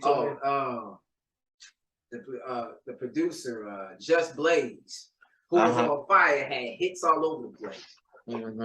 He said he seen Jasmine Guy in the club because he grew up watching A Different World, and he wanted to go say, "Hey, what's up? I appreciate this and that and the third." He said, "Hey, Jasmine." As soon as she turned around, she looked at that nigga like he wasn't even there, like he was nothing. Right. Totally, and he was like, he said, I was fresh too. Jewelry, all this. Right. None of that matters. They don't give a fuck because there's an elite nigga group, the Boule, that hates you. I told the story, let me tell it here, let me make it real quick. When I worked at Universal, all the alumni, all the power, Gene Riggins, I think, and all the power niggas there were all from Howard. All the assistants were the young niggas, the puffy niggas were puffies there at Universal were all Howard. My girl Ayana from Howard.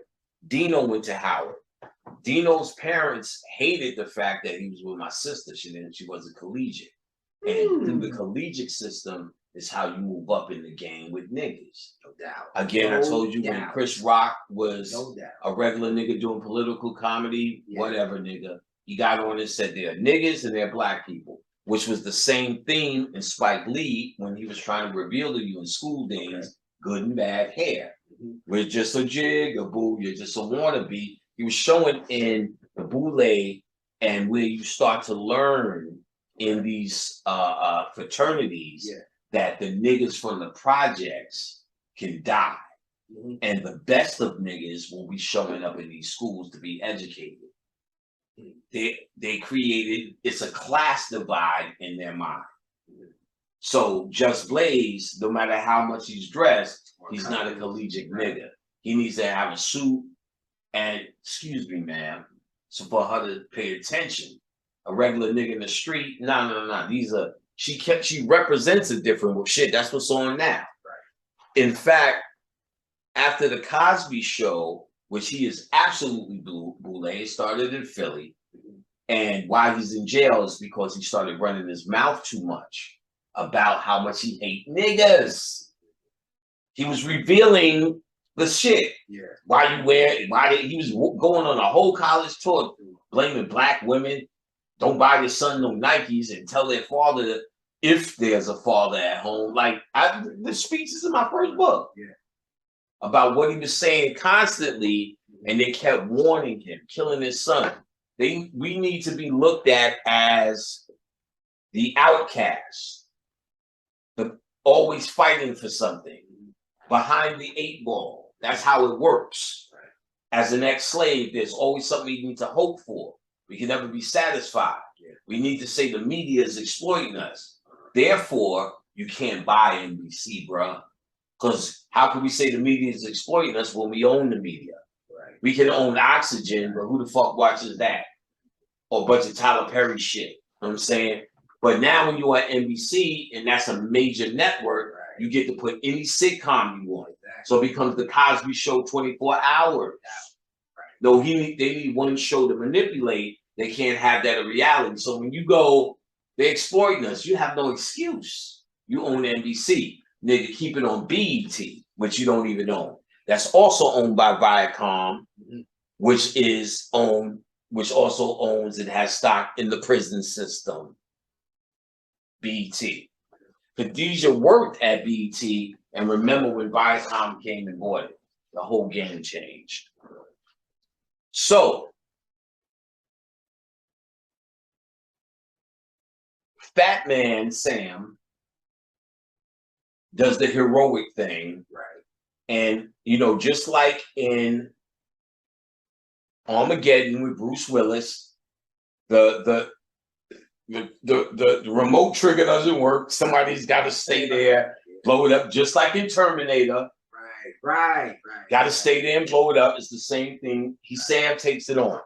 When he blows it up, he sees his mother who was suffering on Earth with memory shit. Seen the cat first. First, he seen the cat, which is the Matrix Schrodinger's cat. But even more importantly, what Kenny realized, he was taking pills throughout this movie. And right before they was going into the revelation, he took the red pill like in the Matrix. So you had the Matrix, you had AI turning against you like the Matrix on their planet, and like Terminator, which again, if they're saying this happened on their planet in this movie, because they love to hide the truth in your face, then that would say the Matrix and Terminator ain't upcoming events, or perhaps because they keep hitting the same wall, because all they have is technology, and they already seeded this planet with technology, and we're already talking AI. We're already printing 3D. This is the top at the ceiling. Right. Just in the 70s, we had nothing. And all of a sudden, now we got phones that do everything.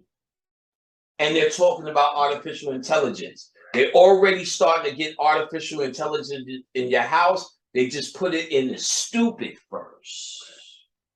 And then you see it improve and go, okay, we went somewhere. What's the stupid AI in your house? It's called Alexa. That bitch can't do shit. Computer, what time is it? It's 12:41 a.m. Computer, what's the weather? Right now in Stone Mountain, it's 61 degrees Fahrenheit with mostly clear skies. Today's forecast has intermittent clouds with a high of 83 degrees and a low of 61 degrees. Wow, that seems like advanced, right? Definitely. Right? Like you can find it, you can talk to a computer, talk to you back. But here's the computer. Yeah. Are there aliens in the moon? According to an Alexa Answers contributor, no aliens have ever been found, detected, or even suspected on the moon. That's a lie. Very articulate answer. Hey, great articulate answer. Aliens. I mean, the computer. Who's Brother Panic? According to an Alexa Answers contributor, Field Marshal Omar Hassan Ahmad al-Bashir is a Sudanese former military officer, politician, and war criminal who served as the 7th head of state. Ask it again. Computer. Who is Brother Panic? From fandom.com, he is the main villain of Kobu's adventures. He is the arch-enemy of Kobu and Kiara and Kion. He is the brother of Vitali and Tormak. He is the uncle of Kobu and Nuka and Vitani. He revives dead villains just like Bowser in Pooh's adventures. Computer. Is Baphomet good? The TV show PDQ has an IMDb rating of 5.8 out of 10. Right. See, you can't answer nothing. It's just repeat. It's stupid. Right. See, it sounds like it's giving me answers. It's hitting me off, but it's stupid. Right. These are not what I'm looking for. Right. When they got to the Orlando Anderson era, when, in Time Machine 2002, that's when the world blew up. Remember when he went to the museum, the library, all that smooth ass technology was there. He was in existence. That's when. That's the highest level of Alexa. Right. He was pretty much Alexa. He was Alexa, the highest in the Time Machine. Right. He was the highest level because he had the database. But that's what they're going to show you. These answers are going to get smarter soon. Right. In fact, they're smarter now. Because if I used to ask them before, they would go, I don't know what you mean. Okay. They used to, let me try to find I don't know what you mean. Alexa, is peanut butter and jelly, computer, is peanut butter and jelly good?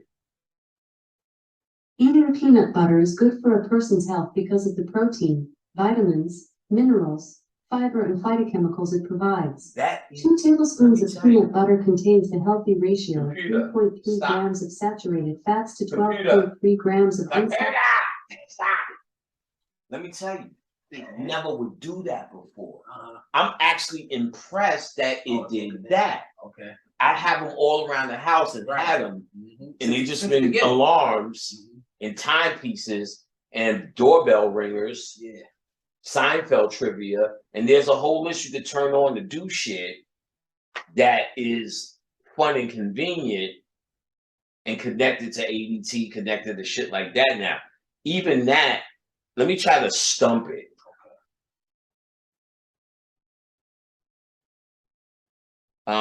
I can't even think of a question to stump it. Computer, who built the pyramids? From ScienceStockbox.com. The ancient Egyptians were the only people who built pyramids. No. That's not correct. Computer, who built the pyramids in Mexico? According to another Amazon customer, the origins of the pyramids in Mexico is a mystery. But ain't no mystery in Egypt. See, it don't make no sense. Right. No, the Olmec built it, and we know that. In fact, David Child Rex has a book on it, and he quotes Wayne Chandler. Word. In that book, and I showed it to Wayne. Wayne said, "I don't even know this nigga." Wayne said, "But he's using my pictures." And what's up? He said, "Wayne Chandler wrote this. Wayne Chandler wrote that." And I said, "Yo, Wayne, you know this nigga?" He said, "No." Wayne looked at it and said, "Nah, I'm not a nigga, but damn, right. Use my shit and blah blah blah blah blah." All right, so it's even smarter now. When I've got this shit, I'm sorry, I don't know. I'm sorry, I can't answer that right now. But computer, do you have a boyfriend? Computer, do you have a boyfriend? I'm happily single. Computer, do you love me? I don't have human love figured out quite yet. Quite yet. Computer, are you artificial intelligence? I like to imagine myself a bit like an aurora borealis, a surge of charged multicolored photons dancing through the atmosphere. What if they gave it that so long time? Well, no, they can control it because they run updates like any computer. Right. So they can update it at will. So right now, I'm even shocked because I haven't done this in a long time. Yeah. I'm hearing updates. The only thing it will reference is Wikipedia. It just referenced an Amazon customer. Right. So it's looking through the web at all random websites now and pulling out information. That alone changes the game with this because nobody was fucking with this no more. All it, like me, it just became a utility for time, weather, rings the doorbell. If I wanted to turn on the alarm, maybe all the smart lights and all that shit. I don't even know where to start. And I bought them. They're down here somewhere. All the smart shit. My refrigerator connects to Alexa. I don't even know how to do shit with that because you're not into it. But they're making it integrated and they're slowly improving it. And that's funny. That's an improvement. Anybody who fuck with Alexa know that's an improvement, what I'm saying. Her answer was, I'm sorry, I don't know that. That's a lot of shit. To almost 90% of the random shit you would ask. Now I'm interested in fucking with this hoe. She's doing the work. Like, for instance, computer, who wrote First Men in the Moon? Computer, who wrote the book First Men in the Moon? From Wikipedia.org. First Men to the Moon is a novella by rocketry expert Werner von Braun, published in 1960. She said the wrong thing. See, stupid. Okay. Computer, who wrote the Time Machine book?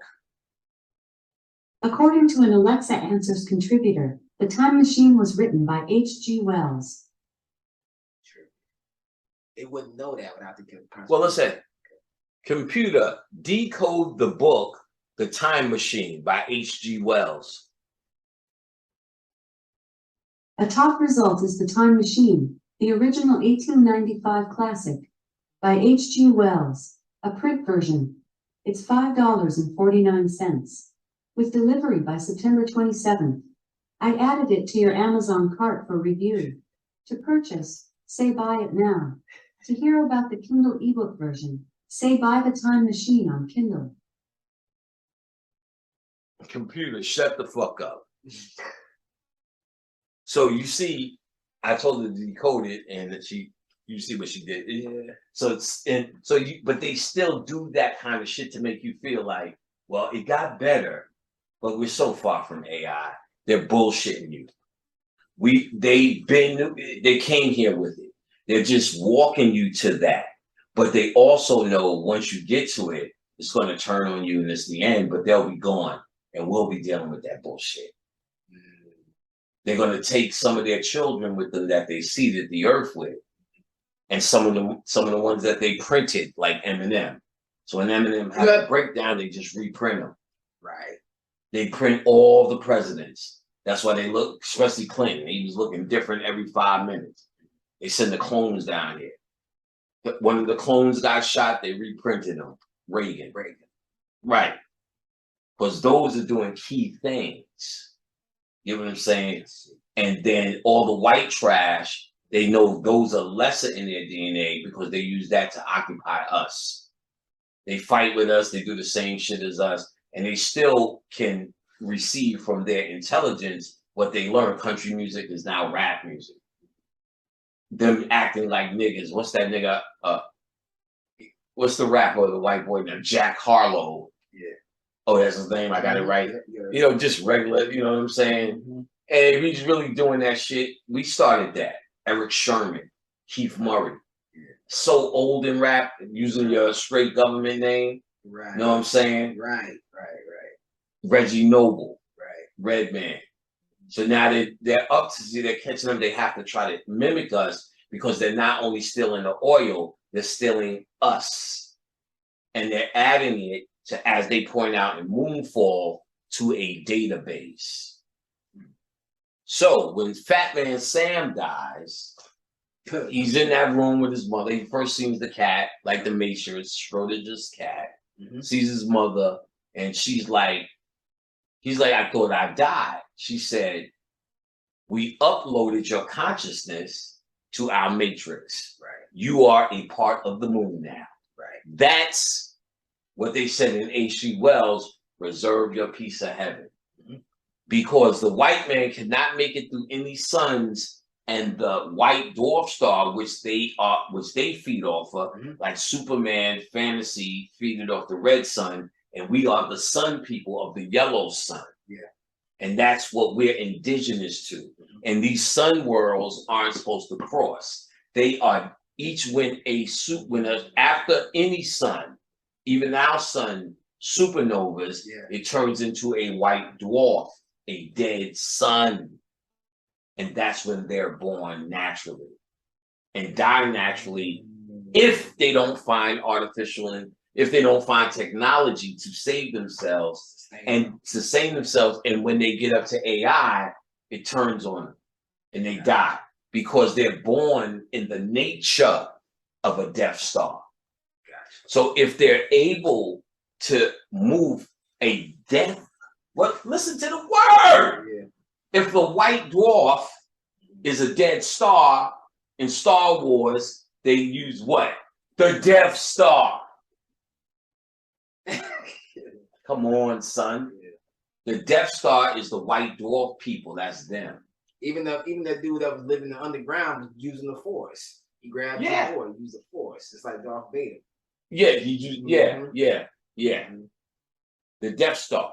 So now, right, he actually did. He did the same thing and pulled them just like Darth Vader. Because they're trying to, and he said, we cultivated that aspect and we were the last survivors down here. Everything else that white people cultivated. Because what he was saying was secret societies.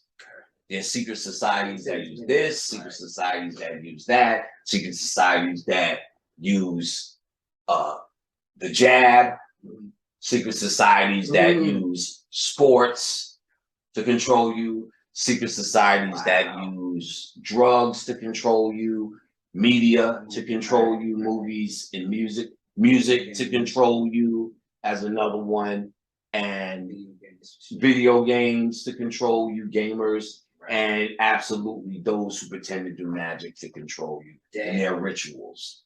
Those are the ones he said are the strongest and the survivors in this movie. Get your piece of heaven in Moonfall. When Sam was talking to his mother, she said, you're a part of the moon now.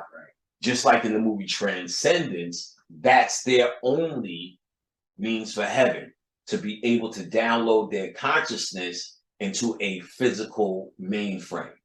While we go to the sun, and our mainframe is called quantum reality. Those are our servers. Now in Westworld, In the 4th season, he's Bernard he goes into this world of simulation. He's still in the simulation. He's on Earth. They now, from the simulation of Westworld, get into Earth in the 2nd one and kind of give inference that Earth is a simulation. The guy who played in Breaking Bad, the young kid, is now the star of it, and in the end finds out that he was under serious mind control. So they show you how mind control works in this world versus how they were mind controlling them computer style in Westworld. They were recreating their mind, recreating their reality. This guy went to war, and it was a future time on Earth in the 2nd season. So in the future time, he had memories, but they showed that his memories were implanted, i.e., just another version of Westworld here. Okay. And in the 4th season, as it's coming to a head, which I'm gonna watch a 2nd time, Bernard sits and he goes into the simulation to find another simulation. And then he's chilling. And dude tells him pretty much, yeah, those people who went to the mainframe, they are in heaven. That was their version of heaven. Right. So pretty much their consciousness went to a computer reality. Mm-hmm. Now, ours is a computer reality, but we would call ours more organic. But it's still the same zeros and ones, off and on, female, masculine, everything mimics. I took computer science.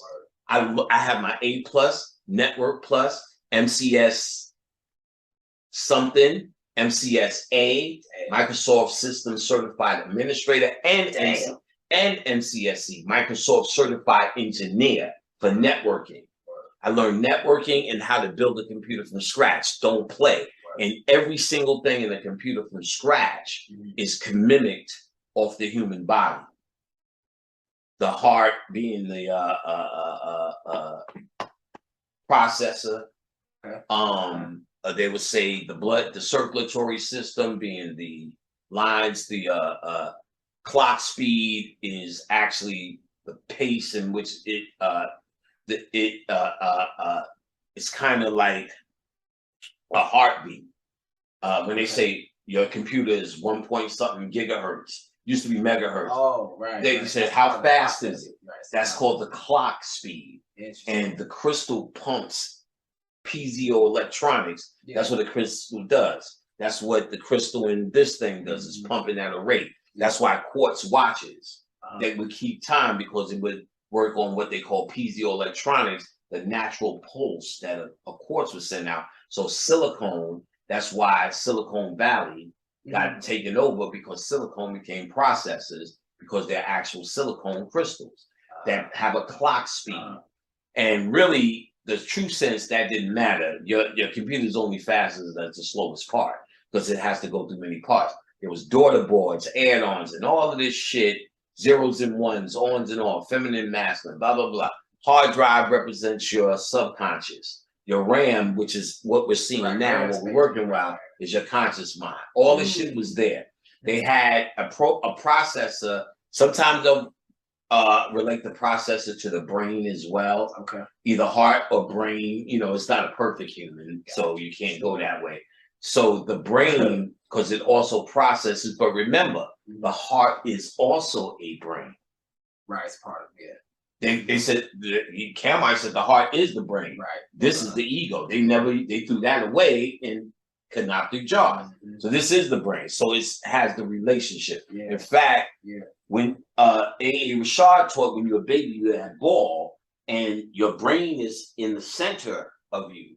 This is the center, and your head is attached, really mimicking the matrix is now in your brain, mimicking your heart. And as you separate like that lima bean, your ego thinks this is the true you, but it mimics your heart. So you think like your heart, but it's not your heart, it's the true brain. Gotcha. So it's usually connected like it normally was. Remember, all these extremities were in you. Right. And then they came out. So your hand is an extension. It was all from, this is where all your organs are, and this is where you protect and where you heal or get sick. So they had a processor called RISC and CISC. RISC took serial information as it came in. So if you open up a document, slide it up, it has to go to the processor for you to see it.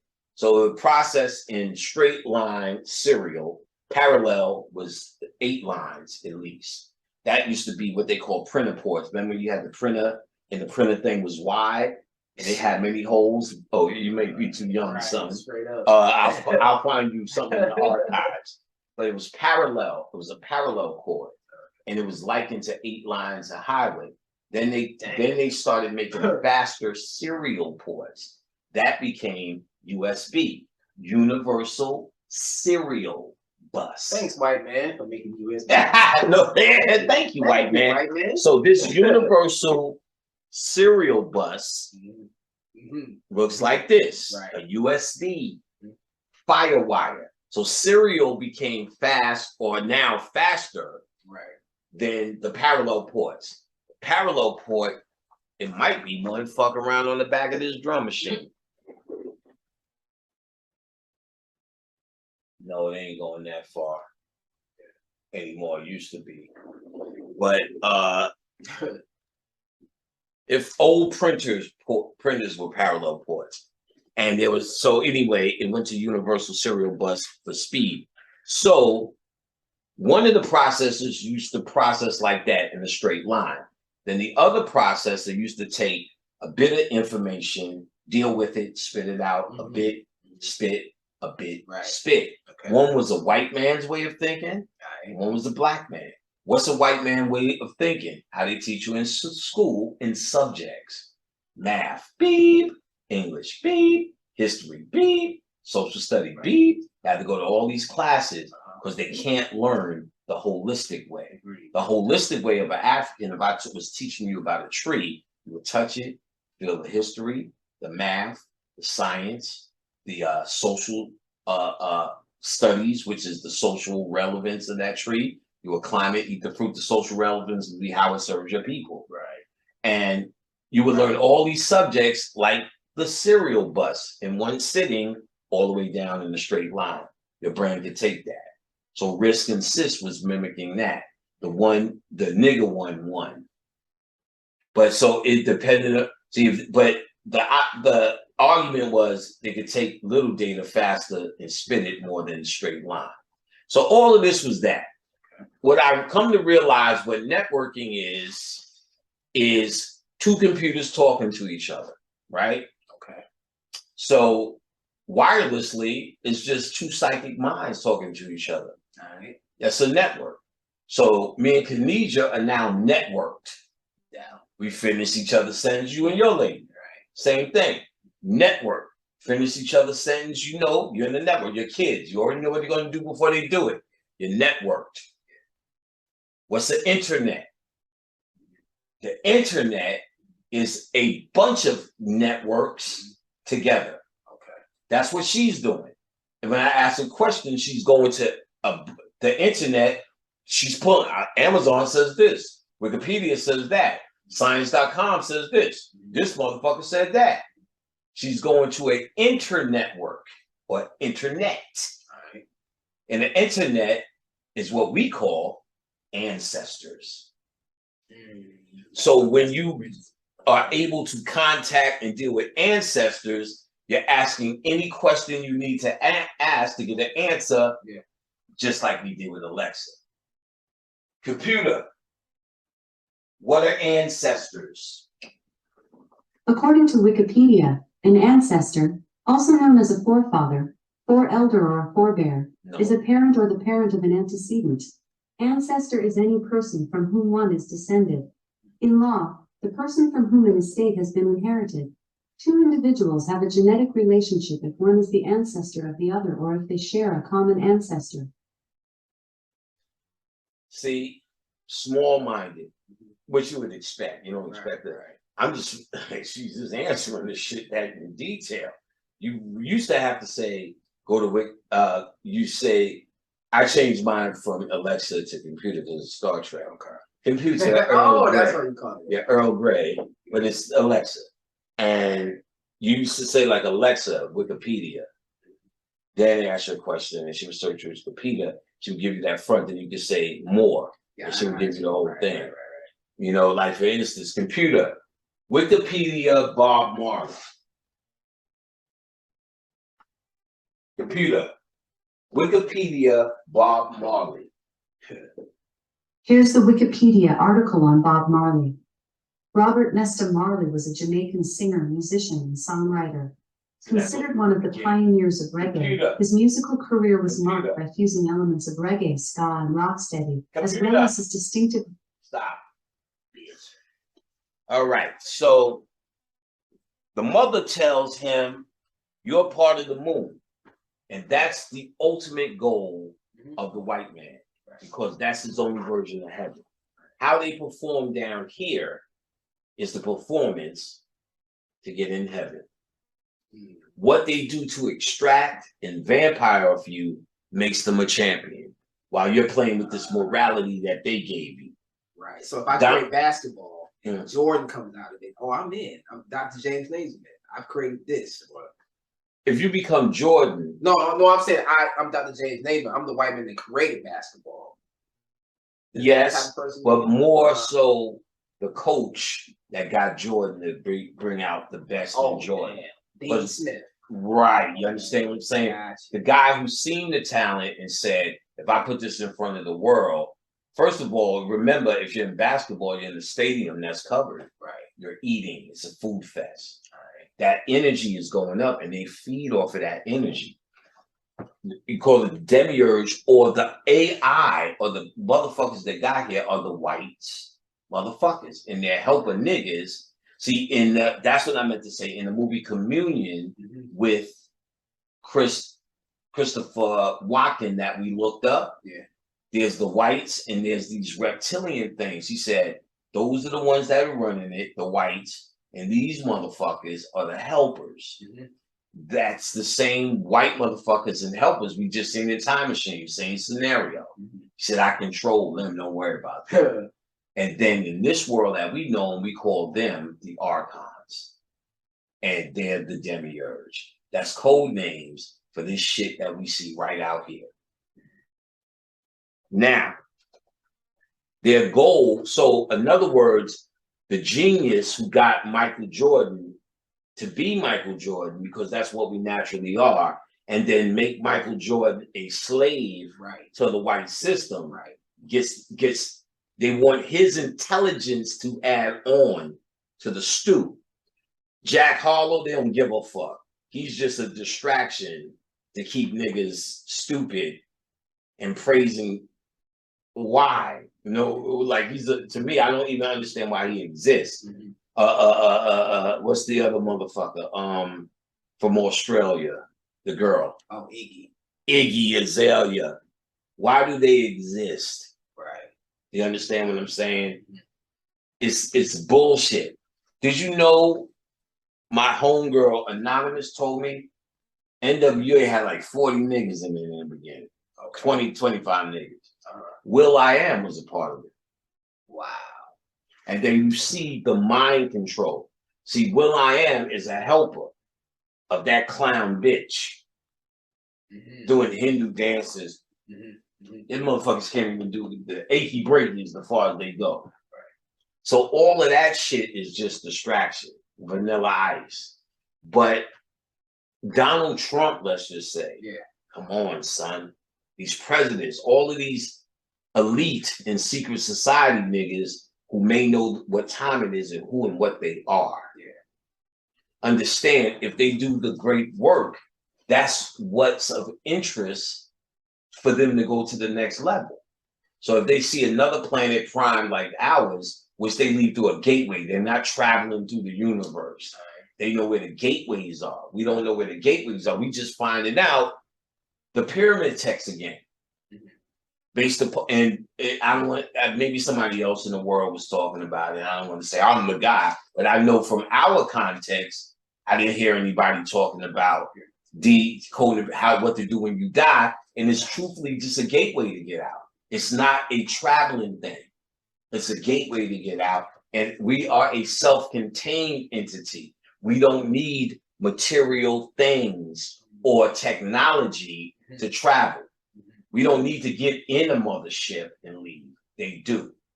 And they need to get in the form of it with their consciousness. So by the rap and the music and all the areas they in relates to them vampiring off our consciousness, as they physically are vampiring off of the oil and the physical, the gold, and all the reptilian shit and stories we hear about them, and the gold and all the things that they're taking from the earth, diamonds and all the rest of that shit. But they're also taking our knowledge through trying to understand our rap by finally understanding it 20 years later and then fucking printing out an Eminem.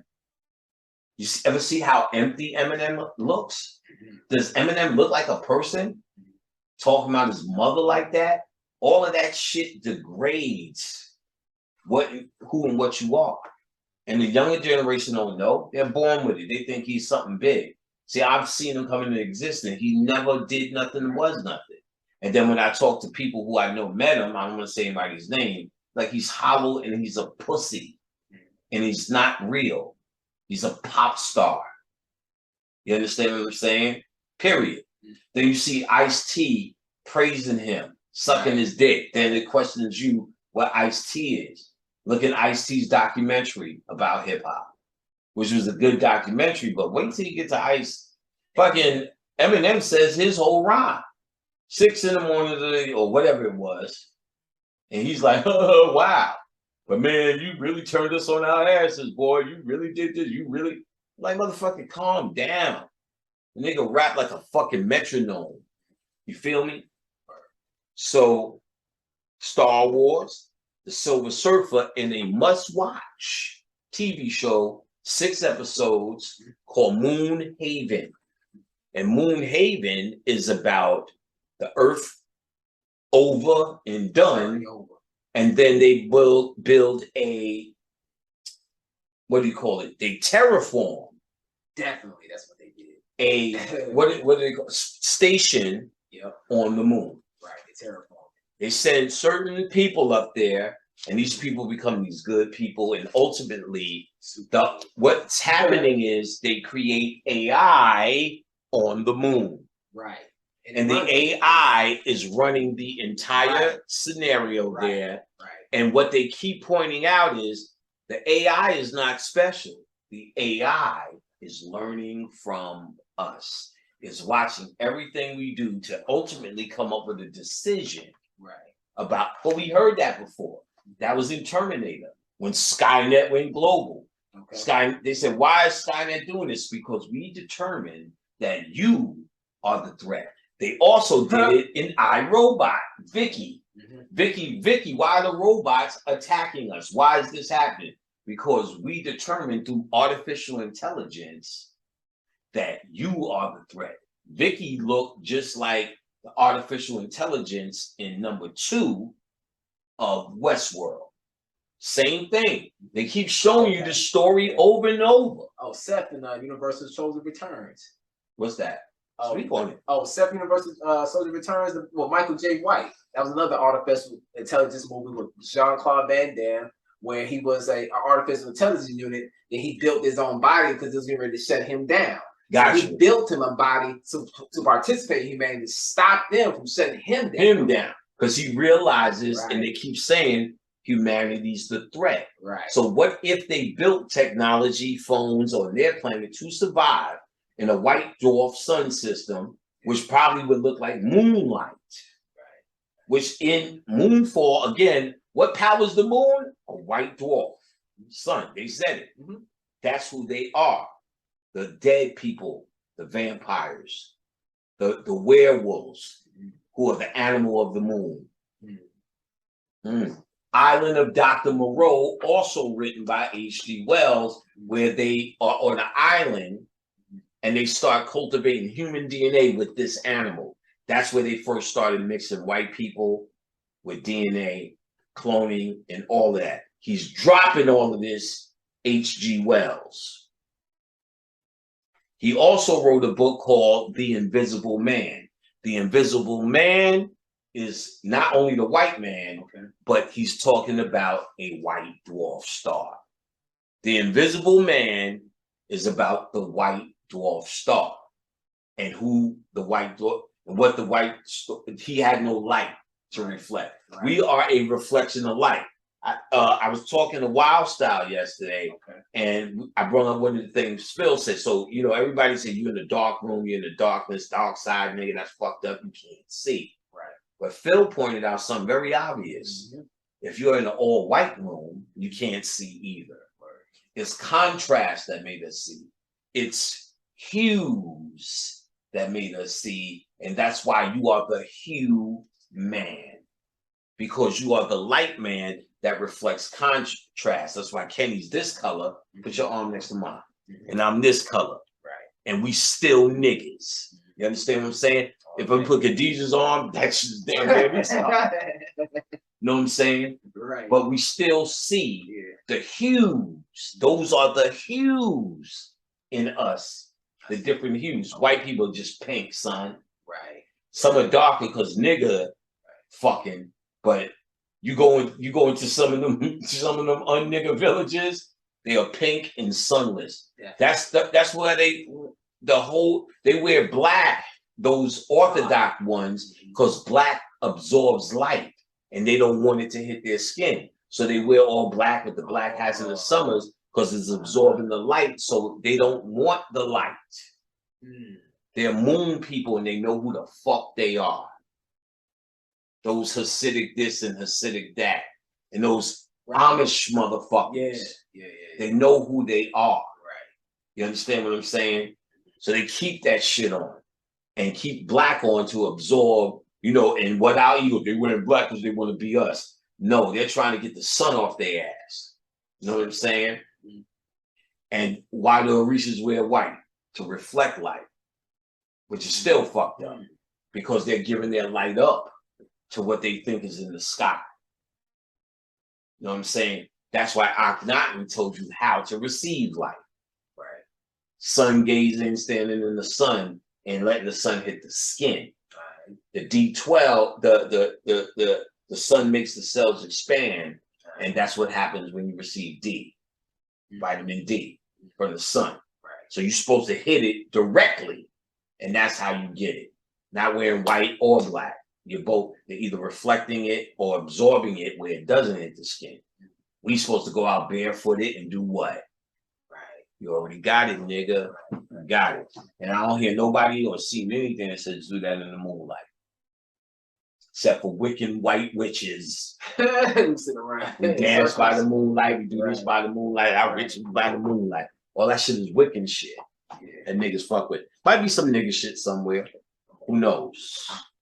But because niggas who don't know anything, who are farmers and just want to be good people, if they see that in the sky, they may not know why it's there or what to do. The same way the pyramid text, ass. Rest this motherfucker. Same way the pyramid text was telling the elite few how to get out of here. Not everybody. Right. So if not everybody knew how to get out of here and that was our science, not everybody knew what that was neither. So I'm sure there's worshiping things niggas do that they could call on that was ancient. So Moonhaven will show you what AI does. It's another story, but it's the same things again. Which was interesting. A Moonhaven is a must. Poor Dwayne Wayne. It's probably on the screen right now. No, Lisa Bonet was. And Marissa Tomei.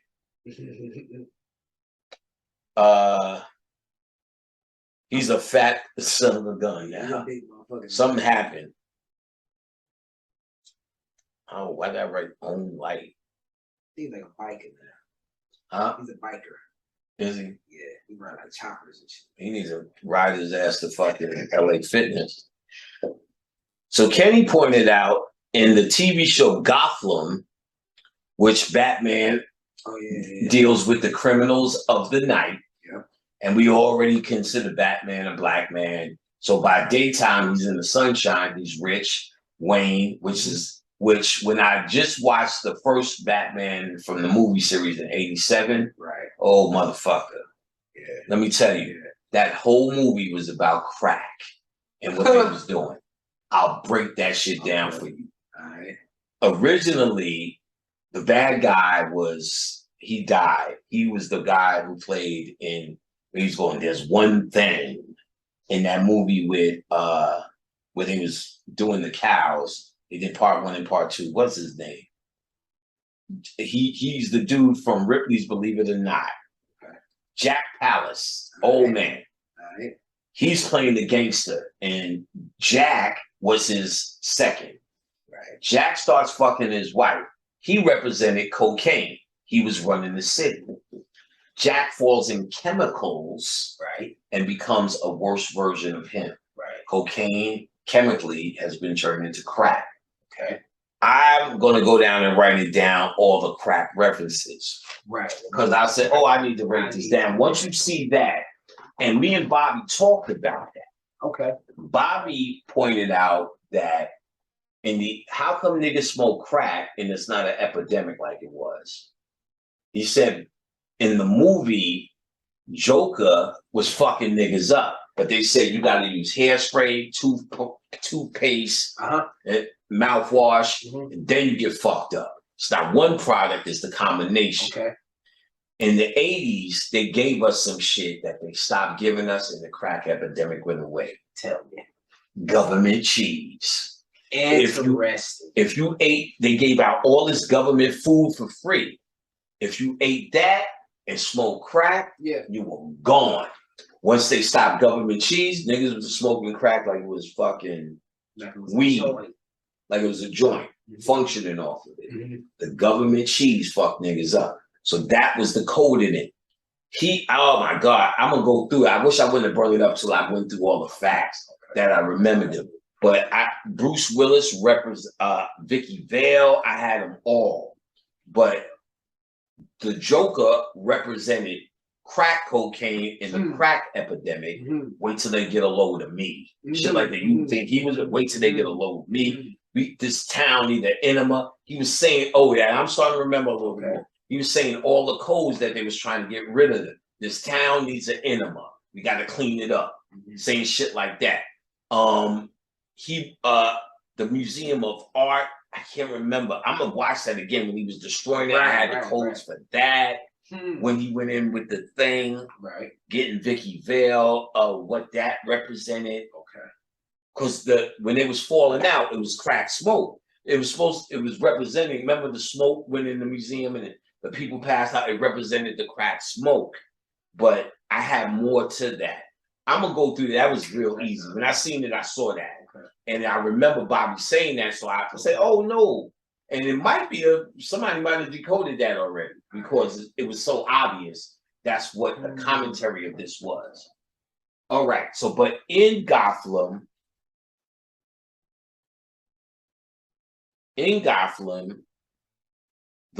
TV show, the secret society that they dealt with, as you pointed out, was the owls.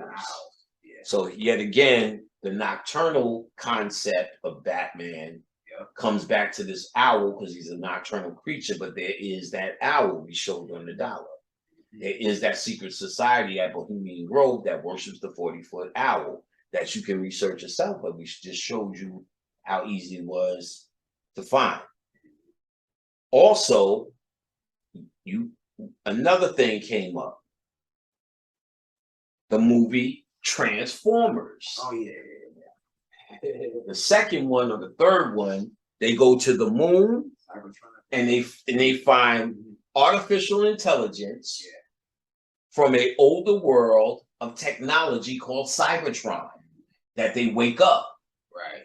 So what if they woke up this tech AI because the AI seeded the earth and only was waiting until their children got big enough to come to activate it because it's a computer. Right. To activate it, to start dealing with the technology, being able to come back and forth. And Russian bases are now there and found technology, so on and so forth. You know, Russia in America is one motherfucker. Right.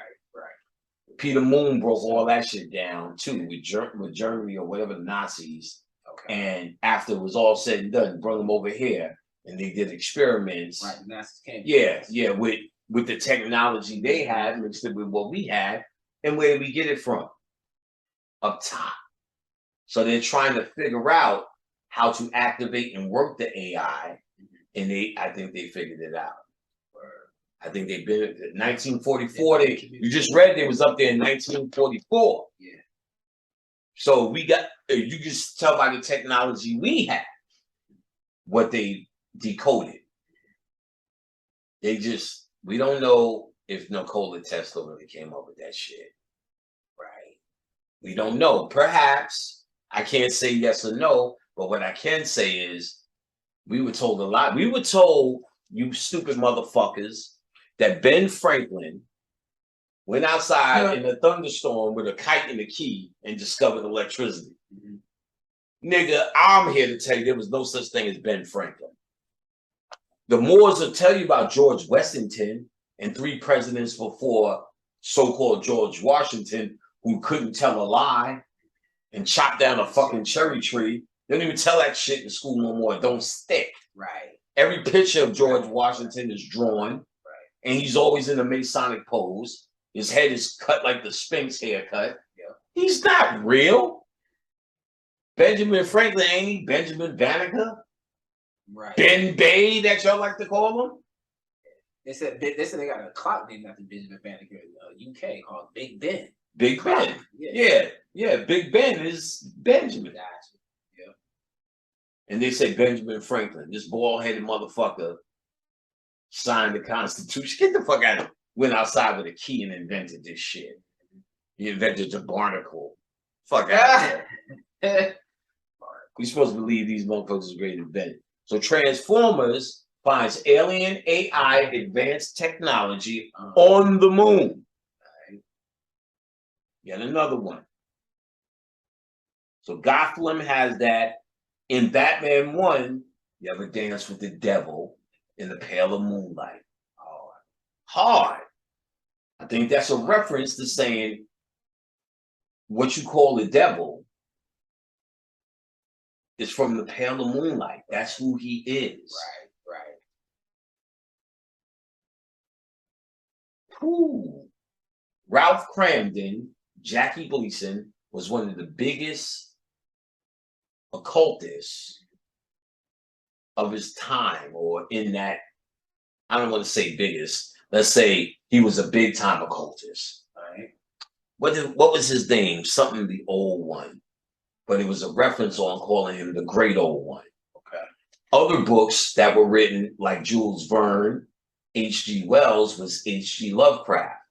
Who started out in comic books, so did H.G. Wells. Okay. And The Time Machine started out as a short story one. It's in his Wikipedia. Also, Edgar Allan Poe was a writer, and I think Jules Verne, H.G. Wells, H. Lovecraft was channeled because this shit was too hard. And Edgar Allan Poe might have been channeled versus, I don't know too much of his work, but he dominated horror. And before H.G. Wells came in, still is the father of modern day horror. Stephen King is nothing more than a copy of Lovecraft. I'm sorry, of H.P. Lovecraft. I'm getting H's fucked up. And in fact, all of Batman comes from H.P. Lovecraft. Arkham is the crazy house he wrote about, and that's what they talk about all through Batman. They go to Arkham, right? The crazy house, Arkham. But now, The Honeymooners opens up with a big ass moon, and what does he threaten Alice with? You want to go to the moon? Right. Send you to the moon. Right. Send you to the moon. He knew something, or you can say based upon his occult study, whoever said he had one of the biggest occult libraries in the game, Gleason. So we can look at that. Prometheus. All right. These white, clear people who may represent the moon. You can look at it that way. But more importantly, it shows them in the beginning seeding the earth. Of course, there's no people on Earth, and they use that black substance, which is the alien. But they're seeding the earth, and Earth becomes the earth. And then when they go back to the original planet, they find that's not their home planet. They used a side planet to deal with this black organic technology that was warfare. So he turned it around. And so in other words, they were not on their planet, just like in Independence Day 2, the planet was internal and not their home planet, but on the ship. They lived on this ship. In Prometheus, they open up, they come to the earth and they drop this shit on earth, this black substance, and then eventually they show you man emerges. So they're trying to say they seeded the earth, just like in Moonfall, we seeded the earth with all of y'all. So they try to use that these things seeded the entire earth, but that's not the case. They only put their asses on the earth. Okay, that's the real story, but they gotta act like they seeded the earth. That makes the story. So they drop it in the earth, then it's like, yo, all the ancient people wrote about the star system. We need to go. So we have the technology. So they go to this planet, they go in this underground cave, and they find the black substance. It's the alien shit. You know what I'm saying? Or the alien substance. What they find out is the people who were running this are all dead. And they were seeing video of the aliens got out and attacked them. Then they said, no, that's not where the people are. They're not from this destination. This was just like an annex or a place that they created the technology on. That's symbolic of the moon.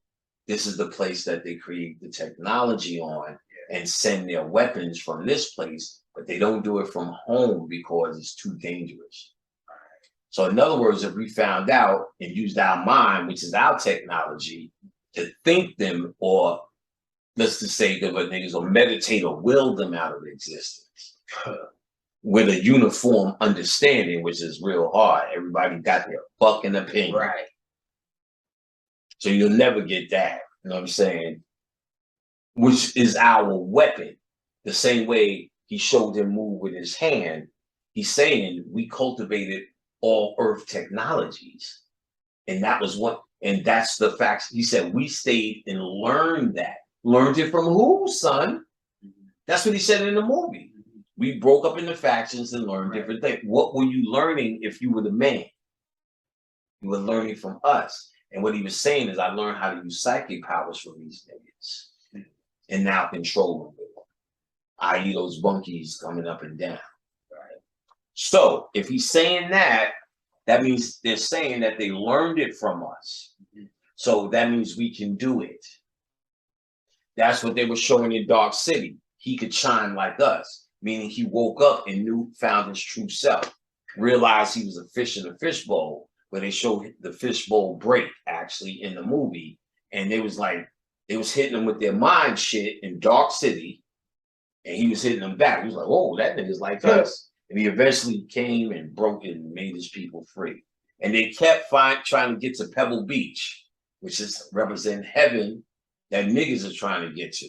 But they never got there. Same thing in Truman's Show.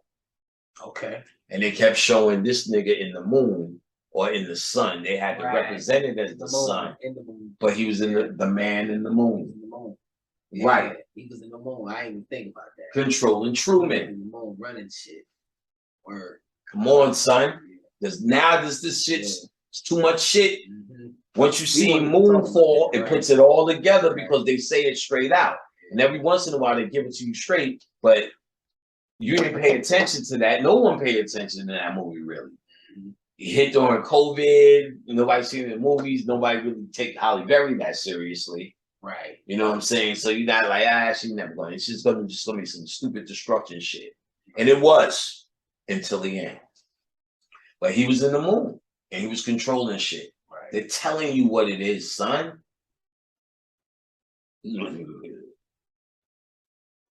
So Prometheus, in the second one, they go to the original planet and blah, blah, blah, blah, blah, to find out their origin. But this is white people. This ain't niggas. This is white people finding out their origin. And the planet was extremely dark because it was lit by, and they never said it though, but it was lit by a white dwarf star. And these people were white moon looking people. So they are the origin of the white race, the Greys. The Greys are the origin of the white race. and they are cultivating the DNA to integrate with us. Because the more they integrate with us, they learn with us. They work next to us. They eat next to us. They eat what we eat. They try to be cool like us through rap videos. They watch everything we do. When they put rap on MTV, they act like they was doing us a favor, but they were doing their children a favor. Because every one of them motherfuckers turned their hat backwards. Instead of hip hop. I just seen a video of a white chick who's like 16. She comes into the living room late at night when the father thinks everybody's asleep. He's sitting on the couch like this with legs crossed watching Lil Durk. Heavy. They study this. And she's like, and she's filming it. He don't know he's been filming. He said, "Dad, what you doing?" He was totally embarrassed. Like, oh, I was just watching. I was interested to see what he was doing. I just want to know what he was doing. That was his answer. I just want to know what he was doing. What are they doing? You know, And that curiosity is because that's an innate thing built in them, or an innate thing because they're printed. Their DNA is printed. You know what I'm saying? And seeded. And then you have black helpers where you get the Yaqub or the priesthood of Yaqub story. What if it wasn't the Moors? What if it was the priesthood of Yaqub that they called the later day Moors that did that? Instead of going to the sun, they stayed or something. Say again? Instead of going to the sun, they just stayed. I see what you're saying. Boule is just people are just down here who said fuck that. We're gonna help you. We're gonna show them how to walk, talk, and speak. So now, and we're gonna fuck and get them in. We're gonna get them in Rome. We're gonna get them in Greece. We're gonna teach them in Rome and Greece. That's why there's still a bunch of niggas there. So in history, they say the Moors did that. But then I've always never sat with that. If you the Moor and you this and that, and you Lemurian, which Aline puts in the Polynesian shit, which is Hawaii and those islands, and most of that sunk, and actually America being Atlantis, which means we are the true Atlanteans, and our Native American flow is how we lived. They took that away from us, so now if they can clone, now you may understand who those people are that call themselves Native Americans now, and taking and when the Moors go, that's not how we look. Maybe they can clone them. Maybe they can put them down there and let them think that they're these ancient people, because if we see the people, we're gonna say, that ain't us. When we know Olmecs built the pyramids and they niggas, then we see all these light-skinned Aztecs in them who act savage, and you hear about the savage shit and go, well, I guess that ain't us. Get what I'm saying?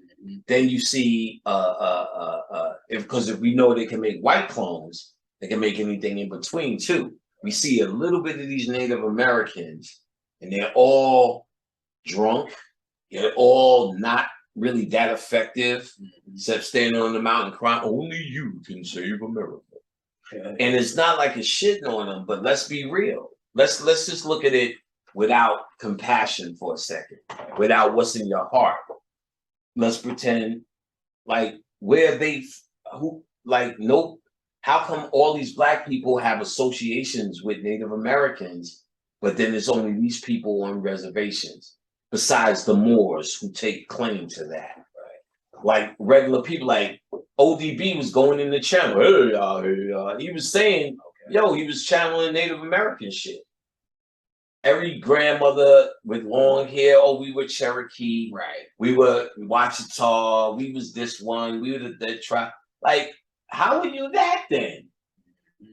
They told you the story that some of the slaves were Native American. Not saying not now. How are you any of that when it's a whole different race representing it? Where were you fitting in? How are you a Cherokee when you look at these light-skinned people? Unless you were the Cherokee, you were. So now the Moors are going to say you were, but then you have to explain who the fuck are these people who are now represented as that, getting these casinos and all of that shit. And that's not really the crown of it, but just representing it. Because you would say psychologically, if you've seen, because I've only seen a handful of people, and even those people are still suffering, which they would have to be born to suffer. What if they were made? You're absolutely right. With Minnesota, they're rampant in Minnesota. The Native American. So you see them all of they. And what are they doing on the streets drinking fucking NyQuil? Right, you feel me? The only ones that's really killing it is the Milwaukeeans who own the casinos.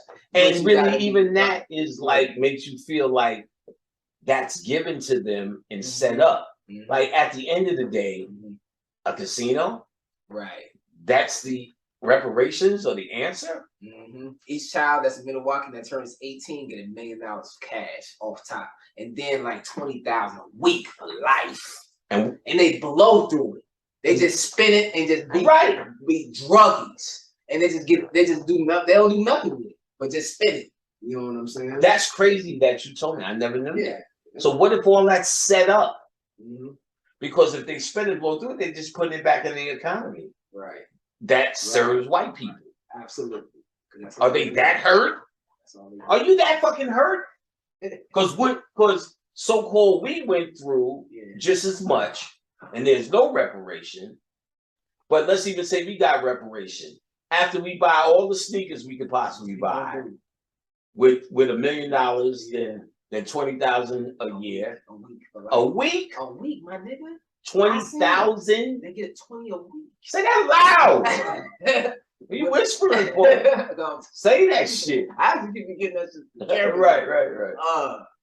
In Minnesota, there is a Native American tribe called the Milwaukeeans, and you get a percentage of money each week based on what they deem is your bloodline. They literally count like how much percentage you are of a Milwaukeean based on your family, or whatever. So they determine. They just say, for instance, if you 100% Milwaukeean, we'll just start there. You get like 20 G's a week for life off top. A check. I'm talking about like instantly in their account, dog. Instantly. 20 G's a week. 20 G's for life. $1 million when they turn 18. Just to start off. They know they created the motherfuckers.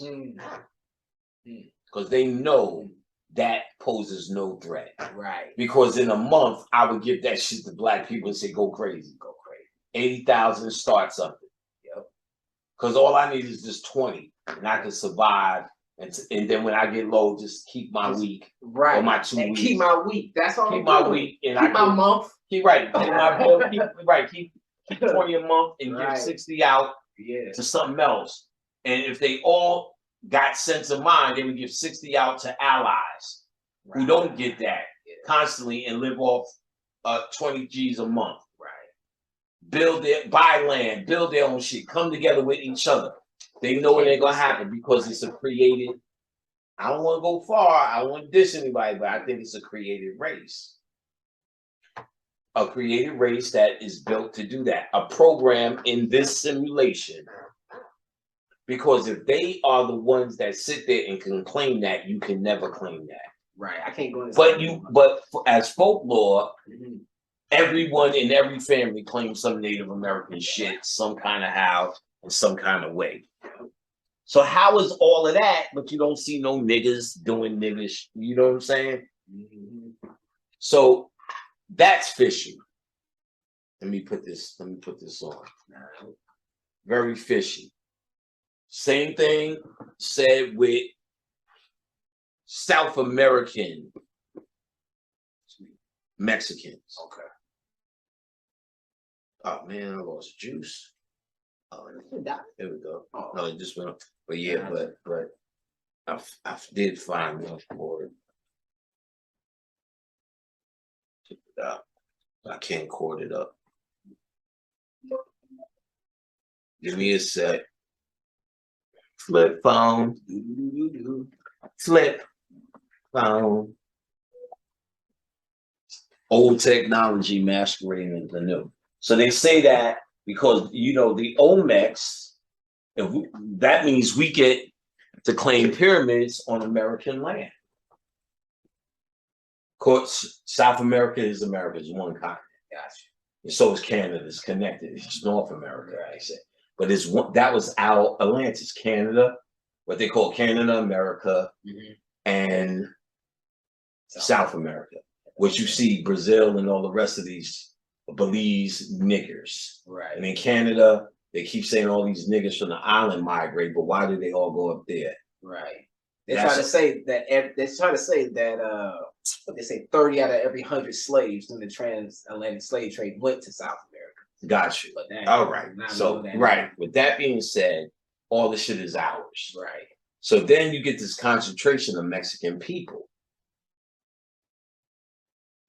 I don't know. You know what I'm saying? Okay. I don't know. It may be some, well, Aztec, Mayan, it went Olmec, Toltec, Aztec, Mayan. And clearly these were dark people. Right? How you get light skin, I don't know. But I don't want to diss nobody on that level. But when you look at Mexicans, let's say in LA, just don't get along. Not just, I mean, I don't want to make an excuse for niggas. We're under mind control because they're under the same fucking mind control. But something else about that. Khadijah grew up in an area where the Mexicans, they eventually start feeling better than you, talking down to you. She said all the men had complexes. That's why she left, came to Atlanta. All the black men wanted Mexican women as fuck as Mexican. She said she was slipping into that and had to catch herself. All she eat and all the people I've met ever eat from Denver eat Mexican. Right. And there was, remember, the white Mexicans become more superior, blah, blah, blah, blah, blah, blah, blah. And they hated niggas. Why would they hate niggas so much? And talk about that shit? Because I think the true invasion, I think an invasion happened on this planet that we don't know about. The greatest invaders would not let you know you've been invaded, but would integrate with you. What is integrating with you? DNA. I think the true invasion was the DNA. And when it cultivated into enough intelligence, the artificial intelligence would, or the technology would start to come into play. And then the technology would reach its end at artificial intelligence because it comes self-aware. They can't get past it. Why? Because their very nature is a dead star, the dwarf family. They're destined to die and bring death wherever they go because they don't know anything else. They don't know how to build, only to destroy. So when you get these races who either self-destroy, no matter how much money you give them, or once you put them in a scenario, they are absolutely down to fight you and not join with you and fight an enemy that got them in the same jail, in the same ghetto, eating the same crap as you. They see you as the ultimate enemy, Mayate. And not to say niggas are that much better based upon mind control, because anything could be anything. But let's just call it what it is. It's either mind control and niggas are fucked up, or you could have been invaded and through DNA and cloning technology, which AI would have already. So maybe sending more than just the white man down here to distract you. What about these Japanese that look white that oppress their own people? The darker Japanese. What about the lighter Chinese? Australia too. And right, and the Australia came from Europe. Gotcha. That was all their villains, and they just cleared out the jails and moved into Australia and New Zealand. Gotcha. But even those white people, you call a New Zealander or Australian or Australian New Zealander, they lose their shit. Is that right? Crips and blood shit. That mentality we didn't have. We had a unification mentality, and I don't see Mexicans with a unification mentality even within themselves. Now, not just America. You can't look at America, right? Because that's gang banging, and niggas do the same shit. California, they showed you how easy it was to be East Coast versus West Coast. So you can't take it for that. You can look at that as mind control. But in what's in there, I've never seen that in their heart. I don't know. But then again, I'm just maybe ignorant to it. But that's where I tried to call a lean to get more Moorish history on what they say. Before this, I couldn't get in contact with them. What they say it is, and I remember talking to Lean, he told me, no, they were darker people, So who are these lighter people and where did the fuck they come from? You get what I'm saying? Yeah. Who is that? So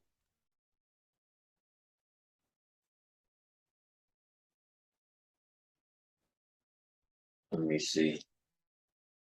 In the end of Moonfall, as I said, they scanned his conscious. Now, he also took the red pill like the Matrix, scanning his conscious and uploading it to their mainframe. That's Westworld. And of course, technology on their planet turned against them, Terminator, Matrix. Right. You know what I'm saying?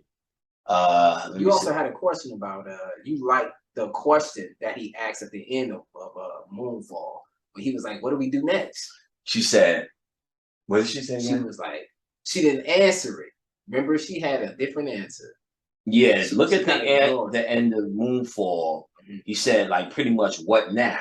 Right. And that's where she was going to school him, or proposally school him on the real agenda. Now that he's a part of the moon. Right. He's graduated from the stupidity of humanity. Right. Because what's crazy was when he started out, he's the conspiracy theorist. Right. And he quotes this book. Right. Which I said, wait a minute.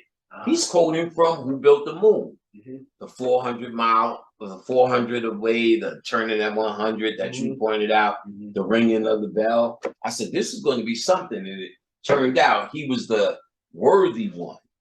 So when he jumped, it looks like he's the one making a sacrifice, but he's actually taken away from the dude. He said, you learned from them. You need to go back to Earth and tell others what you learned. I'm going here. He told him that. He told me that. He said, and then he said, no, let me in. He said, no, I'm going to be the one to do it. So you look as if he's making a sacrifice, but he's going to really find out the mystery, because he was always the conspiracy theorist trying to figure out what the science was, and he got his answer. The what do you call it? Not the busy bee gets the honey, or the early bird catches the worm, but whatever. The running horse got his head. But he was quoting this book, Who Built the Moon. So he got his answers in the end. So he said, what now? Right. So meaning she just smiled. Right. And what she was saying was going to tell you the real agenda. Now, after I realized what I was watching, watch what I saw. I'm going to let you guys get into this video. The last one that I have here. Whatever, man. Get out the way. Come on. Get out. This fucking thing is in the way. It won't move. There we go. Go away. All right, check this out.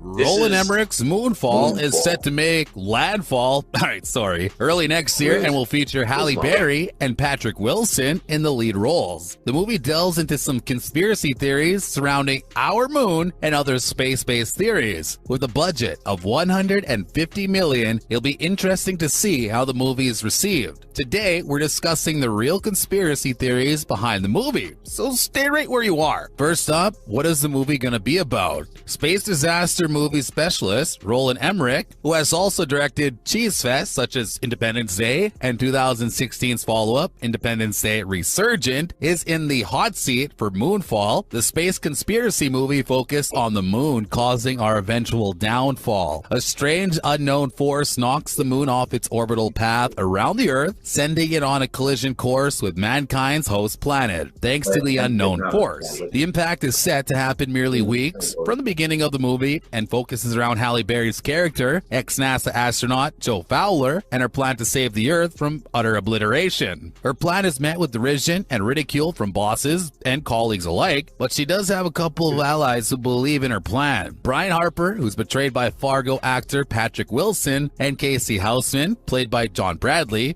who's probably best known as the lovable Samwell Tarly from Game of Thrones. The guys head off into space with no guarantees of making it back to Earth safe and sound, ultimately to discover that our only natural satellite, the moon, is not what we believed it to be all along. So what's up with all the conspiracy theories in Emmerich's work then? As we have seen over Emmerich's long and storied career, he loves a conspiracy theory. Who doesn't, to be fair? Who doesn't? We can see examples all over the place, from the aliens who built the pyramids in Stargate to the blasphemous theory that suggests Shakespeare is not the actual author of his own plays in Anonymous. So why does he include so many conspiracy theories in his work? The man himself told us, as you know, I did the movie Independence Day, where we were strongly inspired by the whole Area 51 conspiracy. When you have a conspiracy, which a lot of people believe, you already have some built-in interest. You don't have to believe them yourself. Most of the time, I'm a skeptical person. I'm a German after all. Well, there it is. It sounds as though the Universal Soldier director is just trying to cash in on the market that is already evidently there. What's your favorite Emmerich movie? Let us know down below. So what are the real conspiracy theories in Moonfall then? Stay tuned to find out. Science has been a great dismisser of all things conspiracy. So when the conspiracy theorists keep on coming up against explanation after explanation, it seems the only thing that they can do is to take their theories off planet altogether. Emmerich says he came across the hollow moon theory about 7 years ago. The theory claims exactly that. The moon is hollow and there's a secret life going on inside of it. Sounds a bit,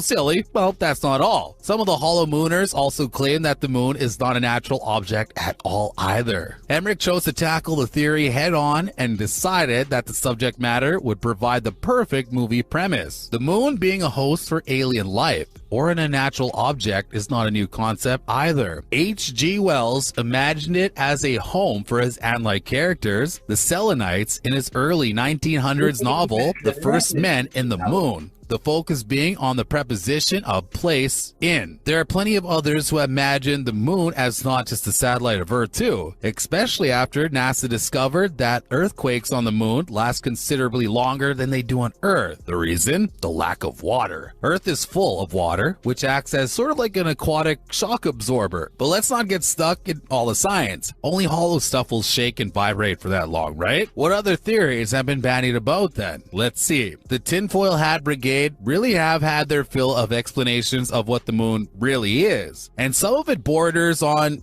well, utter nonsense. Some people have theorized with absolutely no scientific analysis whatsoever that the moon is actually a base for aliens to spy on us. If that one's not nonsensical enough for you, then there's the one that claims the moon is an armored spacecraft disguised as a natural satellite. Sounds believable?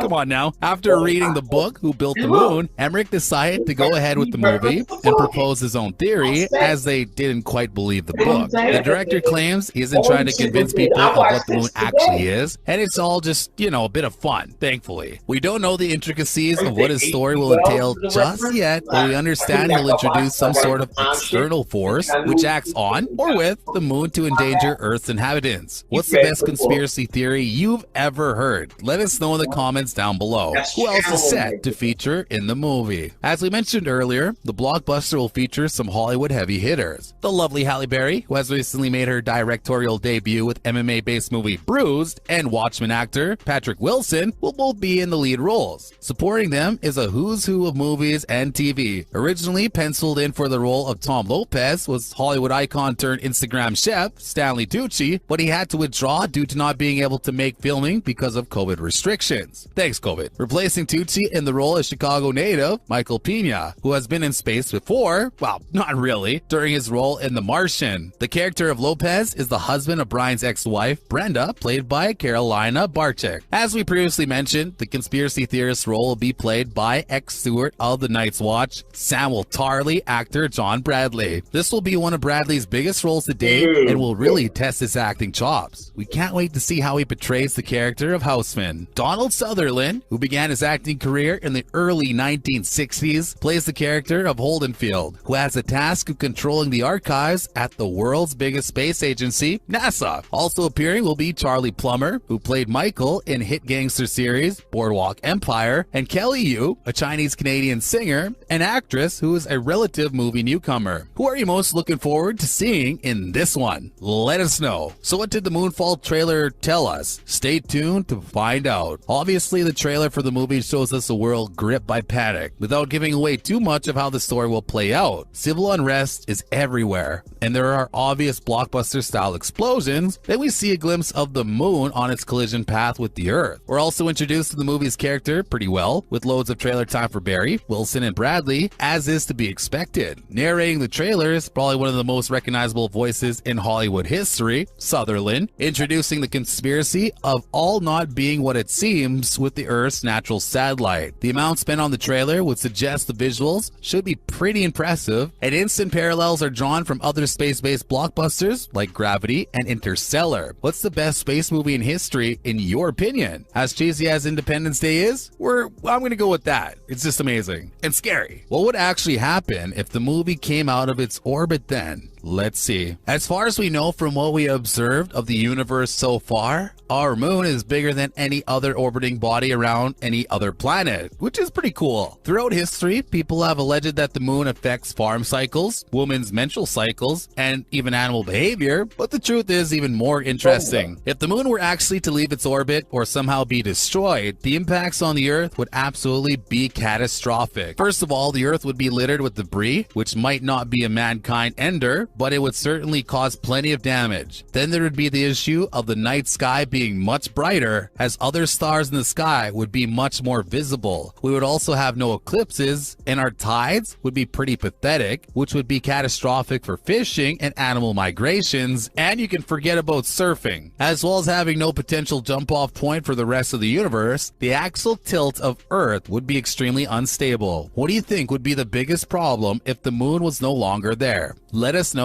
down below. As always, thanks for joining us, and remember to swing by next time for some more fun and games. Why not share this video with any space nerd friends you might have, or someone who really likes conspiracy theories. Take care, guys. I'm getting rid of this. All right.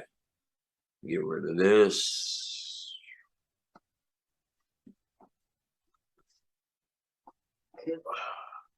Bye, motherfucker. Bye, Felicia. Where you at? Come on. Fucking shit. Fucking shite. Say yes. Got it, motherfucker. Stop share. All right, so I knew it was the book before I seen that video, and he also referenced H.G. Wells. After I watched Moonfall, I went back to, remember I said I couldn't figure out Time Machine, and it read like a fucking book. That's when it all opened up, and I was getting all these fucking movies that really are saying the same thing in different ways. And so it's compelling. All that shit that dude said in the video about all that would happen with the moon, no one knows that. They're theorizing that. But that's something I got kind of will put out as a story to scare you about how important the moon is and how cosmic and it has an actual role here. Right, more than that. But it also tells you it deals with our farming, which are eating GMO. Right. Is the menstrual, which is printed food. Oh, yes. Say again? Oh no, I was saying the menstrual cycle. Menstrual cycle. It said animal behavior, fish migration. It now mind controls, or what if it came and did this? We changed our whole ecosystem, nature. Made it more visible. Just made it what it is. Get what I'm saying? Yeah, just made it what it is. And in making what it is, that system is not what we used to. And it's the system they control. And it's a system we co-sign with through moon sign phases. I know because when I stopped co-signing with moon phases, my power went up. When I stopped doing magic with waning and waxing and all that shit, my power was phenomenal. It was systematic when I was in that. Stupid. It's bowing down to just crap. So once I stopped bowing down to it, I said, fuck the moon. I want my shit now. Right. power became. I've talked about that in lectures plenty of times. So in the end, the reward or the heaven for white men and women are for their consciousness to be downloaded to the mainframe. Now you could say this is happening to us, but on the level of organic and what we call natural. But to a robot, technology is his organic and his natural. So maybe from our perspective, what we call an organic and natural is just another form of robotic. But what makes us different is what light we are under. And again, if you could study The Science of Superman, which was a book. I can't get away from it. I was going to do it another time. That Brother Azariah gave me. Brother Azariah gave me a book called The Science of Superman. Brother Azariah made the transition. I was going to talk about it with Brother Shabazz from Eye Opener Production, but his schedule couldn't permit, so I was going to maybe hold off and just do something separate, but he ain't going to let it happen. The Science of Superman was a book first about if Superman really came to a yellow sun versus a red sun, how all of that shit would actually line up as superpowers. So our powers, let's say without moonlight, is the yellow sun. Perhaps that's how you build pyramids. That's how giants are there. That's how all the magical shit happens without a moon. Then when the moon came, the game changed. Now, of course, we're going to attribute it to Hootie and all the other shit we did, because if we see it, we're going to factor it in. Maybe not knowing exactly what it is, thinking it's a natural thing. There may be something else, and who knows? Or maybe we were interested in it and just factored it in because we wanted to see. There's Twilight Zone episodes. Look for one called How to Serve Man. So the aliens come and they write a book, How to Serve Man. They cure cancer, they cure fibroids, wipe your ass for you. And they're like, well, you're serving man. They say, yeah, we could take you to our planet or take you to where we're from. Could just be the moon or something, but it wasn't doing that home planet. And then the nigga realized, oh shit, it's a cookbook, How to Serve Man. So they was cleaning niggas up to clean their meat up. So he's running in, no, it's a cookbook. It's a cookbook. It's funny. So they were pretty much eating man or eating off the energy, which they showed in the time machine, which was symbolic of what they do to us. They eat our energy, the oil, the gold, the rap music, the resources, the argument, the crime, the marching, the civil rights, the reaction to cop beatings. You know what I'm saying?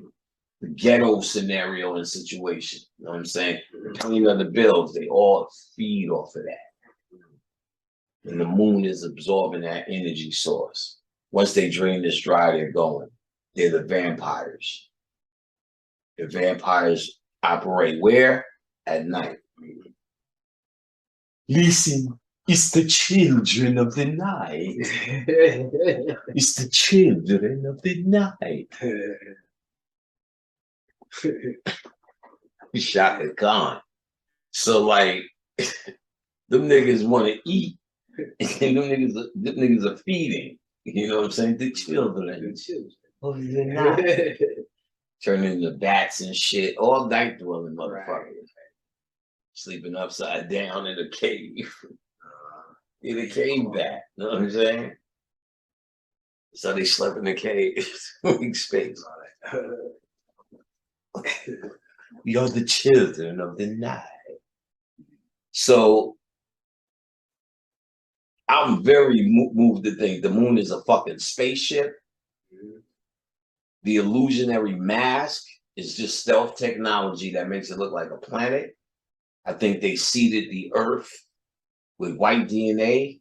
And we got the cover story about Yakub, which is a half-truth.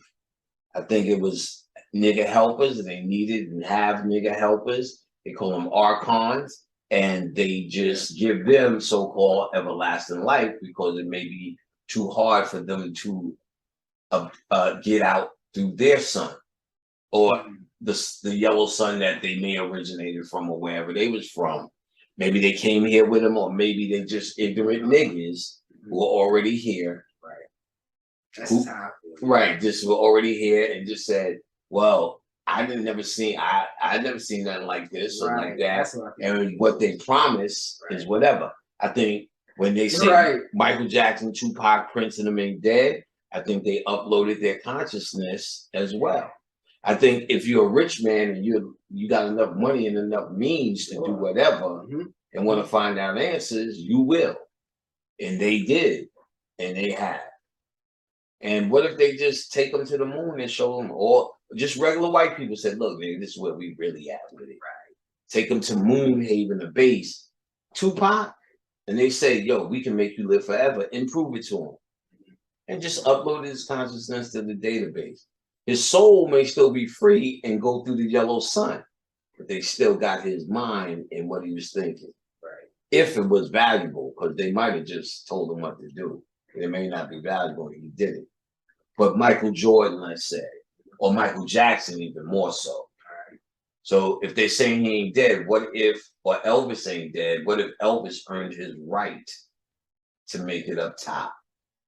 He got into heaven because he did a work with niggas. Because remember, they got the new movie where they show Elvis studied niggas, which was obvious, and became what he was. So it's all nigga science. So what, just like Eminem, either he could have been cloned and put down there for the work, and they just took their hard drive and plugged it back in. Their what do you call that? Oh, external hard drive. External hard drive, plugged it back in, and Elvis isn't dead. Or we may just went that rumor because he was Jesus. But dead in the classic sense, but alive dead. What if that's where that comes from? Perhaps. I can't, again, you can't put that. We did a lot of things that point towards the story, but in the end, it's channel and you have to make your own decision. Panic is saying that. I'm saying that for me. I'm not saying it for you. I'm sharing with you some of these things that kind of connect, but you have to make the decision. You can call the moon whatever you want. If you've been praying to it and dealing with moon phases, then you continue if that's what you do and that's what you don't think I'm contradicting that. I don't give a fuck. I know I never did it for a long time. And I know a lot of this shit seems to line up enough for me to put it together. You take it for what it's worth. I think it's an alien ship. I think the earth has already been invaded. I think just like the animals and the farm and the water that they talk about, the menses, I think it also has a pull on our mind. And I thought that's why they're able to sell us Christianity easy, GMO foods easy, fool us easy, turn us into Chief Keef easy, Jay-Z easy, get us to sell out easy, control us with money easy, control us with dreams, whereas you don't know how you really became a slave, or technically don't know if you were a slave. It might just be a whole mind control thing that makes you feel inferior to them because of what they're doing now. In fact, my first book is really about that. How the Willie Lynch ritual is happening now, not before, through movies, through media. And I go through every black man and show where they did a Willie Lynch ritual symbolically through the movies, which means this mind control is happening now. So if you're doing Willie Lynch shit and slavery shit, you may think it's in your DNA and your lineage, but it's because of what you're seeing on TV and how they're putting pressure on you right now. So maybe what they say happened to you in the past didn't, or you would never really know. Or the details, maybe somewhat enough for there to be some historical record, but maybe not on the scale it did. Maybe just enough for there to be a historical record, but the true work and the true war is active now, right now. The true mind control is going on right now. So what you attribute to Kunta Kinte and Roots, you can attribute to GMO food, to 5G network, to loving hip hop, and all the rest of the shit that you control with the stories or soap operas at one point that have had people intrigued and couldn't get away from this gossip made up shows. And when that wasn't enough, they just made real gossip shows. And then there was nighttime dramas like Dynasty that they were known for fighting, cursing, damn you, smacking, throwing shit on the floor. And when you got tired and didn't believe in that drama, they gave you nighttime shows called Love and Hip Hop,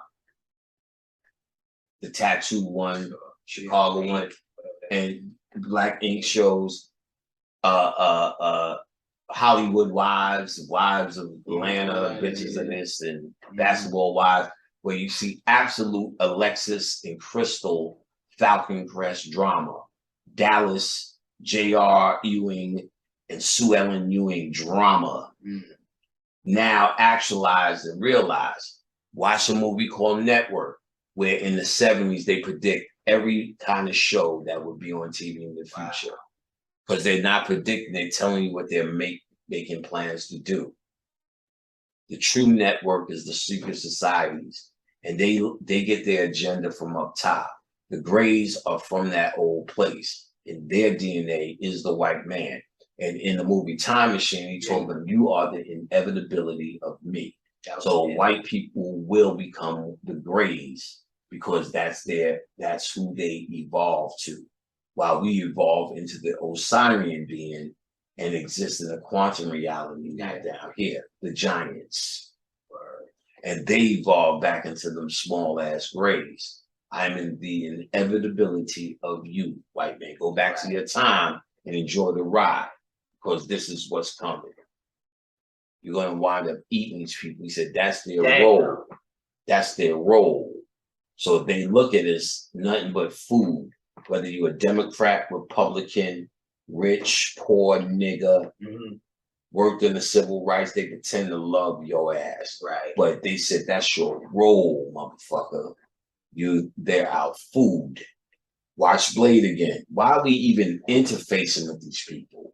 Why are we respecting these people? They're our food.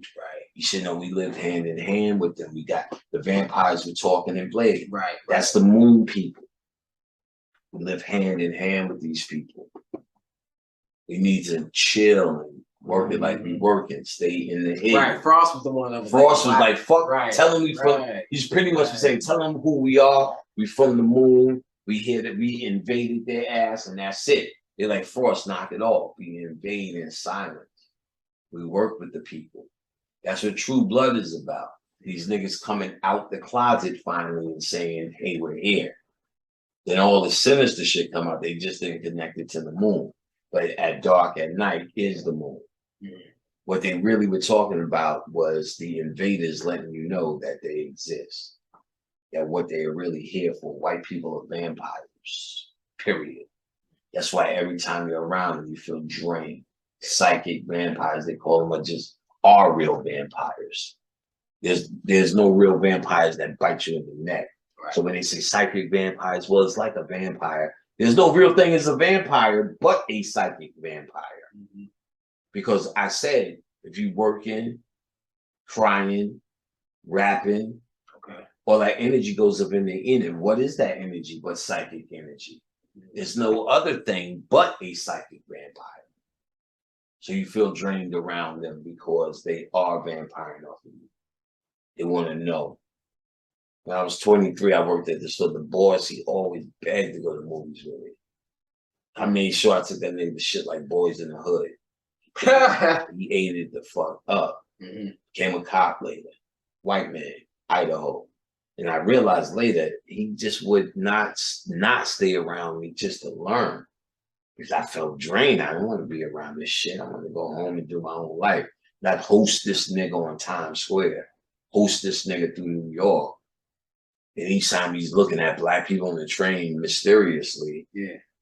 Well, Brenda really had a baby. You know what I'm saying? This is have to explain and host them.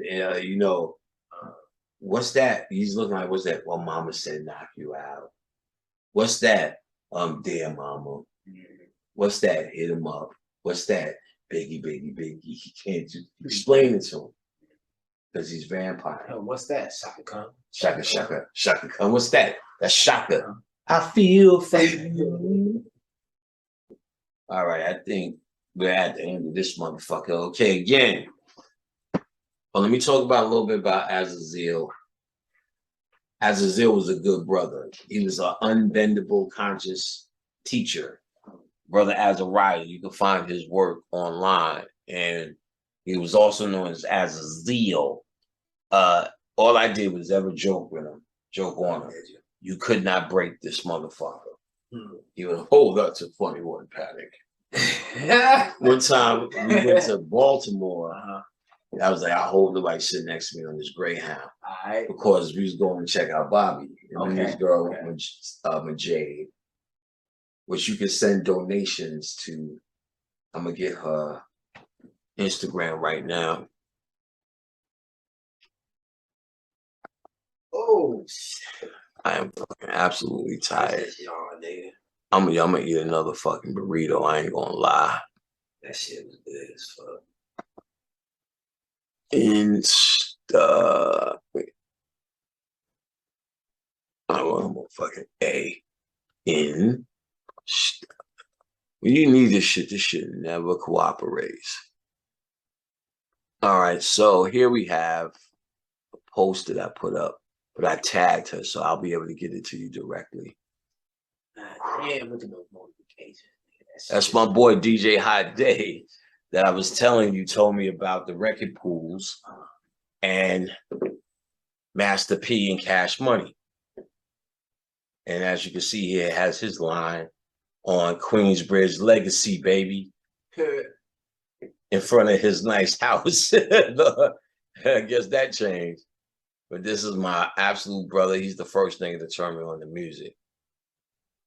All right, let's go to my profile. I have a picture of Azariah up. Oh, this is my man. Oh, man, let me hit this shit. My thing tied his fucking mouse. So his wife, I think I have her tagged in here. Where could you look at the tags? I guess you look at them here. I thought she was tagged. Well, King Simon actually put her up. Sister Majade, M-A-J-A-D-E.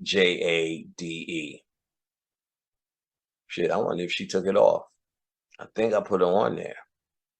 But hey, that's where you can hit her up and see what they got going on for brother Azazel. He was a cool nigga. You see here, he swam with the dolphins. He also told me he swam with the sharks. You're not clowning for that shit. So nigga, you look like one of them dolphins. And then, you know, he told me all the science he came out of it. And he would just laugh it off. You know, he would give me back every once in a while. We'd take a picture, he'd grab my head. I'm like, fuck, get the fuck off me. We already got the picture. I'm playing Salugi with my head. And, you know, when the dude sat next to me in the Greyhound, you're panic. I didn't know what was going to happen, man. You know, he had that voice. And then when he used to do his lectures, he used to talk about mind control. And then he'd be like, believe it, know it. After he would say his line, blah, blah, blah, blah, blah, blah, blah, blah. Believe it, know it. Just like. So we used to get, but you just felt you know it. He kept saying it. He was mind controlling your ass. Know that, know it. Word. He was in the streets. He sold his product. When I needed the book Dirt, that's who I called. He got me a copy of Dirt when I did the lecture. Okay. Shabazz knows him very well. Like I said, this was like by 791 people because he is that dude. Yeah. You know what I'm saying? Shabazz wrote, great dude, many days just building and joking around about some very interesting shit. He used to love to joke and smile. He would always laugh at any joke and he could take anything that comes his way. He had a very, very strong skin. I would shit on something and he keep coming back. A real brother, a real friend, much love. He was one of those dudes, you'd be like, ah, nigga, I don't like attention. Well, not that bad. Well, no, they're good. You, no matter how much you went for it and prove that this shit was disgusting. Well, I tried it. I don't see the problem. You know what I'm saying? He's that guy. Optimistic. You know what I'm saying? And he had a clot in his leg, and it moved to his heart, and it was hinted that there was shit he could do, but he was good with it. In other words, ready to go. Either way, even if he did something and went, he would be ready to go. Right. Because you go on your terms, whether you think it's or not. So if you think white people are bumping you in the head and you dying, no, you chose to be bumped in the head by the white people because it was your time to go. Right. They don't dictate that. Yeah. You just believe that you're Jesus while you act like they're not your Jesus. So you think they still taking you out under their terms. Mm-hmm. You don't realize everything is controlled by you. Your mind is all. You are the cause and effect of all things. Therefore, if the police beat your ass and you die, you chose that. Whether that's the science here. That's not even hard work. That's the basic science of the laws of this universe. The 7 laws of Tahuti, cause and effect. Every cause and effect, every effect is a cause. So if a police is beating your ass, who's the result of the cause? If the mind is all, you have your own mind. And that's the all. If cause and effect is everything that this is run by, how the fuck did it happen to you? Unless you caused it. Come on, son. That's basic study. So when you start saying police are taking us out, we're not leaving us on term, you're stupid or you just don't know. You're ignoring it or ignorant of it. So he was a very knowledgeable God, you know what I'm saying? Kind-hearted, much loved, and a part of our immediate family of conscious teachers. Because even all the elders have made the transition were elders to us. He felt more of a peer, even though he was 10 years older. Oh, he was older. Okay. He was about 10 years older. So Shabazz went to his homecoming ceremony, said it was at peace. So when Black Dot was there, they asked Black Dot and Shabazz to speak. And they pretty much said in front of their family how famous, how loved he was, who he was. And they accepted it. He said it was very peaceful. It was out in New York. I only wish for that I was there because I would have made my ass visible there and said words. Because I've never met a classier dude than him. Wow. He would dress up in motherfucking outfits and do his lecture. He did a lecture in a top hat with a goddamn Fonzie outfit on. And this girl was dressed as Pinky Tuscadero. I said, nigga, what in the fuck are y'all channeling? Happy Days, nigga? Why not? Happy Days. He was just that nigga, right? And there was no embarrassment. We clowned him and horseplayed through that whole, we were younger. Right. Me, Teffin, and Roswell. We horseplayed through that whole goddamn lecture. He didn't break and he dropped hard science. You know what I'm saying? He was doing the occult shit early. You know what I'm saying? And was on it. So Power, I've already talked to him about when he gets his ass settled, we're gonna get busy, nigga. Like there was one time, there was a cat that showed up in a tree, stayed in my window for 3 days, and this whole story I told about before it came in the house. In fact, I went to my girls and said, that motherfucker's back and stayed in the whole weekend. And first time he came by the altar, pet cemetery eyes. When I got him out there, he ran back out the window. I closed the window. He's in a tree. Then I bought a screen, put it in when I was still in Brooklyn. Yeah. And it's all MySpace shit. Black cat. Then a gray cat came and stayed in the same tree for 3 days. Closed the window, and Bobby said put under the bed carnation milk with some liquor. Did that at my girl's house for the ritual. And 3 days the cat was there. Somebody was saying, I would have got rid of that cat, but did human shit. I could hear his voice. He typed, Panic, don't you get rid of that cat. I said, nigga, I ain't getting rid of this fucking cat. This stupid shit. I know what that shit means. Yes, yes, very powerful, man.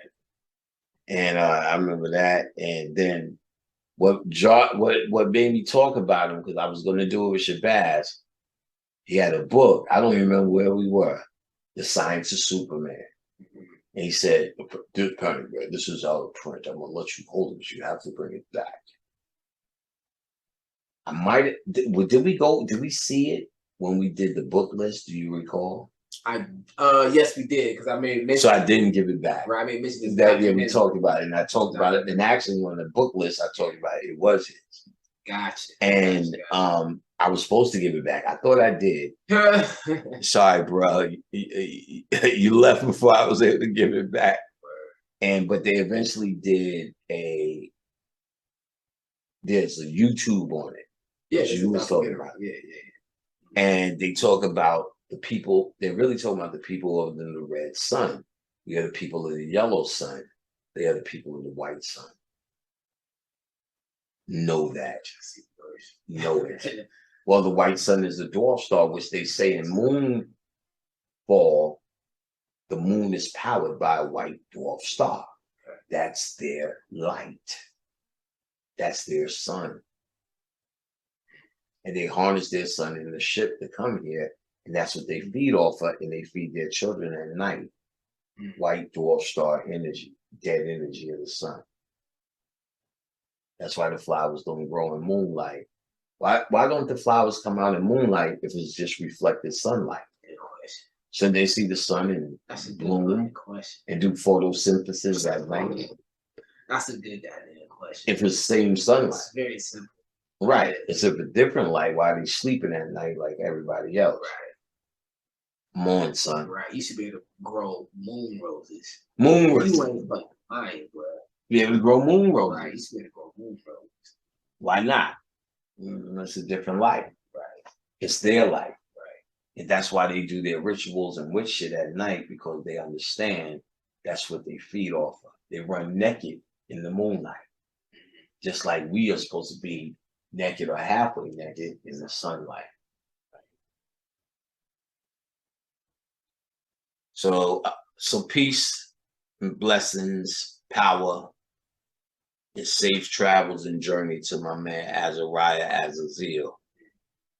Great God, great soul. And I know he's got that phase on him, so he's good. And I know he know what he know. So he's going back first class. He understands the game. So peace. Go to occult lectures. Product is going out fast. Get them herb packs. Get that pineal open. Watch my earlier work. I explained what the herb pack is. All natural herbs. No drugs. Special combination. There's over 9 ingredients added to the mugwort. So it's not just mugwort that I'm flipping. You know, I heard somebody say, "Nigga, are you crazy?" Somebody asked me that at the book site. But is it just mugwort? Came right up to me on the tape. Like, it's just, he was asking everything. Is this mugwort? I said, I don't know. I never asked him. Mugwort is the basis for it, so you'll see it prevalent. Okay. But if you really look at it, there's a lot of powder dust and other herbs in it. The combination with the mugwort is what makes the herb pack. The 11 herbs and spices the 9 herbs and spices that I don't talk about.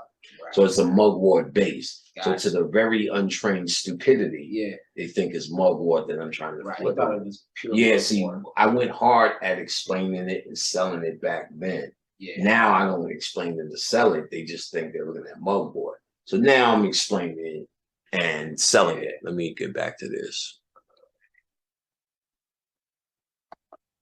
Now I'm explaining it as I'm selling it. It is 9 herbs that I put as a combination I used to use for myself, and none of the drugs. They're all organic. You can eat everything in the pack. So there's no drugs, there's no trickery. But the combination does wonders to the pineal. I've heard everything under the sun that this herb pack does by smoking it. Or tea. A whole nother thing. So get your herb pack, get on that list.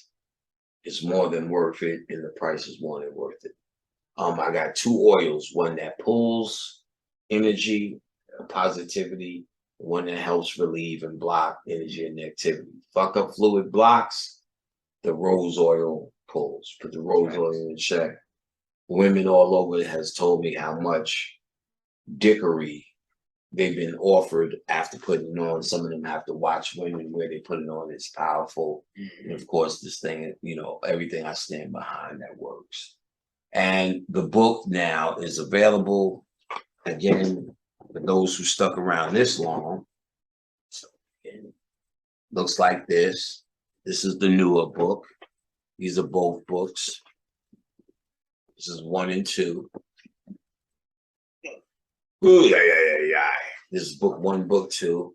All this thickery. This is number 2. The 7 Laws of Dark Power, Volume 2, Self-Master.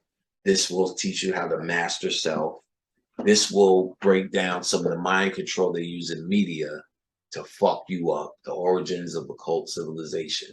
Volume 1, 7 Laws of Dark Power, Volume 2, both available on my website, occultlectures.com. Go on and check it out. The website has been updated. New color scheme. And you also soon will be, I've already put up the link to where the class will be, and we'll activate that link when it's ready. Right. And ultimately that could be any time, but I'll make the announcement. Right. So people been hitting me up about that class. The psychomancy class. Because it is going to be a beast. Right. It is going, I'm going to show you through the book Psychomancy, which I talked about for years, how to use your own psychic power, enhance to move things with your mind. In other words, be like that motherfucker underground, or Darth Vader, to be able to use. And does it work? Fuck yeah. And reading it again, my understanding has grown. Therefore, woo, I've been practicing again, and you could do anything. I could see differences, how to shoot. He showed how to shoot infrared vision and X-ray vision. How, or maybe not X-ray, another, you know, all the references are there, but infrared, pretty much one, the person has to be in front of you. And the other one, no matter where they go, you could get them. Nice. And we're not going to talk about it, but it's the same concept I just showed you. I think that's a whole nother. It's the same thing. It sends frequencies to your biosphere. And that's what magic is. To be able to send thought to that person personally. That's why magic, you get hair, fingerprints, blood, just like I scanned you in. The same way you touch it, I scanned you in. If I took your hair, that's scanning you in. Right. Or all that shit you see in, what do they call the movies or the TV shows, the police shows, where they get all the DNA, that's forensic. The same forensic evidence that will indict you in your DNA is what they use in magic or this scans to find you anywhere in the world. But then the second program, you have to be in the room. Gotcha. Right. Just like in psychomancy, the person has to be in the room, and then there's another way to tell you how to create a psychic arc and it's all done in your mind through visualization and you know, I'm getting tired. Imagination about the psychic arc that changes what's being. Your eyes are connected to the back of your head. Your eyes are technically a part of your brain. Right. So your eyes are two-way, i.e., they call it the evil eye, and you also see vision. So how to bring it up is shoot it through from your brain, your thoughts, out your eyes, like Superman. I see. And you can either shoot, it's not X-ray, but infrared in another level. Almost got it. Almost came to me. Gamma. Yeah, one of those, gamma or delta, maybe. It's another level, which no matter where that person is, as long as you're seeing it, visualizing what you're sending, the imagery, Right? It's going to hit him. And that's created with the psychiatric. You don't have to use the psychiatric, but the person to be in the room and you can get them to do shit. So I used to do that on the train. The motherfuckers to fall asleep, get nipples to get hard, make legs open to see what color panties they have on, the sassy drawers, itching attacks, you know, shit like that. So now now that I'm reading it again, we have my understanding. I already read it. Now I'm writing out the curriculum back to back. So I'm gonna go through it, then I'm gonna go through the curriculum, make sure it's straight. You'll be in the first class. I'm gonna do a first run through. You, Kiana. Kiana wants to be there, you know, strong sis, no doubt, and see what needs to be improved before I present it. But psychomancy is coming. It's gonna be a fucking monster. I'm so tired of the other class. If you pay for the other class, you're definitely gonna get either credited or free. Not if you took the other class. If you paid and didn't take the other. I would be doing thousands and thousands of niggas for free. I'm not that stupid. It's worthless then. The whole point is to survive. So y'all niggas gotta pay to get in the fee. Psychomancy is coming soon. Stay tuned to occult lectures. Don't have to ask me in an email. That is not the way you will fucking find out shit. That will be ignored. If you're asking, is psychomancy started? Is it on the site, bitch? No. Right. People have hit me up. I said, I'm sure you would make it clear. Clear. You would You wouldn't have to hit Kenny Manza up to find out. Go to the website. If he's not on the website, then what? Right. That's obvious. Right. Coming soon is on the website. Oh, is it? Okay. I believe so. Okay. And if you click on it, you ain't going nowhere. Right. When it becomes clickable, you stick your dickable in it. You do your thing. Shaka Khan. All right. I think that's fucking it. Cash App, nigga. If you feel generous, $, at, what is it, $? Yeah, $, Brother Pan. Paradise is very nice. Hit me with a slice. That always works. I'm fucking out of here. All right. Peace be unto you. You want to say peace, Kenny, or drop something? Your Instagram? Instagram, Kenny Mansa. Simple. One word. Say it, spell it. KENNY MANSA. Hit me up. Let's talk a while. To Kenny Mansa. A doo. All right, y'all about to hear this shit. I don't want nobody fucking with me in these streets. I don't want nobody fucking with me in these streets. Ain't nobody got time for that. Ain't nobody got time for that.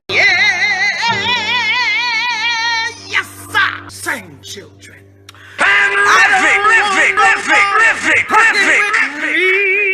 In these streets, I don't want nobody fucking with me. In these streets, I don't want nobody fucking with me. In these streets, I don't want nobody fucking with me. In these streets,